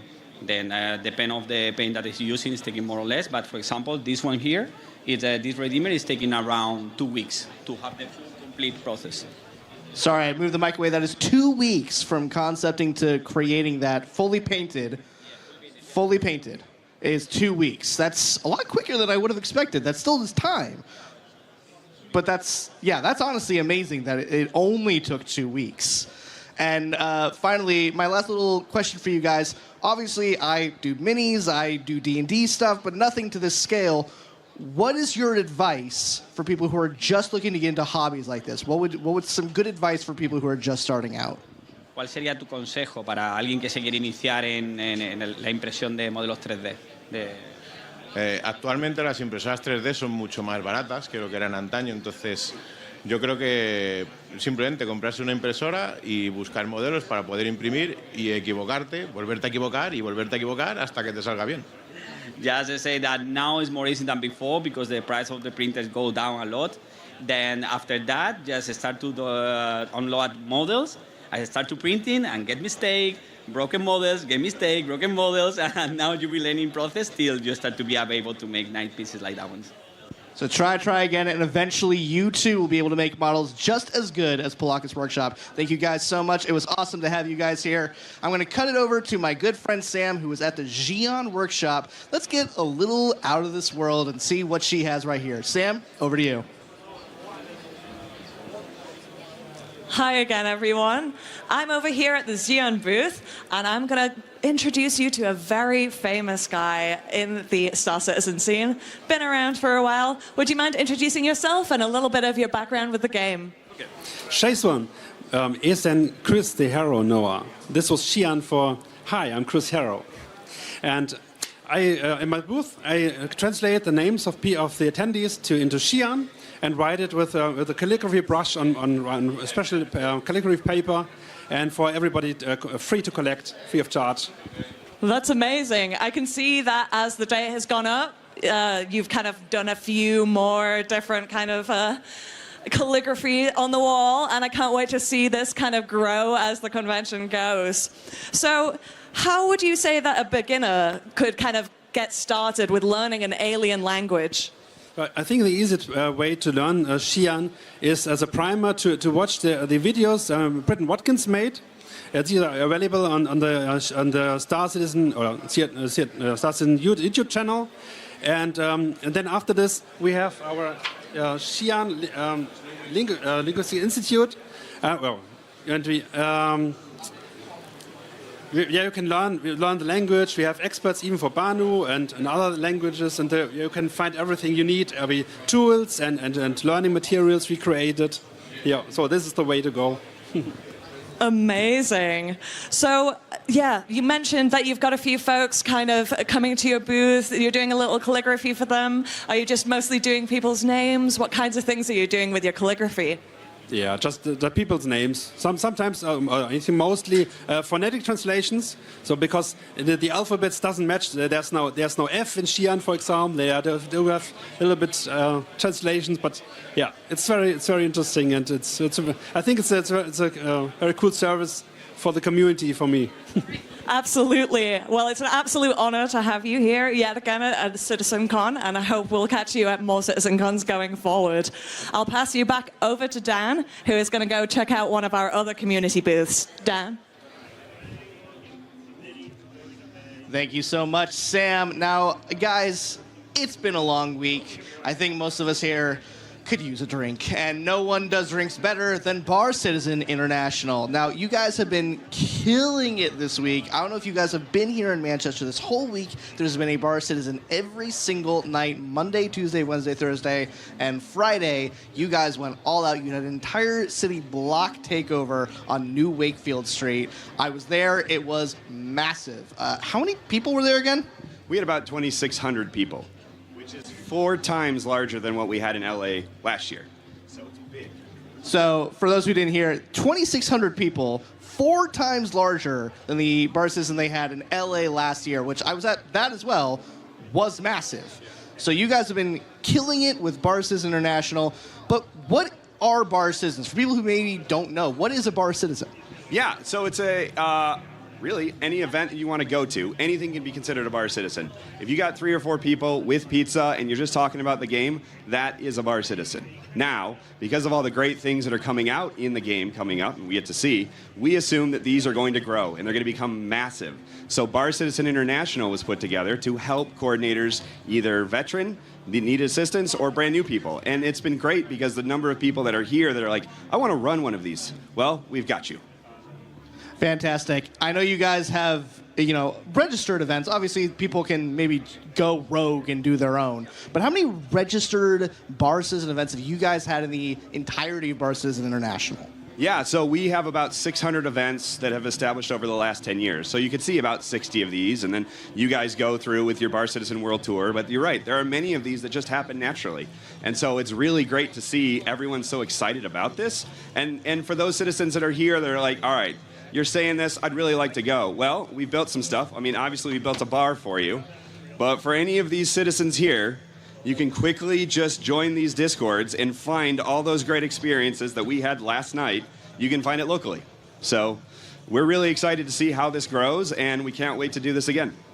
Well, we are always excited to be at a Bar Citizen. If you guys haven't been to one yet, they are fantastic. And yeah, I guess last question is, what's next for Bar Citizen International?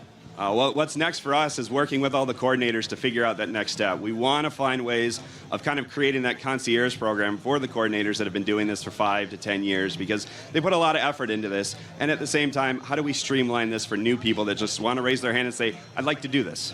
So. Awesome. Well, as a community producer, I can't thank you guys enough. Nick, good seeing you again, bumping into you yet again here at CitizenCon. I think that, unfortunately, is it for us here at CitizenCon today. Don't worry, don't cry. I see the tears forming. Be brave. Be brave and be strong. We will be back tomorrow. But Sam, any last words from you? Yeah, it's just been such an honor to talk with all of the community this year, and I can't wait to show you guys some more tomorrow, so make sure that you tune in then. Yeah, and thank you once again to our sponsors, Versa. Thank you again to VKB. Thank you again to Scan Computers. We could not have had CitizenCon without you guys. Thank you to Toby for your cosplay competition. You guys have helped make the CitizenCon the best one yet. And I think that's it for us. So from Dan and Sam here on the show floor, we'll see you guys again tomorrow. We have one more panel before the very mysterious redacted at the end of the show. Let's head over to that panel, shall we? Thanks again, guys. We'll see you tomorrow. Bye. Okay. I've almost got full mobility back. You know, when they tell you Chris Roberts isn't ready, go take a run. Don't take it literally. All right. Find also, quite frankly, if I may say so, find someone that looks at you the way that Scrap from Bar Citizen International looks at someone doing a CitizenCon interview. That was just so intense the whole time. All right. As they said, as Dan and Sam said, we have one more presentation left. It's a big one. Beyond Pyro. We're looking at what's next beyond our next star system, which just went to PTU, yeah? Viva Cali, all right. I've been in this world for so long. So please welcome to the stage one of my favorite people at CIG, and I don't say that lightly, a man whose last name took me 3 years to learn to pronounce correctly, and I'm still not entirely certain I did it. Please welcome to the stage Star Citizen's creative director, Mr. Ian Leyland.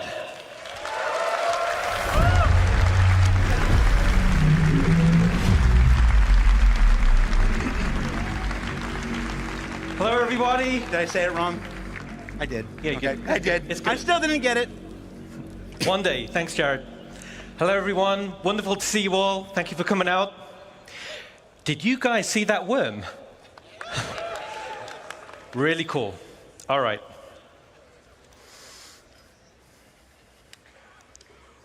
So right now, it's all hands on deck to make 4.0 the best experience for you. Richer locations, deeper gameplay, better experiences. All with completely new and wonderful music from Pedro, which will create an evocative and emotional backdrop. Rich and I have been working directly with Pedro for many months now. Beautiful music awaits. But today, I'm going to talk to you about what's beyond Pyro. So let's strap in and we'll take a look. My name's Ian. I'm the creative director for Star Citizen. And let's start by looking up into the stars and saying hello to an old friend.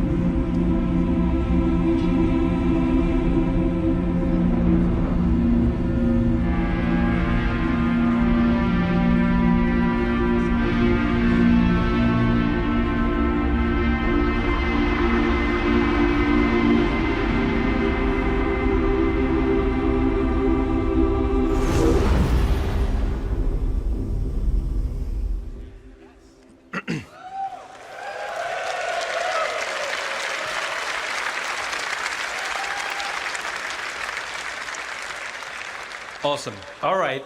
So this is Nyx system. Nyx was discovered in 2582 by Carla Larry during the height of the newly formed United Empire of Earth's territorial expansion.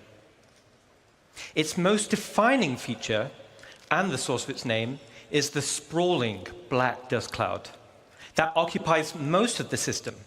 The dust cloud severely hampers visibility and can interfere with your ship's scanners.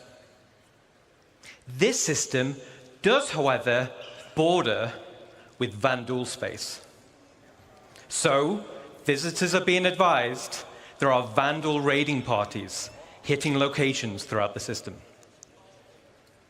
But, despite this, a small community has formed in the system, and this is on an asteroid in the belt between Nyx 2 and Nyx 3. And this asteroid is called Delmar.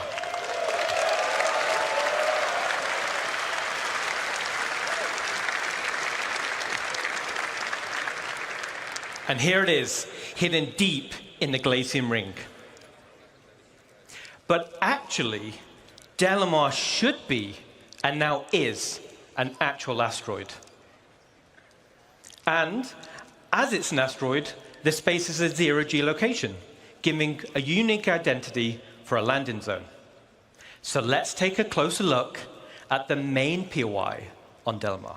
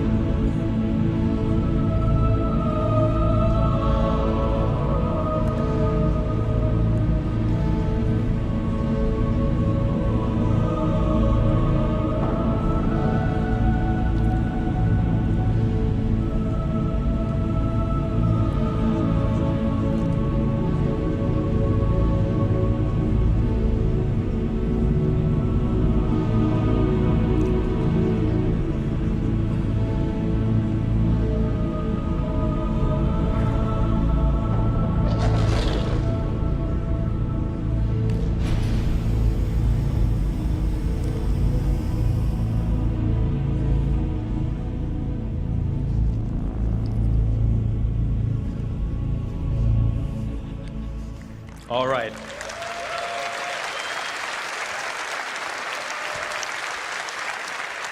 Awesome, awesome.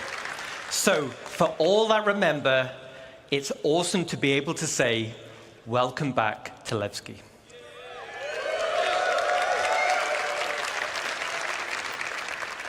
And for new players, let me tell you why it's a cool place. This used to be an old mining facility, which was mothballed and then abandoned. There is an internal network of abandoned tunnels and mine shafts, and these are now populated with refugees, fugitives, and criminals. This is also the home to the People's Alliance, who you'll be doing some work for. And as Levski was made some time back, it needed to be updated so that it can fit into current gameplay features and systems and mission loops. So let's take a look at the first update, and that is to the hangars and landing services.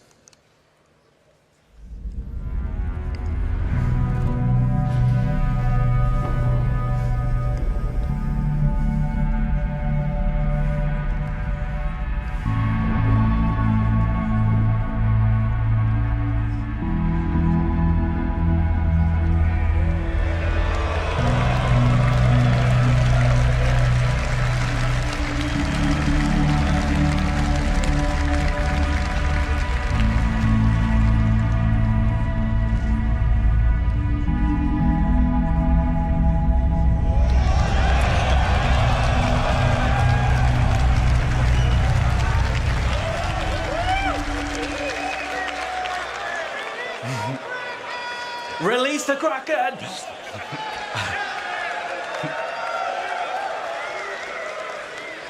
All right, cool.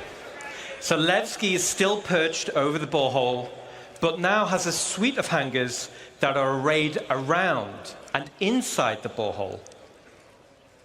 We're also increasing the quantity of hangars. This is to meet the ever-expanding players per server to remove hangar wait times. And this pass will be done for all landing zones in the game right now. And for players that don't want to store their ship, docking services will be added high up on the cliff walls.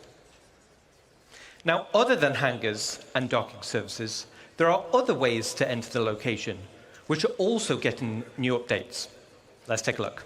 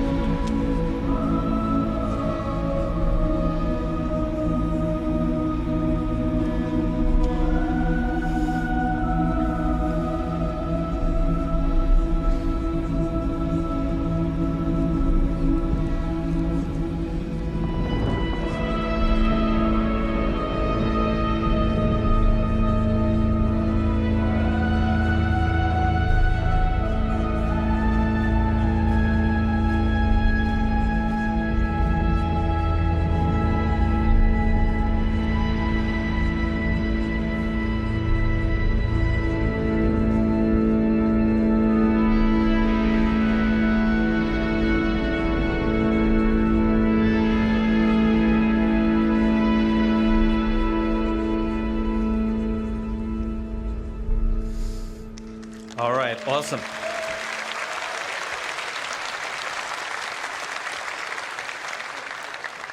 So around the main entrance, there's still gravity plating for on-foot access.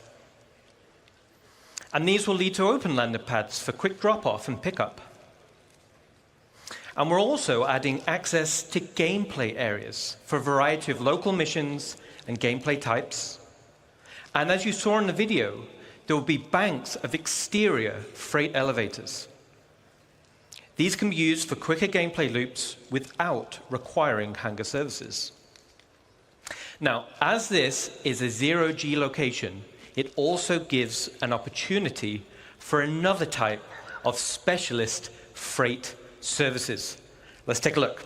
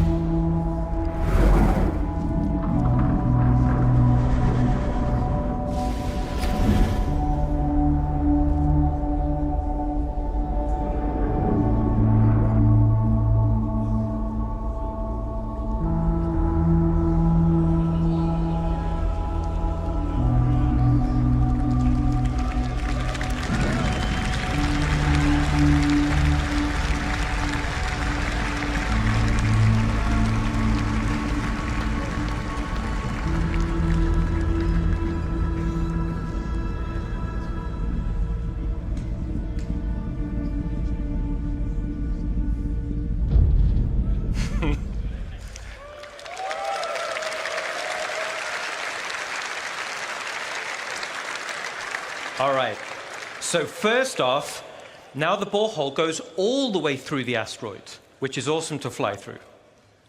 And down at the base of the asteroid, there will be banks of exterior zero-G freight elevators. These will be priority access for Hull series ships. So for all the Hull series folks, we got you covered.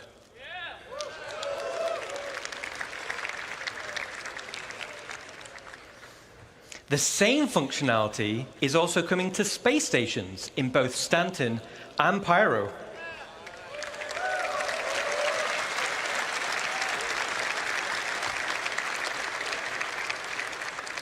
But wait, there's a little bit more.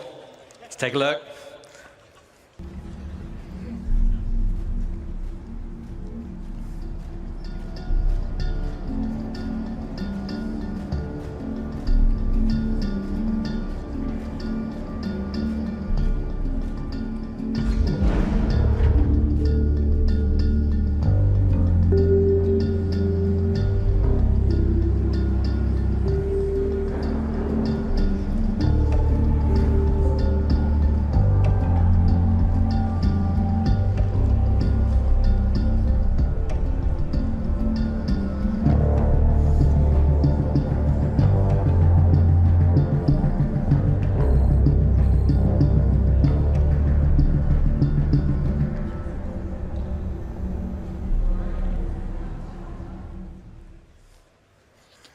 All right, cool.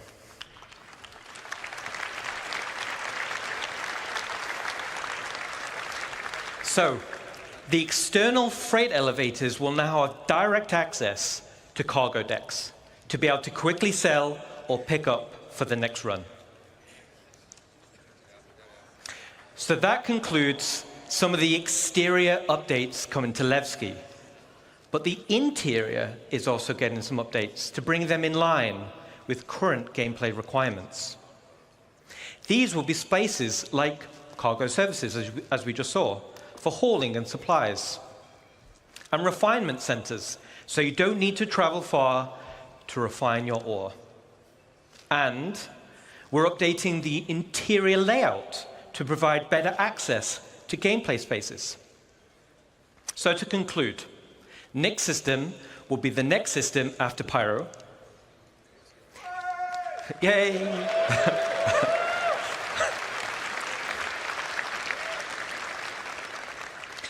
Delamar is now a physical asteroid with a zero-G play space. All right, not so much. And we're updating Nevsky to fit current gameplay mechanics and gameplay loops. And most importantly, we're adding local areas for gameplay content.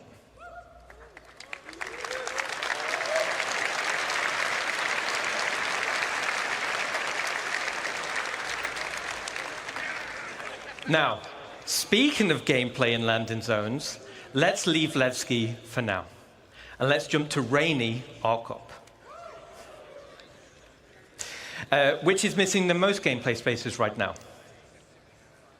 So we're continuing the Building Interior initiative. We're adding additional districts to landing zones, which are gameplay focused. These gameplay areas will interweave with the landing zone, but ultimately will be independent. So for Area 18, let me introduce you to the Municipal Works. And this will be split into two locations. The actual Municipal Works, which will be an open world sandbox area for all players, and the lower Municipal Works, known locally as the Depths, which will comprise of several instanced levels. So, how do I get to the Municipal Works? The Municipal Works is accessible in multiple places in Area 18. Some will be available to everyone, and some you'll need to unlock with mission progression. As an example, here's a map of Area 18 Central. And as I said, there'll be various access points throughout the landing zone, and some will be easier to access than others. These access points will lead to transit systems, taking you deep into the underbelly, eventually reaching the Municipal Works. And the Municipal Works will have spaces like maintenance, filtration, and the sewer network, which is what we're seeing here. It's a very exotic place. So down here, it's an open world sandbox for you and other players, very similar to contested zones in pyrostations. It's an area to do local missions, like exploration, repair, or even pest control. But the main purpose is provide access to the depths. And these will be instanced areas. So, what is an instance area? Well, an instance area works in the same way as an instanced hangar. And as the name says, it's a separate space for you and your group. But why do we want to do this? This gives us the ability to create tailored missions that will provide a mixture of content like combat or exploration or puzzle gameplay, and fundamentally allows us to design challenging, meaningful content.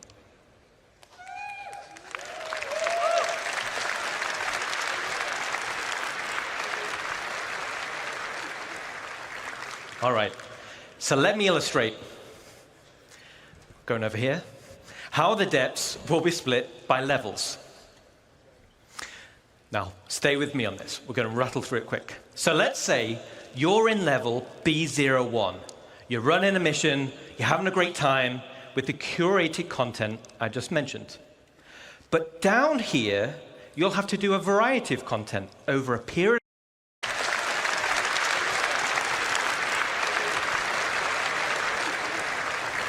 All right, so let me illustrate, going over here, how the depths will be split by levels.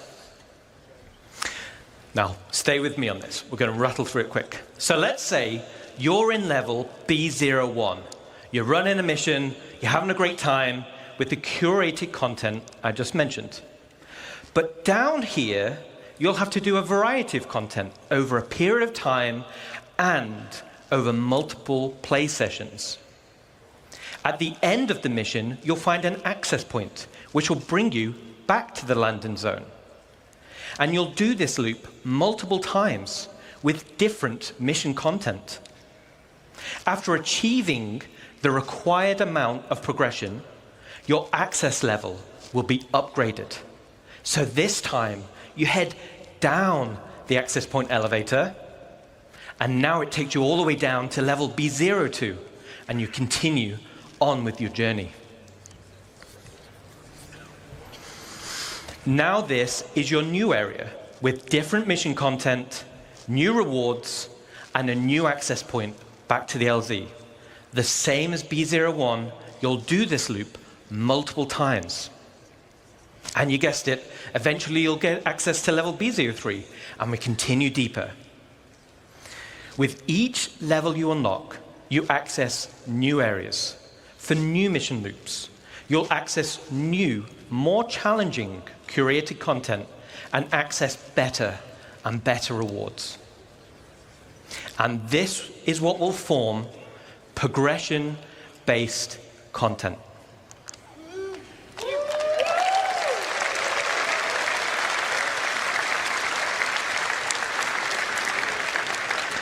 So as I just described, was a very condensed version of an actual play sessions. But this still describes the unique gameplay experience. Landing zone areas which will offer long-term gameplay progression. So that concludes this section on gameplay spaces for landing zone. We're excited to show you more. All right. So we're going to head away from Arcot for now. Let's look again into the stars, and now we're going to talk about solar systems.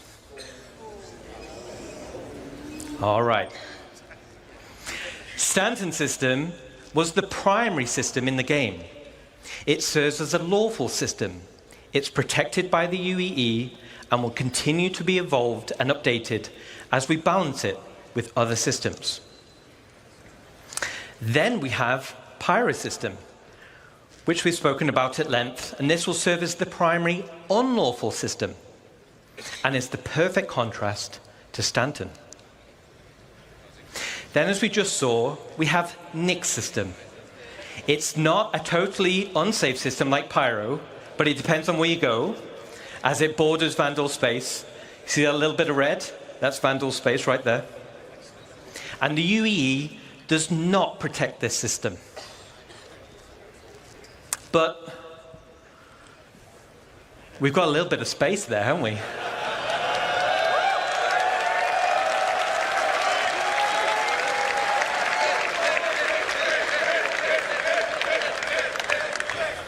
All right. I thought he was saying click system then. I'm like, well, I'm not sure about that one. All right. But we've got a bit of room at the bottom. So it would be a shame not to fill it in with something, right? So if we get a big cheer, we'll reveal the system. Are you ready?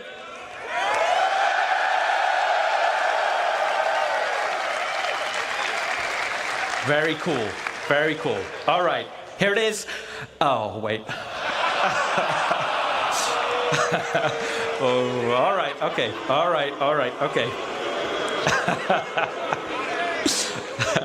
So, let's take a sneak peek at system number 4. Here it is. Well, it's awesome, right? All right.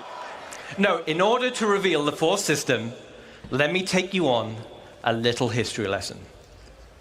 And to do that, we're going to load up our old friend, the Galactipedia. So, we're back in the height of the human-Xi'an Cold War. Tensions were at breaking point.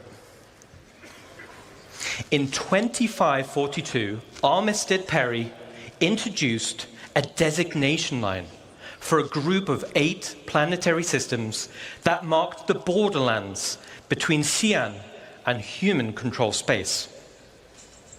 The United Planets of Earth designated the systems as no-fly zones and utilizing them as military staging grounds. But one system on the Perry line offered a key strategic position for a potential invasion into the Xi'an Empire. And that system was Castra.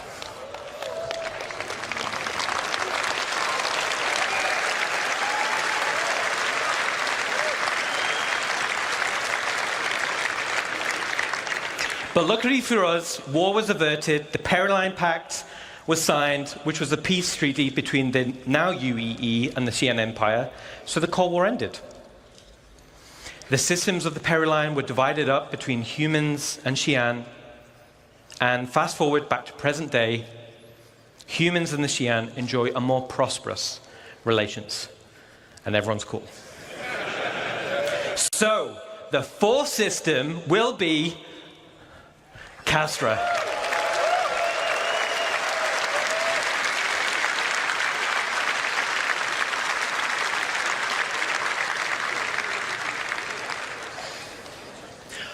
History lesson's over, so let's jump in and find out a little bit more. First we have Castra 1. Here it is. Castra 1 is a dead, coreless planet because it's too close to the sun to be terraformed for human habitation. So instead, the UEE Navy used Castra 1 for target practice, giving it the nickname of Bullseye. All the weapon testing throughout the Mesa era has left Bullseye covered in craters. And as you can see, it's super toxic, meaning ground exploration will require high-end environment suits.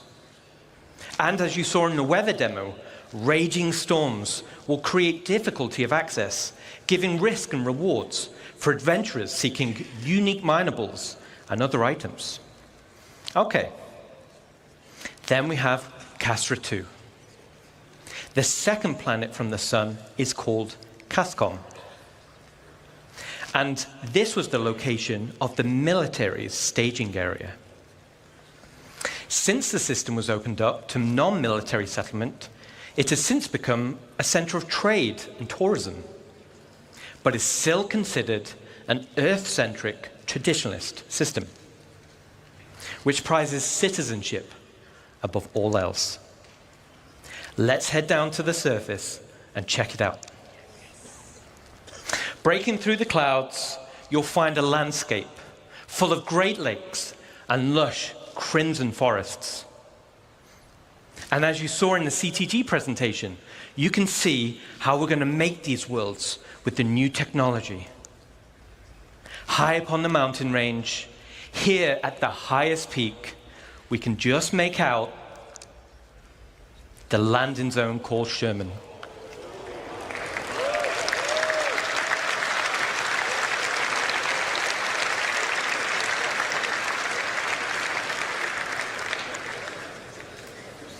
Which is fondly known by its residents as the island in the sky. Sherman is currently in pre-production, but I wanted to take the opportunity to show at least a sneak peek. Let's take a look.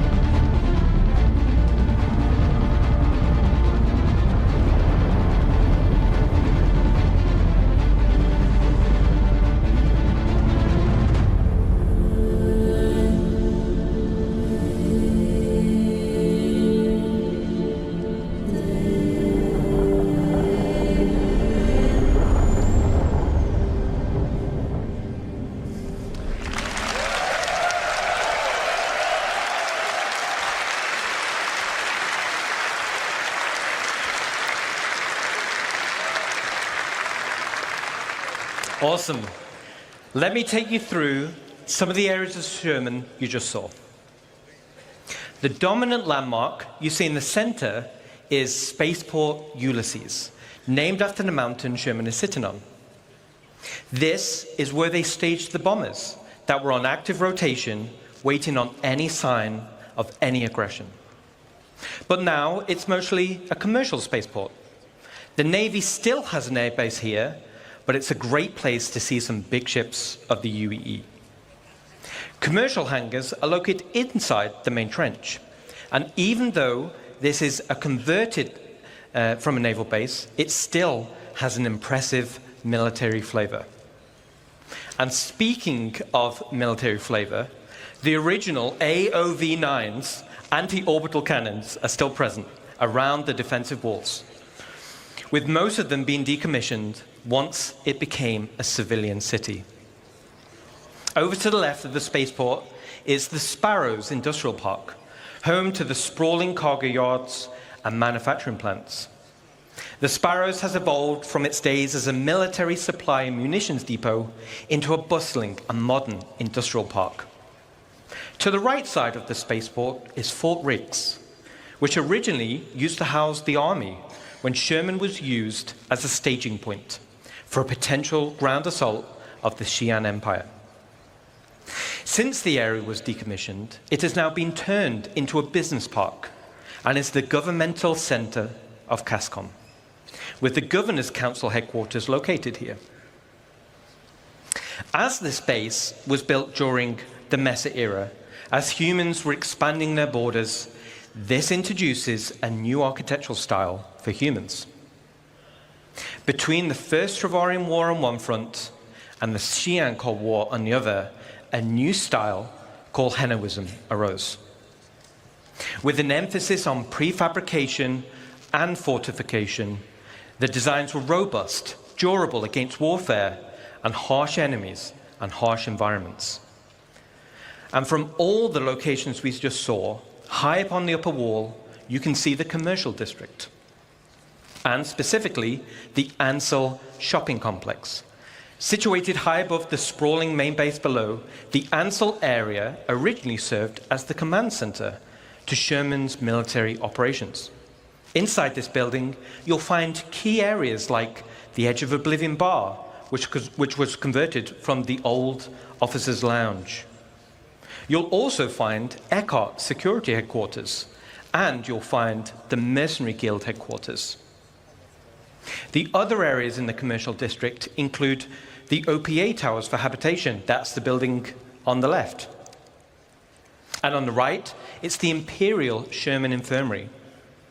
There's also the Reeves Military Museum, where you can experience the history of humanity's military and the role that Castra has played in keeping the Empire safe. And finally, we have Overlook Point, which is the name of the vantage point and park situated in front of Central Command, which has the best view overlooking the landing zone. So that's a quick overview of some of the key areas of Sherman. I think it's devastatingly beautiful, with a rich history and unique mood and vibe.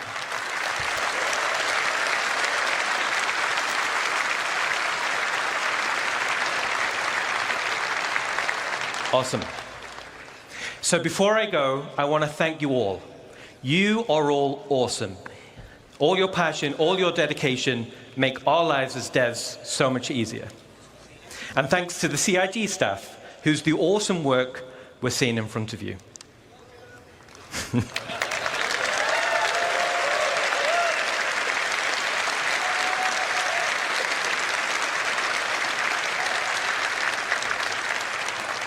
So thanks again. You are all amazing, passionate, and enabling us to dream big. Enjoy the rest of your show.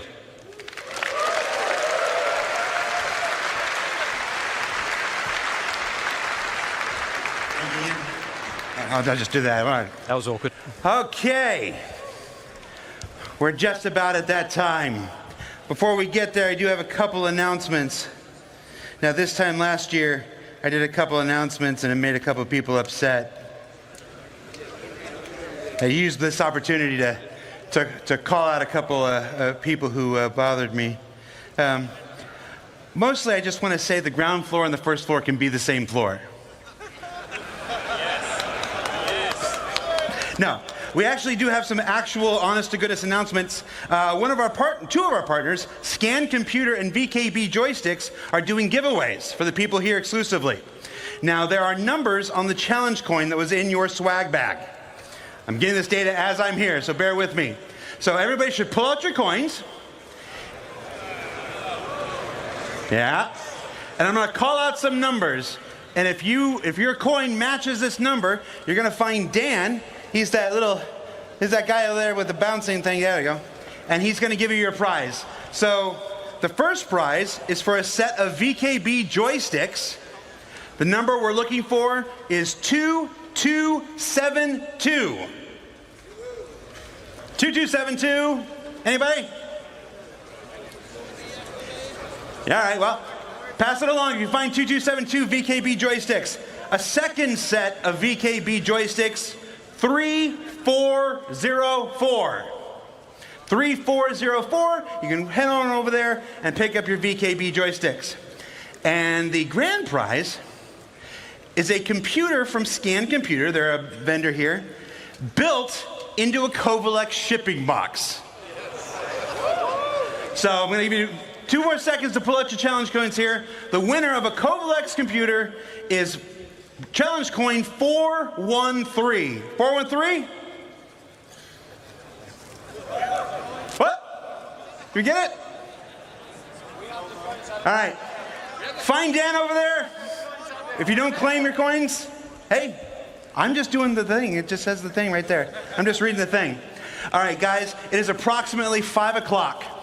If you check your CitizenCon schedules that were handed to you inside your gift bags, at 5:30 is our special redacted portion of the show. That gives us approximately 30 minutes. So 30 minutes to stretch your legs, to get something to eat, to buy your last piece of swag, to check your challenge coins, and go and collect your swag if you need to.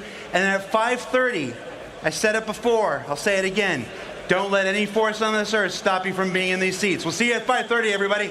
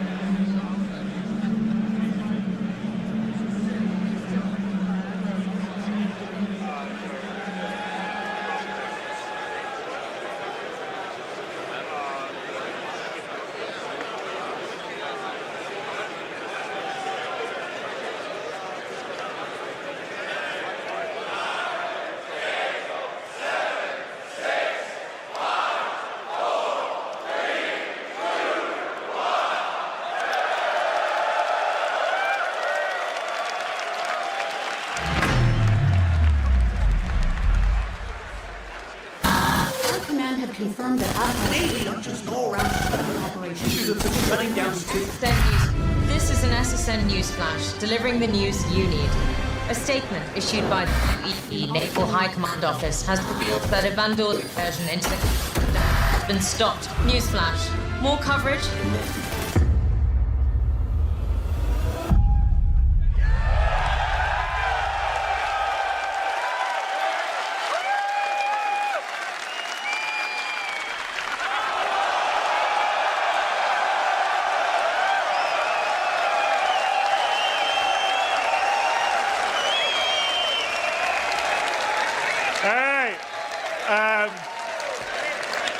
I hope you like what you've seen so far in day one.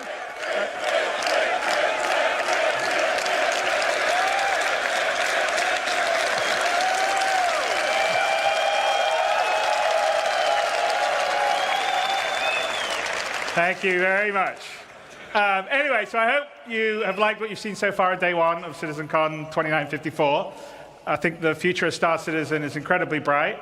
We have a few more things to show and tell you about tomorrow. But let's talk about the Hornet in the room. Last year, we announced that Squadron 42 is feature complete.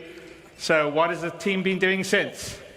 Given the scale and ambition of Squadron, our teams have been focused on polishing and optimizing to ensure the game meets the high standards that I have, the team has, and you guys have. This level of quality does take time, and we're committed to delivering an experience worthy of the journey. So I'm not sure if we've officially talked about gameplay time, but the story on a regular playthrough is anywhere to 30 to 40 hours in length, which is not inconsequential. So what does that look like? To show you, we thought it would be best to boot up the game and start at the beginning. Now, quite a few people want us to play a pre-recorded video where we played it safely offline, but that's not our style. So, we are going to play this live. I've played it through many times, flawlessly sorry. Occasionally, we've had a few, so if something happens, it happens. But fingers crossed. But what you're about to see is the prologue of Squadron 42's and you, the player's origin story. And you can think of it sort of like the opening of Gladiator, but even more epic. And I want to remind everyone that we are still polishing and optimizing. So what you're about to see and hear is still work in progress and will continue to be improved. But I hope you agree it is shaping up to be something special. So to take us on this live journey, I would like to bring Richard Tyra, Senior Game Director, to the stage to play the game. Okay. All right, Rich. It's in your hands. Absolutely. Hello, CitizenCon. So, my name's Rich Tyra, and I'm the Senior Game Director for Squadron 42 in Star Citizen. And I think we've got a little bit to play, so who wants to start? Should we go? Okay. So as Chris says, this is going to be playing it as a natural playthrough with, hopefully we don't run into any issues, but we'll go from there. And this, what you're seeing here, is the Combat Pilot Training application form that we're going to submit for your application. But once we get into the game, I'll kind of be quiet and just let the game speak for itself. It is not about piloting the most cutting-edge ships or traveling to the farthest future. Fighting to protect your home and loved ones, or even learning what you're truly capable of. Those are just the perks. I'm Commander Ryan Wright. I fly Navy.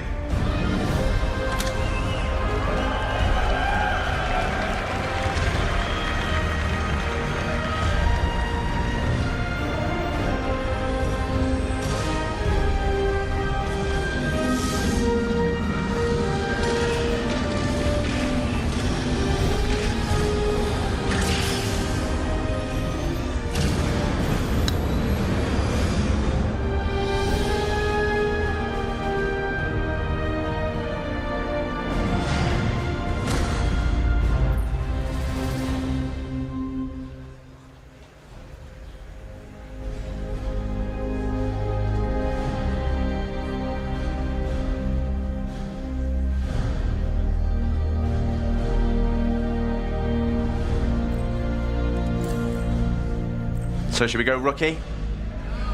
No, Legatus. Which one? Yeah, let's do it.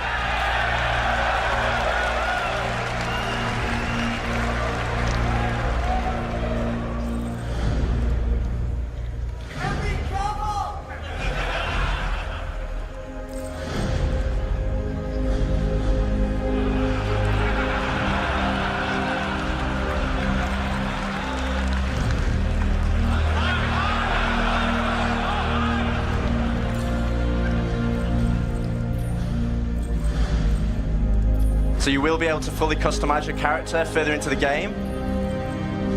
But in the prologue, this is how you select it. I assumed you talked to all rookies that way. I assumed you talked to all the rookies that way.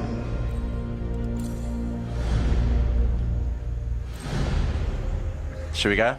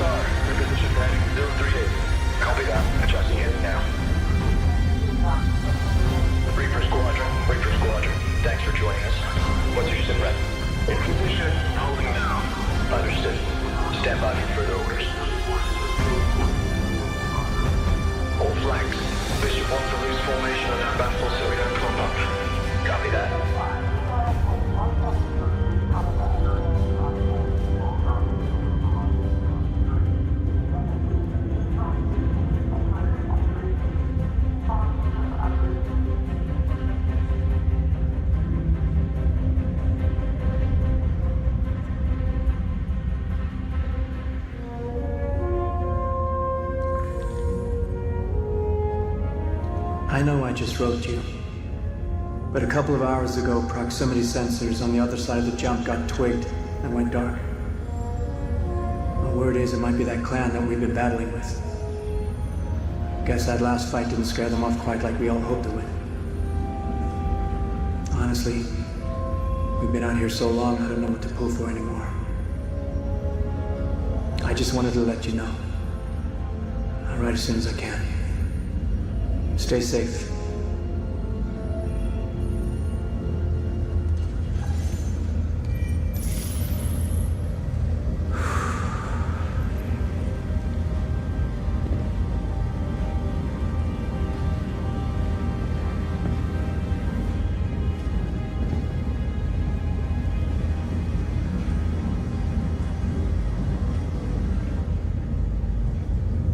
Never gets old, does it?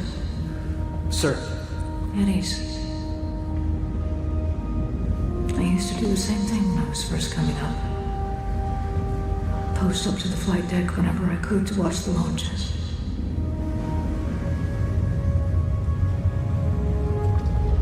Have you seen the F-8s up close? No, sir. The thing's a beast. Nimble, too. 12 maneuvering thrusters and 3 mains. It sure sounds like it. Sir.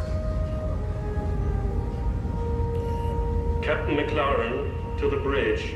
Captain McLaren to the bridge.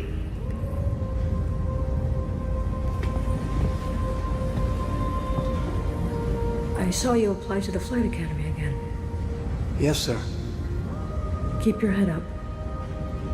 Took me a couple times before I got in. Thank you, sir.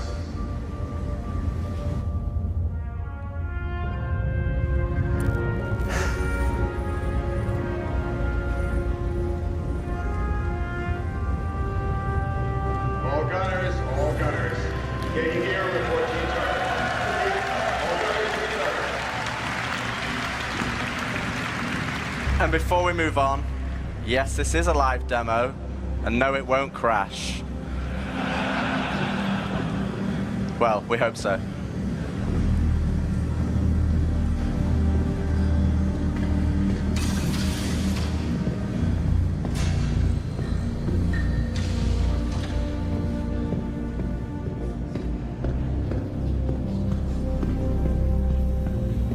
Oh, snap, I forgot to tell.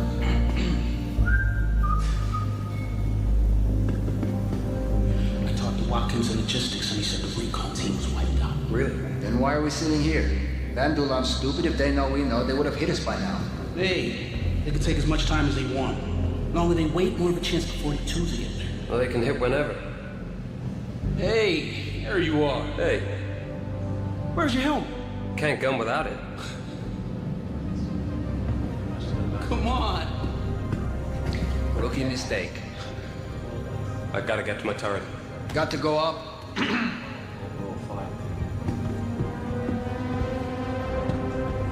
Jacobs told me the Vandals had 4 chips, and I haven't been able to sleep since. I heard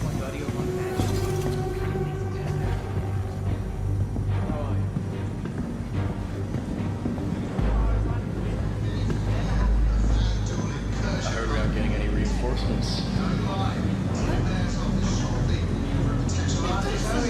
Right? We've been getting tuned up for weeks. It's this Polo Initiative horse shit. High Command's been freaking out about having to make cuts, so everybody's taking hits. Winslow and the Banshee told me they got denied on extra ammo for their main gun. Almost like the suits on Earth 1 an attack. Damn, should oblige with them. Let a couple of bombers slip over.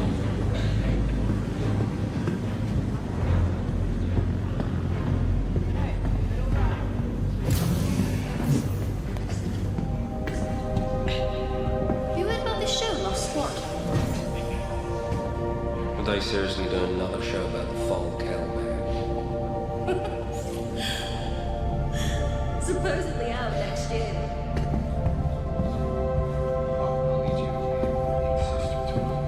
Okay. Take him to Lake Perrin. He's old enough. And teach him what I taught you. And do me a favor. Hug your mom.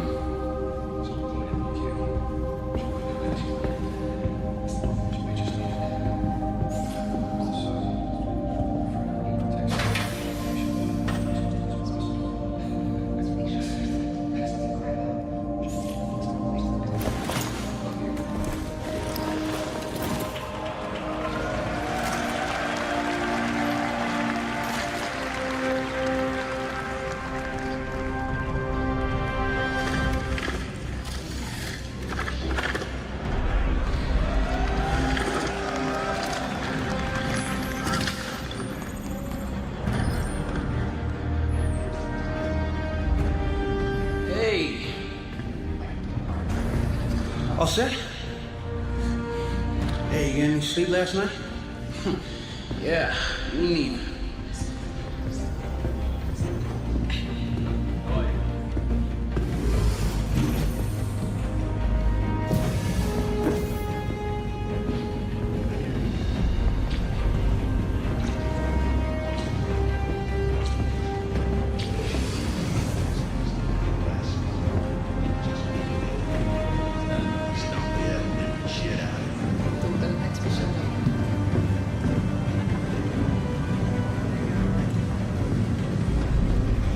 Oh, bad news.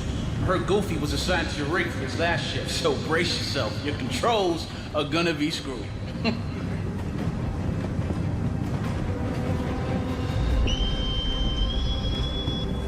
This is Captain McLaren. Sitcon upgraded to orange. All reserve personnel get to your stations. Looks Looks like this could be it.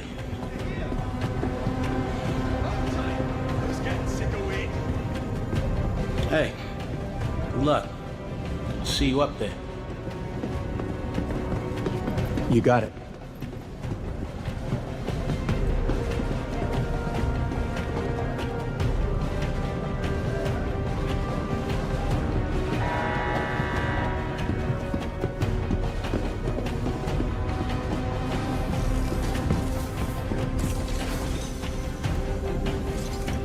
God damn it, Goofy, get the hell out of there! So glad you could join us. Want you calibrated and ready to fire in 5, here?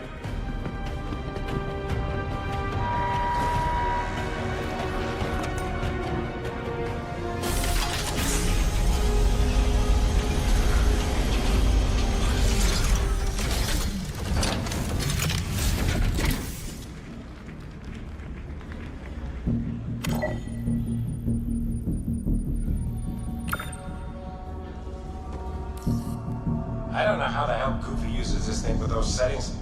I'm just gonna do a full reset so you can get operational.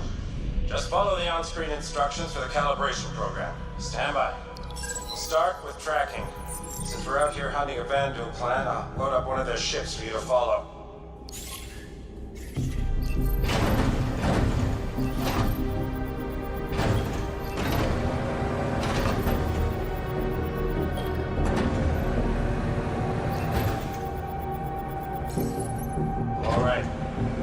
All set for controlling your turret.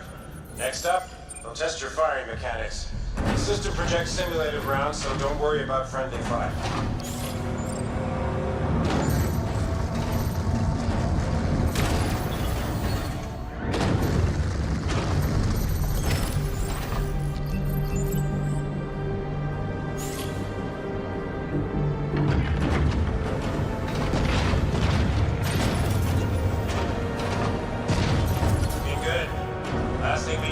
Verify your targeting.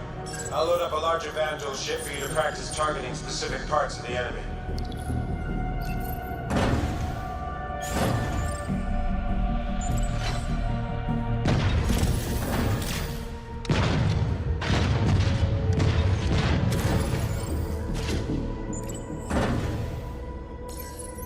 Okay, your targeting is tracking solid, so that should do it.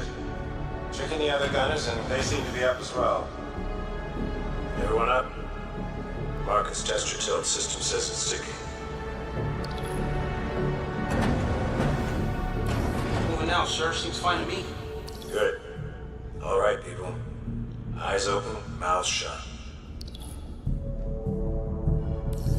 Any idea what's happening, sir? You covering your sector and staying off comms. At least that's what should be happening.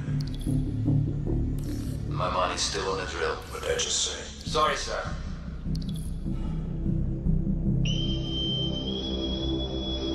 Not bad time. Shut.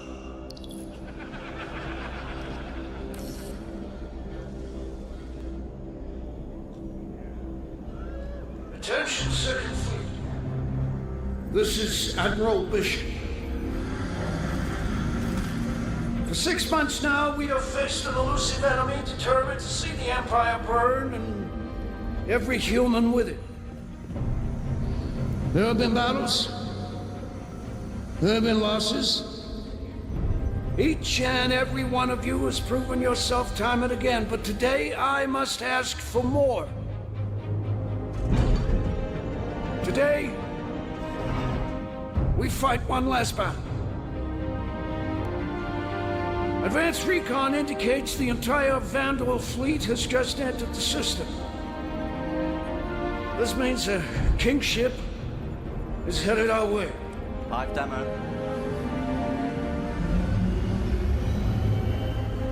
Now, some of you will not survive today, but there will be no time for sorrow. We will have to grieve for them later. Because 2 billion souls in this system hang in the balance. There should be no illusions about what we were up against. In the history of the UEE, a kingship has entered human space a handful of times. Battle of Orion, Siege of Tiber, the fall of Caliban. But we are the Second Fleet. History will remember us differently. We will not have to worry about it being kind, because today we will define ourselves through our actions. We will not lose the system. We will not fall back. We will win because we have to. We fight today. So in 40 years from now, when you're surrounded by everything and everyone you hold dear, and they ask, what did you do in the Battle of Vega? You can look them in the eye and say, I held the line. Men and women of the Second Fleet, I am proud to stand with you today. Good luck. Bishop out. Nice speech. Any word from the recon team? Not yet. Let's get into position.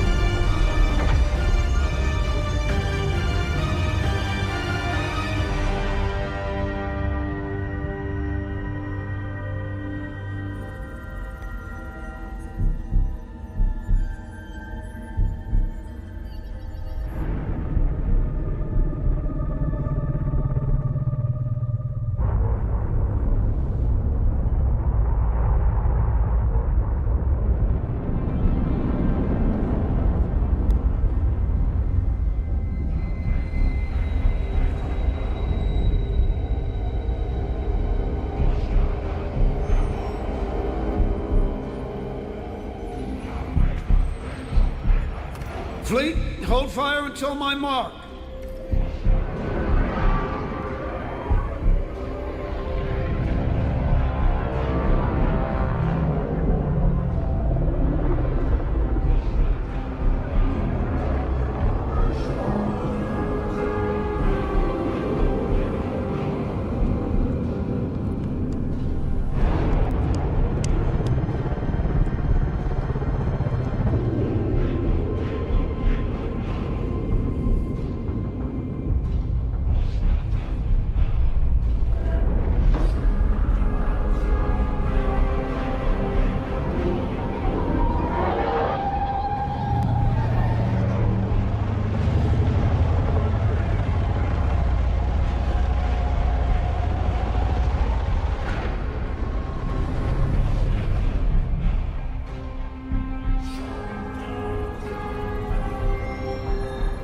Strip safeties from the Goliath.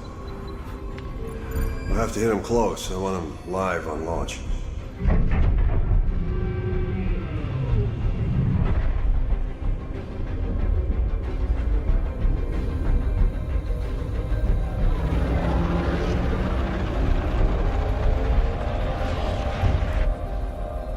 What are they waiting for?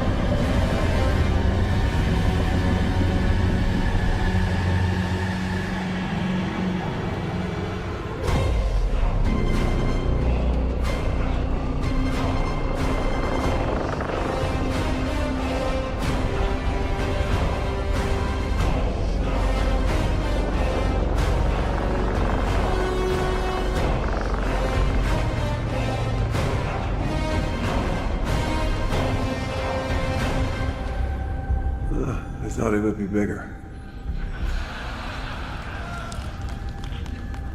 So did I.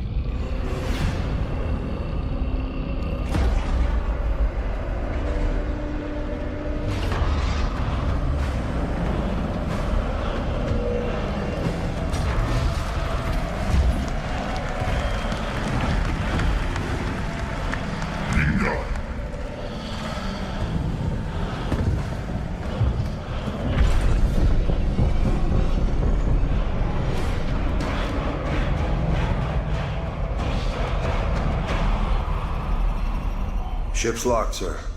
Fleet's ready. Stand by.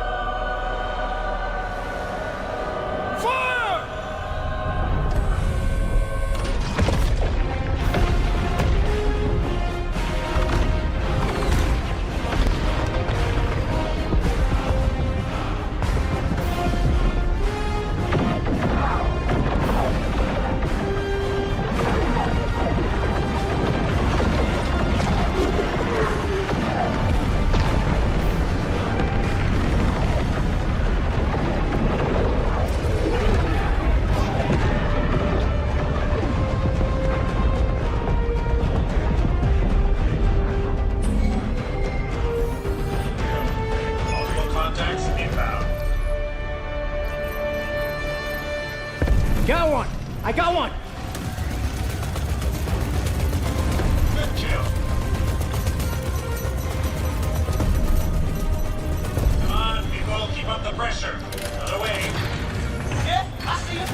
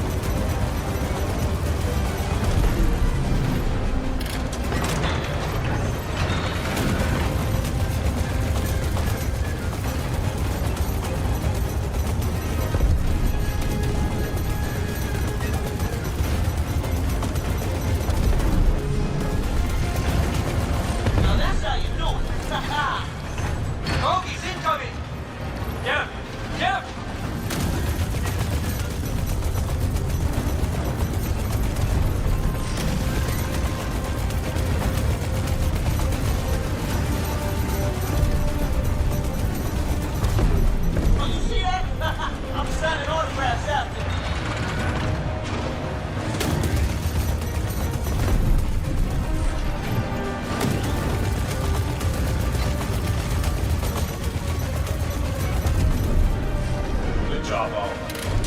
Stay focused. Tracking enemy sides. Light him up. On! Woo! Target down.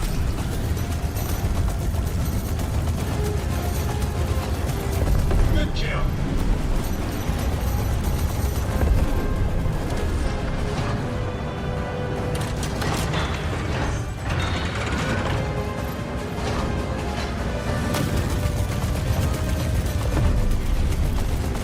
Good job, people. Slow speed.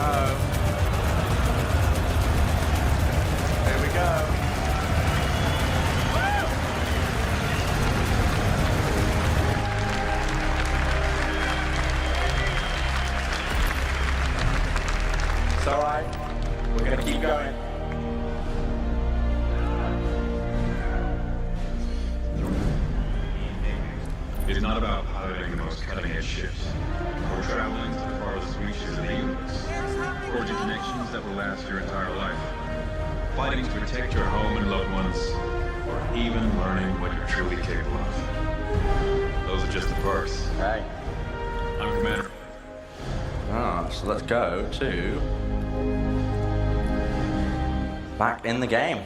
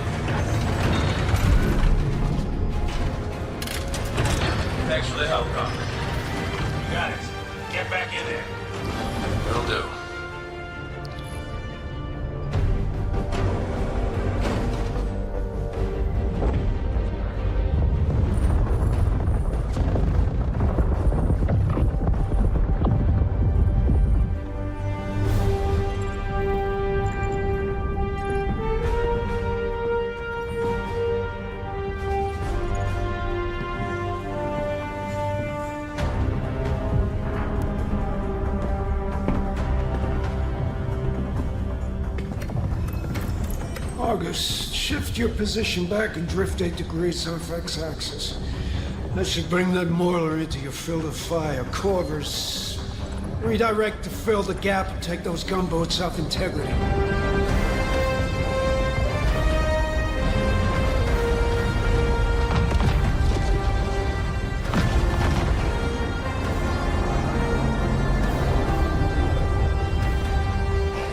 Scimitar, your turn to play bait.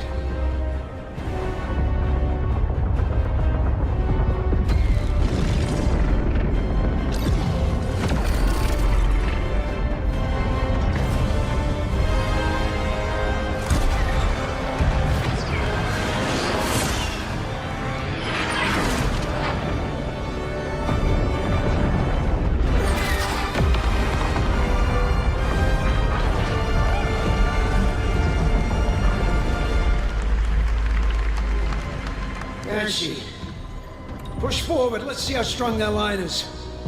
Raiden, you're their support.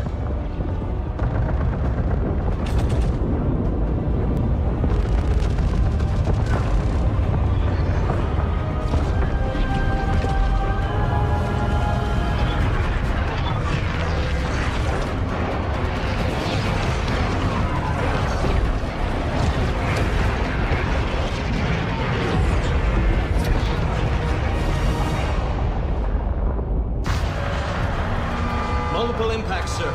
Could have been capital ship fire. No, it's too focused. It's more like heavy fighters. Do we have a line on them? Turrets have been taken out, sir. Gauntlet, come in. We need you to sweep up some fighters on us.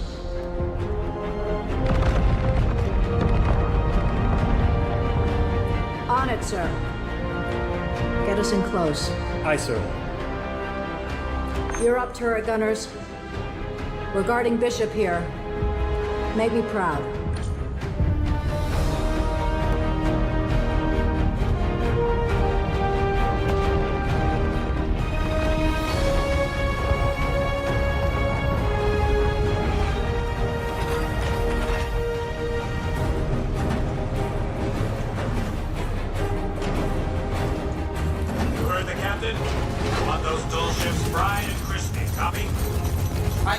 Copy that. On it, sir. Let him have it, gunners. It's us or them.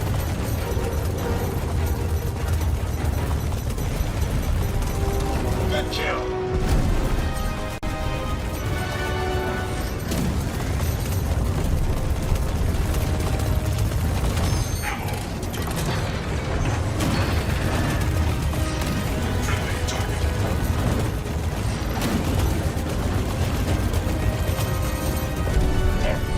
Those fighters knocked out the nearest shields. Enemy bombers are incoming. Take them out. Tracking target.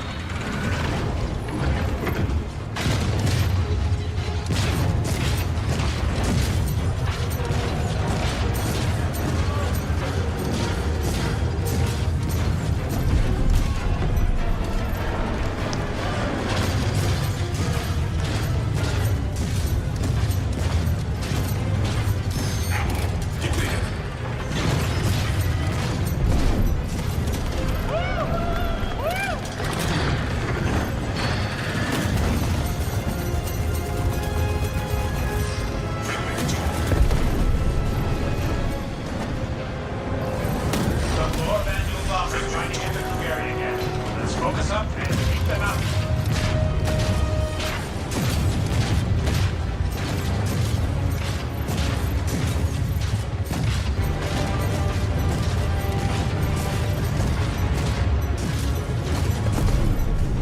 There, got one.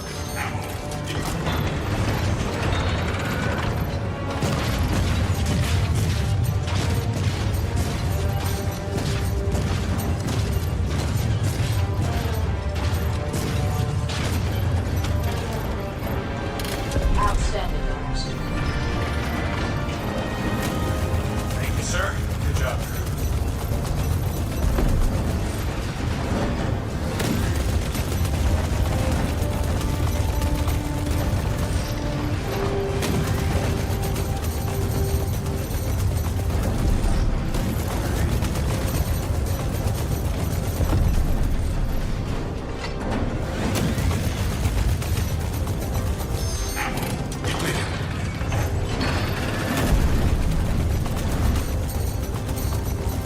Ready up. More incoming. I'm picking up blades. Take them out.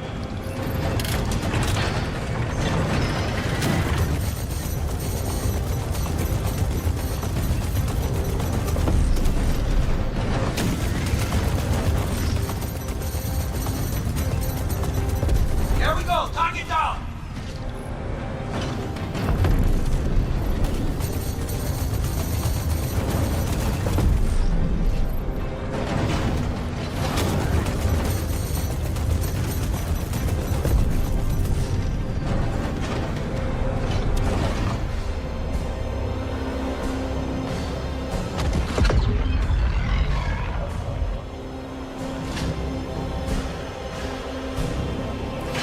You see that?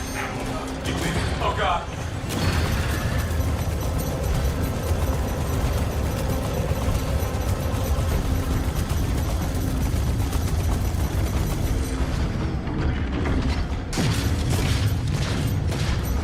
Gotta take out that hunter's small turrets.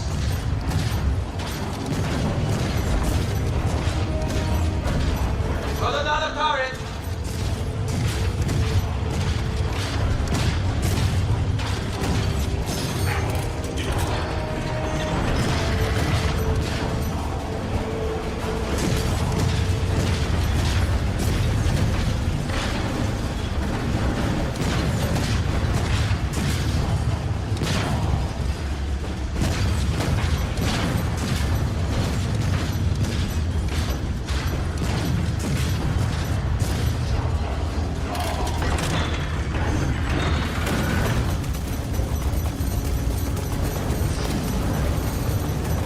Focus, people. We got heavy fighters incoming.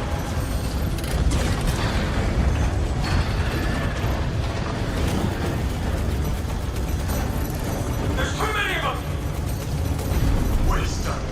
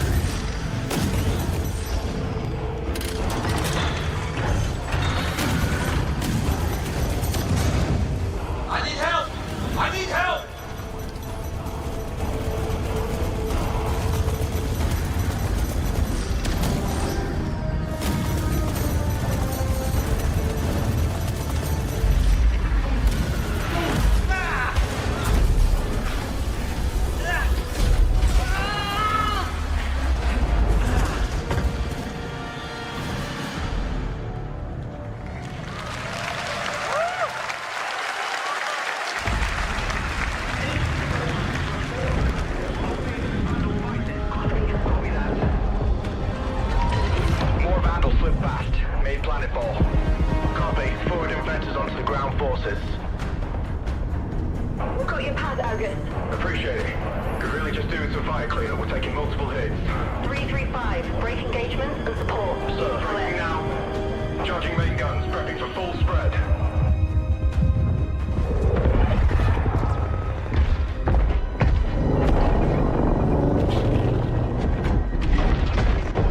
Any effect on target?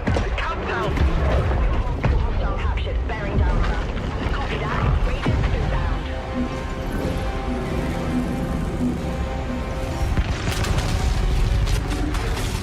Firing again!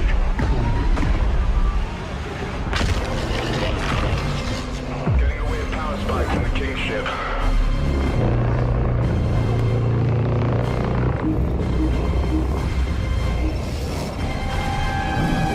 Break, Argus, break!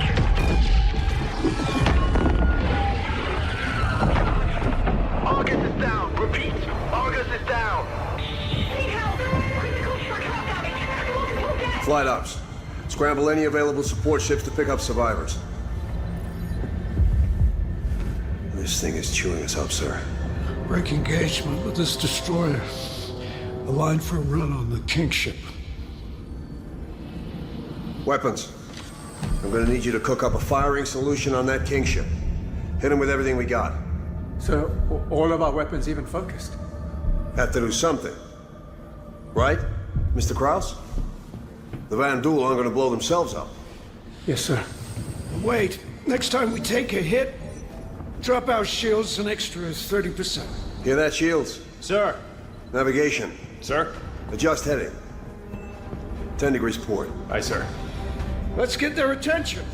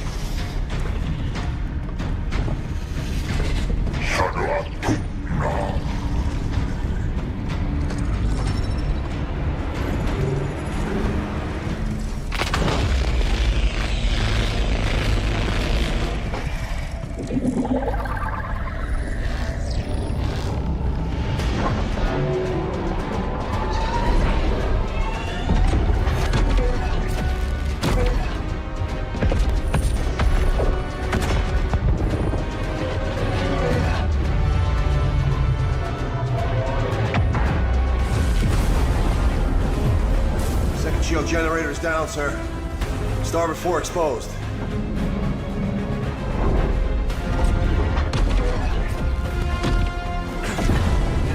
Sir.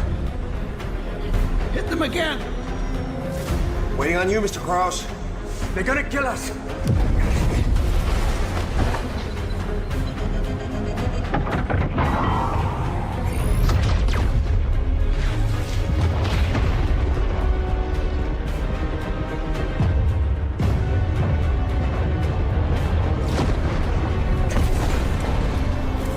Getting power spikes. And charging up the main gun. I guess you got their attention.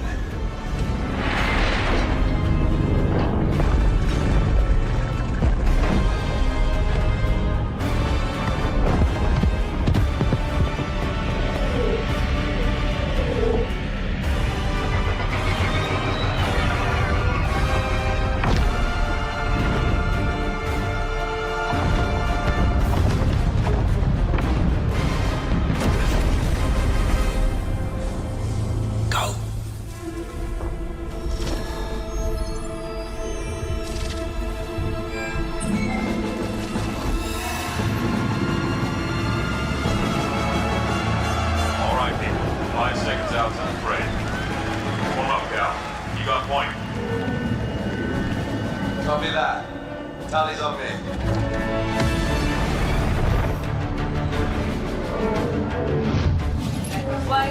Echo flight, prep for boost.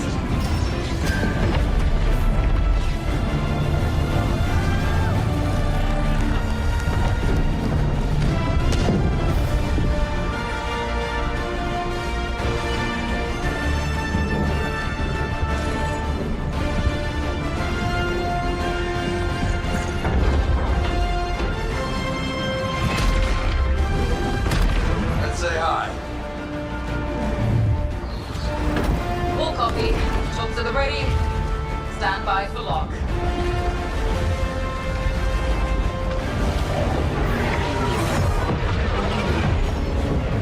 Ready up, people. Enemy vectors inbound.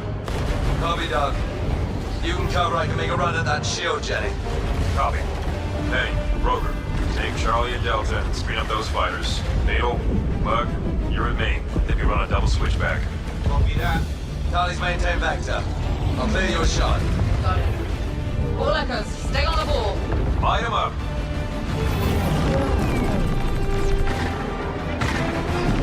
Look out.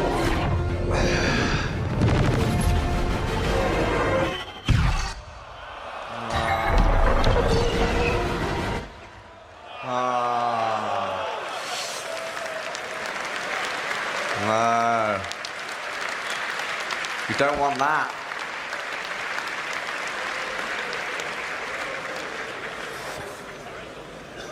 Also.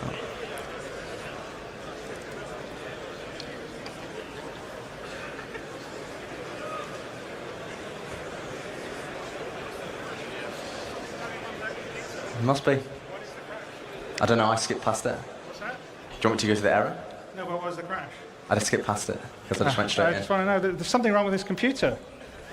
It's literally, I literally played this last night full. Our QA played it, like 10 QA today played this beginning to end. Didn't have the crash. And this one is, it's so annoying. We love it! Well, should we go to we need to replay the battle again. You got to play Let's it. do it. We're gonna go again. We're gonna keep going. I'm not doing that again. That is so freaking annoying.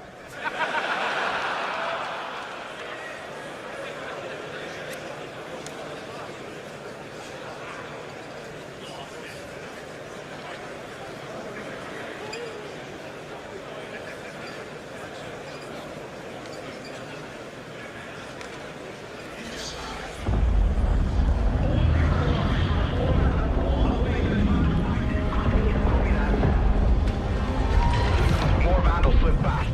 Made planet ball. Copy. Forward inventors onto the ground forces. We've got your pad, Argus. Appreciate it. Could really just doing some fire cleanup. We're taking multiple hits. 335. Break engagements and support. Sir, briefing now. Charging main guns. Prepping for full spread.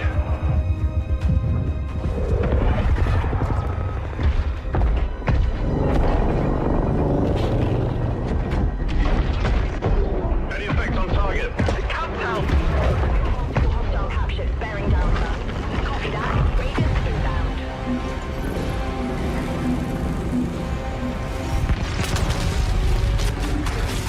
Firing again!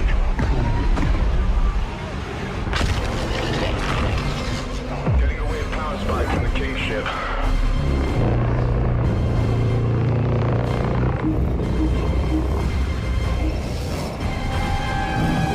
Break, Argus, break!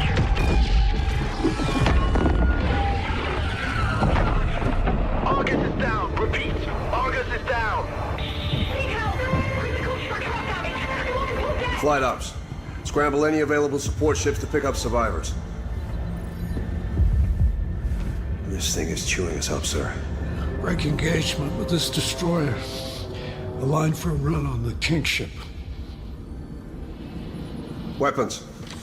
I'm gonna need you to cook up a firing solution on that King ship. Hit him with everything we got. So, all of our weapons even focused? Have to do something. Right? Mr. Krause? The Van Duel aren't gonna blow themselves up. Yes, sir. Wait, next time we take a hit, drop our shields an extra 30%. Hear that, Shields? Sir. Navigation. Sir. Adjust heading. 10 degrees port. Aye, sir. Let's get their attention.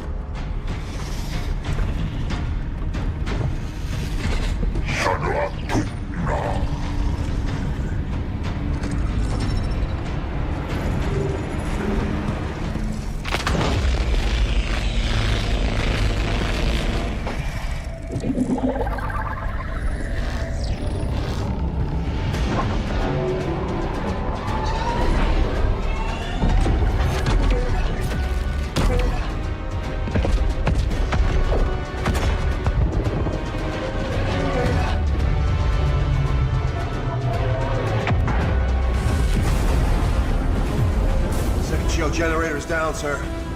Starboard 4 exposed.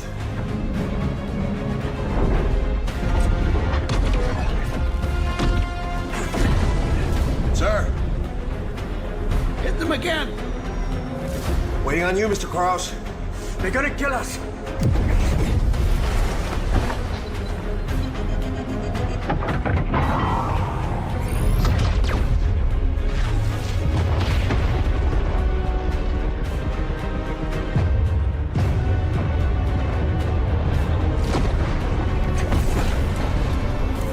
Getting power spikes. And charging up the main gun. I guess you got their attention.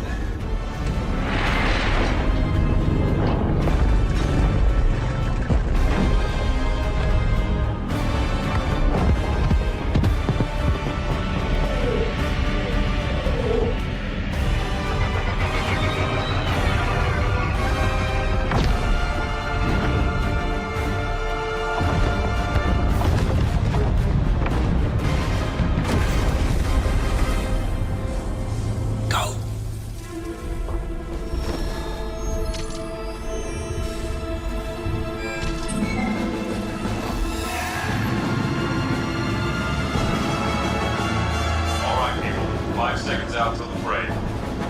Warm up, Cal. You got point. Copy that. Tally's on me.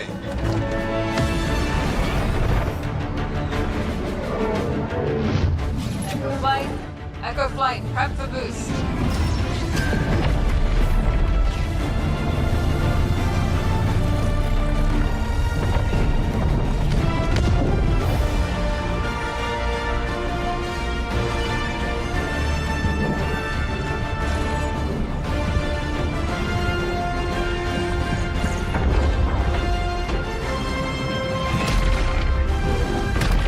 Say hi. All copy. Shots at the ready. Stand by for lock.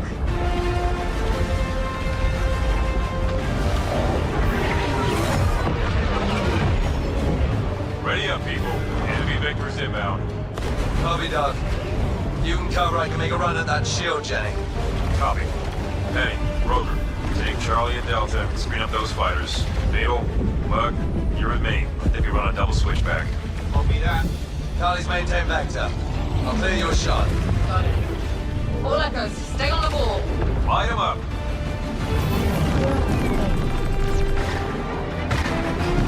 Look out.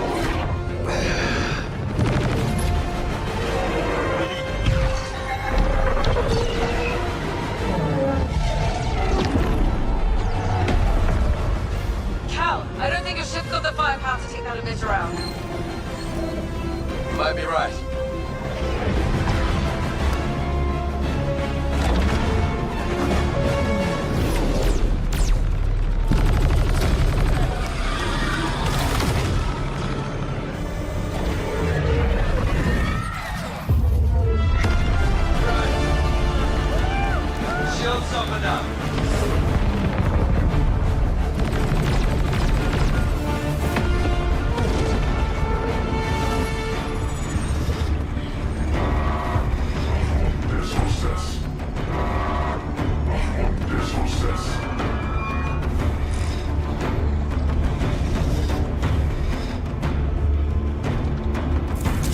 Shields up!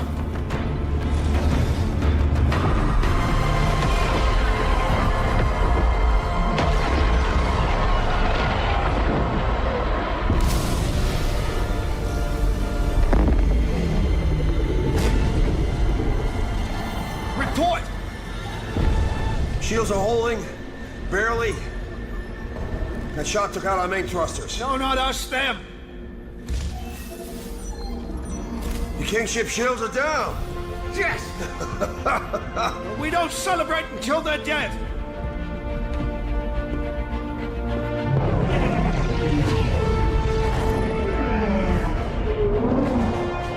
Hit him! Hit him!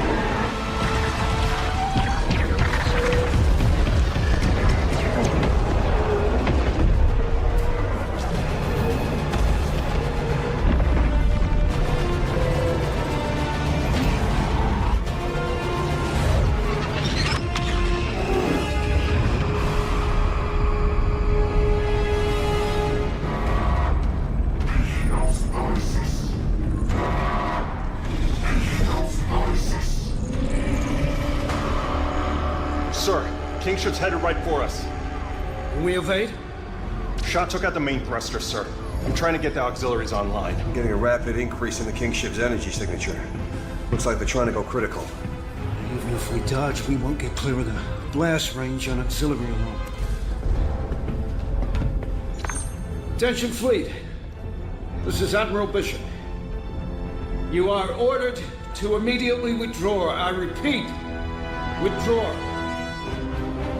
All non-essential personnel are dismissed to abandon ship. If you want to volunteer to stay, we could sure use your help. All right. Tell the gunners to concentrate all the power they've got. Maybe we can take out this Kingship before it hits us. Yes, sir. Logistics. I want every ounce of juice pumped into those guns. If we don't need it to breathe or shoot, I don't want it.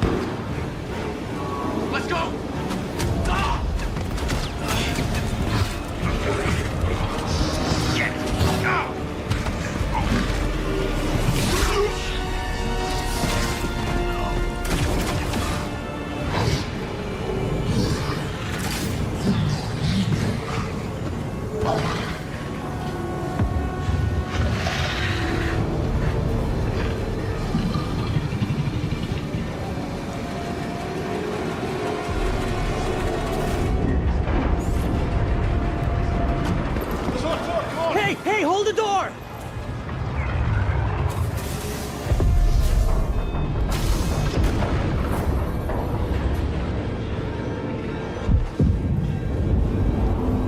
Should have waited.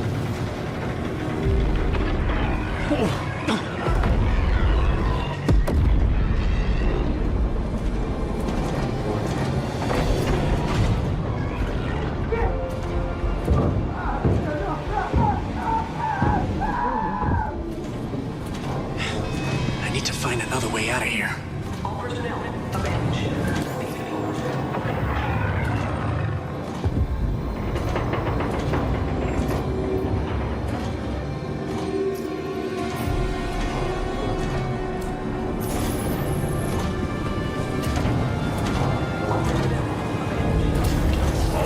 evacuate ship.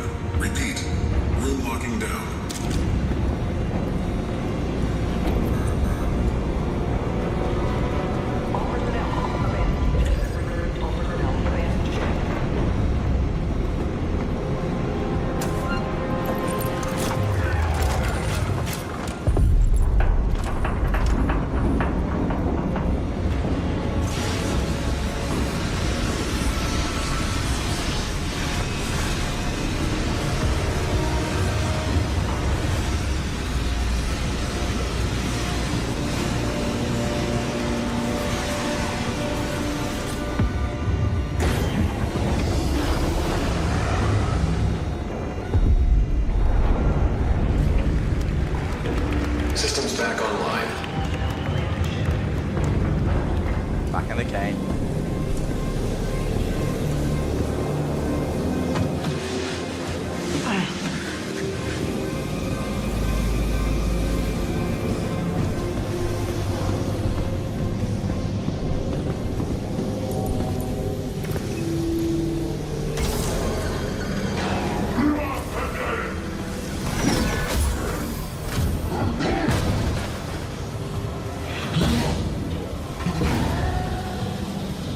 Breach detected.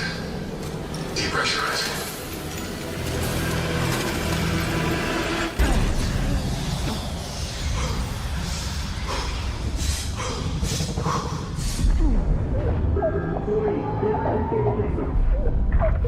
Ceiling sealed.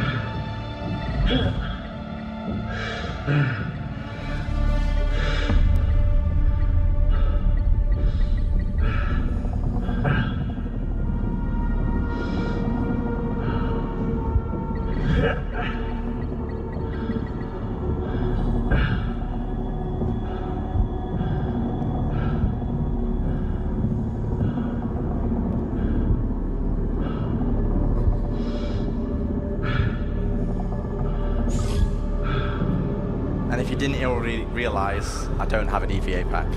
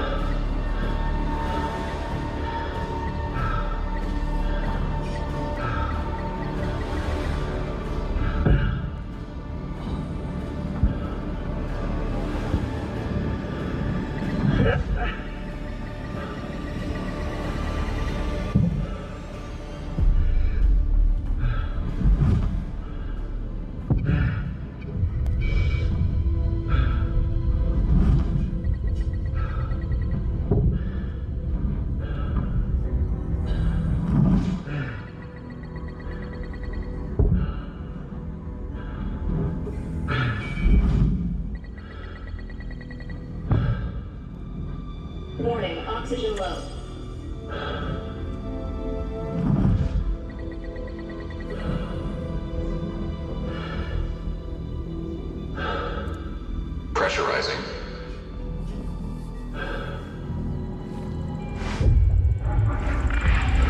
Pressurized. Gravity online.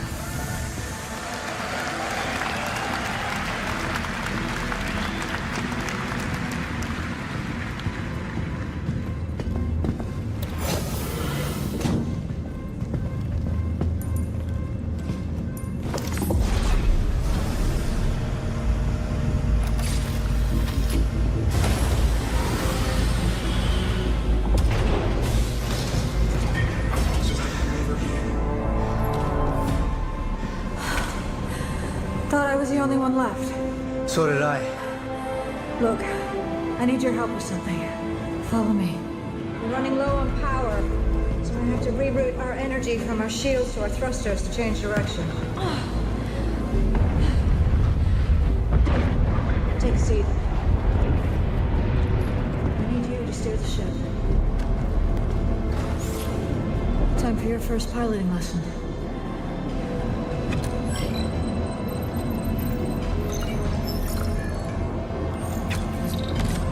We're setting a new course. Look at that. Ready? Shields Go. offline. Maneuvering systems online.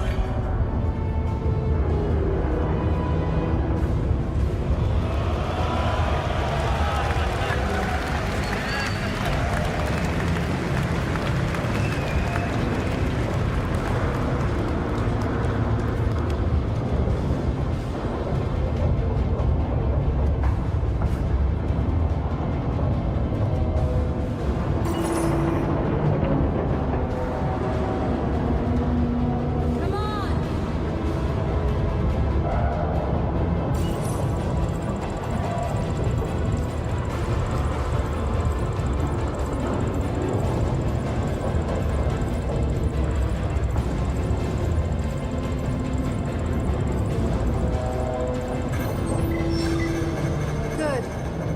Good. Hold that. Shifting power back to shields. Shields offline.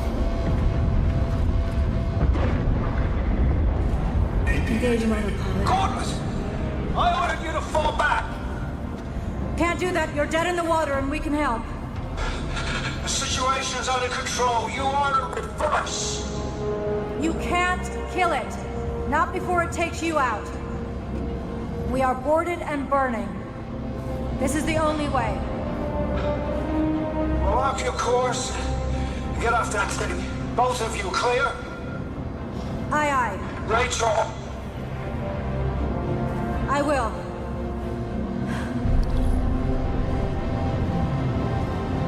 Damn it.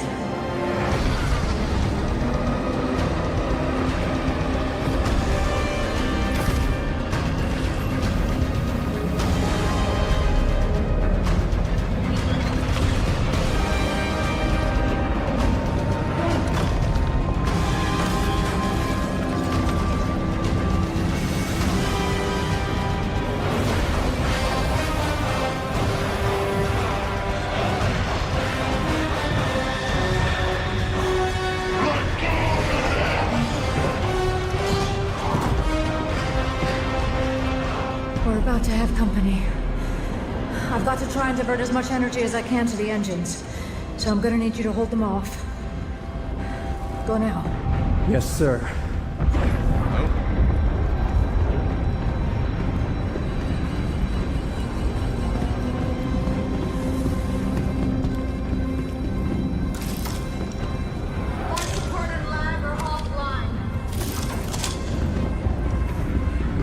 Disabling safeties on the reactor to give us some extra juice. Here they come!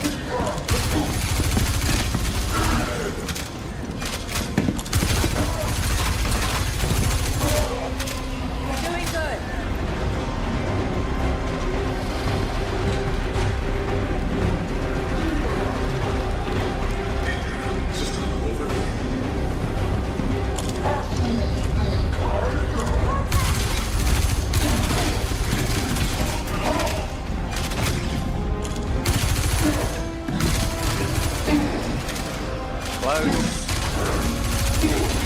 Nice work. On me, quick!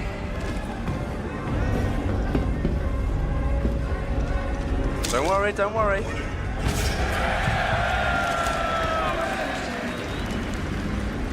Ejection system offline. The escape pod door is jacked.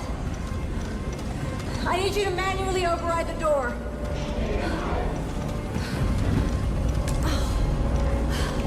Give me your rifle. I'll cover you. Oh no. What's the status on the door?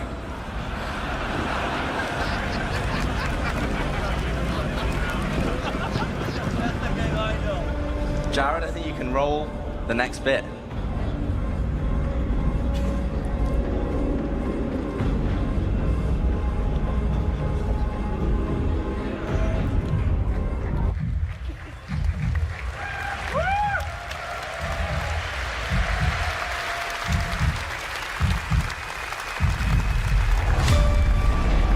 I do solemnly pledge, mind and body, I will defend the Empire with my life. Your application to the Flight Academy has been reconsidered. Captain McLaren had submitted a letter of recommendation on your behalf before the battle. Okay, it's fine. It's fine.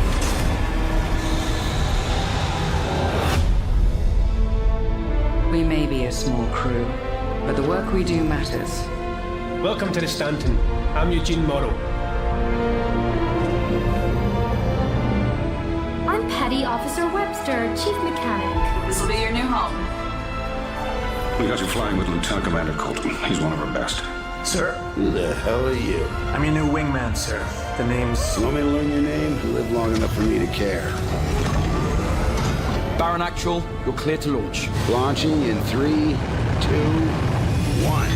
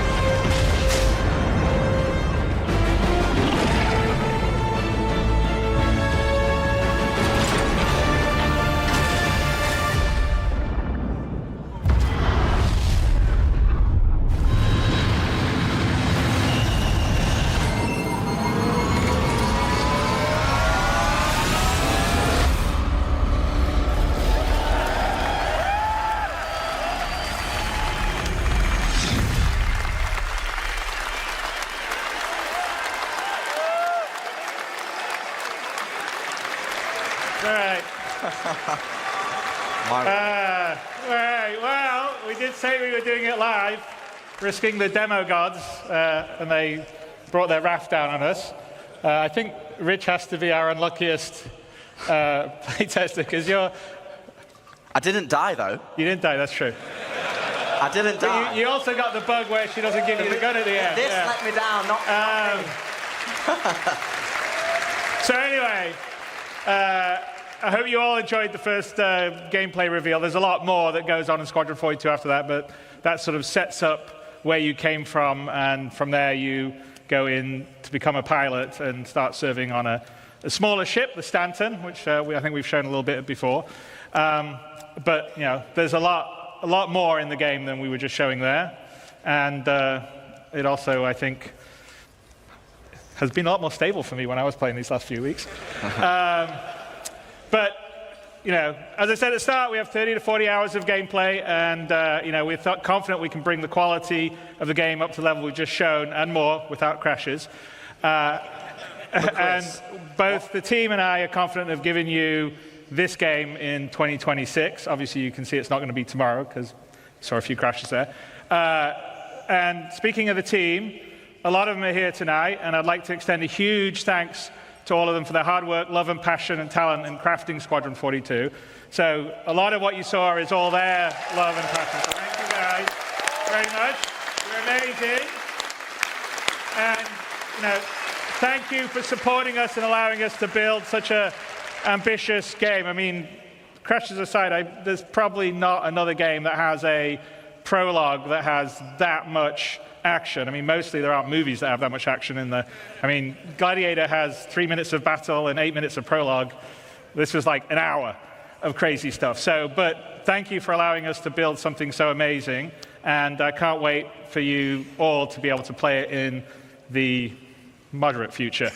And with that, I'll bid you good night, and we'll see you tomorrow to talk about the future of the verse. And I think there's some amazing stuff that Rich and the team are going to show that are going to blow you away, and we're going to talk about how we're bringing Star Citizen home, as well as Squadron 42. But the one thing that is good about the crash is now we don't have to convince anybody that it definitely was live. Yeah. But I am listening to Tyler and Jared next time, and we'll have a gameplay video. All right, thank you all, and good night.